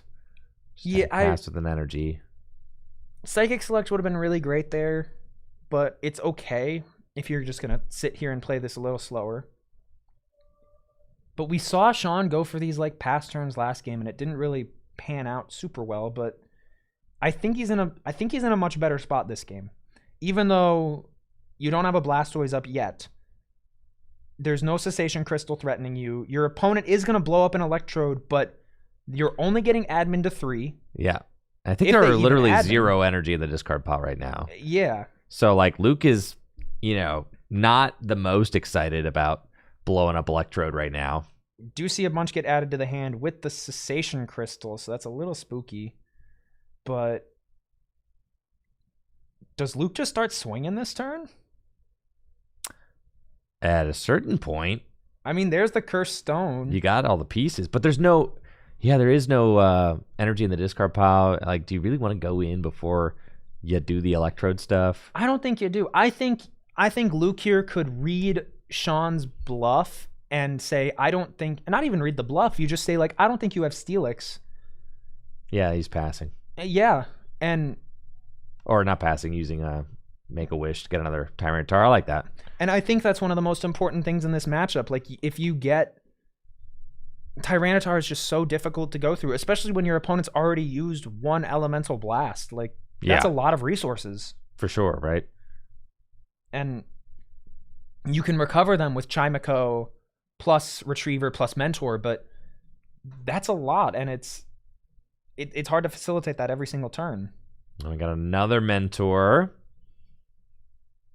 And here's the Kyogre. There's the Kyogre. Now, this is really interesting because now you can snipe the Electrode for 70, and the Cursed Stone will take it to 90 to take it out. Cursed Stone does what? It ticks 10 on everything with powers. Oh, Electrode's yes. got a power. Yes, and it's got a damage counter on it already. Yeah, so 70 plus the 20. Yes. So it'll get KO'd. This could be a mistake from Luke. Yes. The Cursed Stone specifically. Yes. Yes. But then again, we saw Sean go for this route last game of sniping down the electrodes, but there's 2 Tyranitar on the bench Right. that can be very easily powered up. Here comes the Blastoise. And we're going to see... And I think he's going to copy the Kyogre's attack with the Alakazam. And I like this better than putting the Kyogre into play, because we saw the Kyogre Yeah, Kyogre being in play wasn't great. became a liability. This is good. This seems good. Yeah, I like this a lot. And there we go. Hydro shots. And between turns, the Cursed Stone pings the damage counter onto the Electrode EX, who's got just 90 hit points and goes down. So Luke, didn't get any energy out of the Electrode EX, but didn't have any energy in the discard pile anyway. So still has 2 Scramble and a Darkness on this Tyranitar. And a Darkness on the other one here now. So, even though Luke only has 3 Pokemon in play, Sean might have an easy prize map here ahead of him, but it's not going to be easy at all, because now I think is where Luke should start attacking. You have both your Tyranitars. You're going to power up this Blastoise with energy on it. You just bite off. You admin plus bite off. That's brutal. Yeah, dude, with the Cessation Crystal, I mean, it's nasty, right? It's nasty. And I'm seeing more. The Electrode, I think, was just bait. It's almost like it's just there as an option. Yeah, it's a perfectly fine option, but you don't have to. No. If you can just attach these Scramble energies and Darkness energies, and almost everything in Sean's deck is going to get hit by this Cursed Stone, you're going to soften things up to where you can take a knockout on anything. And Sean's about to lose his Blastoise for 2 prizes. Yeah, and Cursed going Stone. to 3? Yeah, Rocket's admin to 3. This matchup seems horrible for Blastoise. I'm going to be honest. I do agree. It seems like, the Blastoise stack seems like it's really good at slaying EXs. Yeah. That's what it wants to be doing. It wants to be absolutely decimating Pokemon EX. For sure. I mean, that's the classic Blastoise thing. And it does it really well. It just funnels a bunch of energy into play. You could take big knockouts with Lugia. Alakazam to copy Lugia. But when your opponent plays a slower game and single prizers. Big single prizers. Do it. It's the thing is it'd be like Chen-Pao EX trying to knock out a field of signal prize. Eventually you're running out of energy. It just doesn't feel good. You're only taking a prize. You're not trading well. And there it goes. There goes the Blastoise. That's another cast form into the discard. And no quick way for Sean to respond without Windstorm or some way to move this Tyranitar out of the active because of the Cessation Crystal. God. We see Adventure for 3 hoping to draw out of this, but I don't see anything crazy. There's a retreat into the Chimico and a pass. And Luke is still ahead on prizes, so we could just see a POW of the Pidgeot or the... And we're done. There it is. Luke Townsend is your RSPK Throwback Series champion. Congratulations to Luke. Congratulations to Sean. Very fun to watch these players pilot these decks throughout the day. And a big dub for Bombtar today. The most represented deck in the field. 7 of them. Ended up taking it all down. Made that finals look very convincing. Luke certainly earned his spot here, taking down the undefeated Noah's Bombtar in top 4. And defeating Sean Foisey in the finals. A Worlds competitor, a longtime Pokemon TCG player. Top 8 finisher in 2015. Just all around very knowledgeable player. So great matchup there between these two. A lot of fun to watch. Yeah, congrats to both players. Very well played from both. Each of them played their outs very, very well. And yeah, Bombtar taking it home. Bombtar, big dub for Bombtar.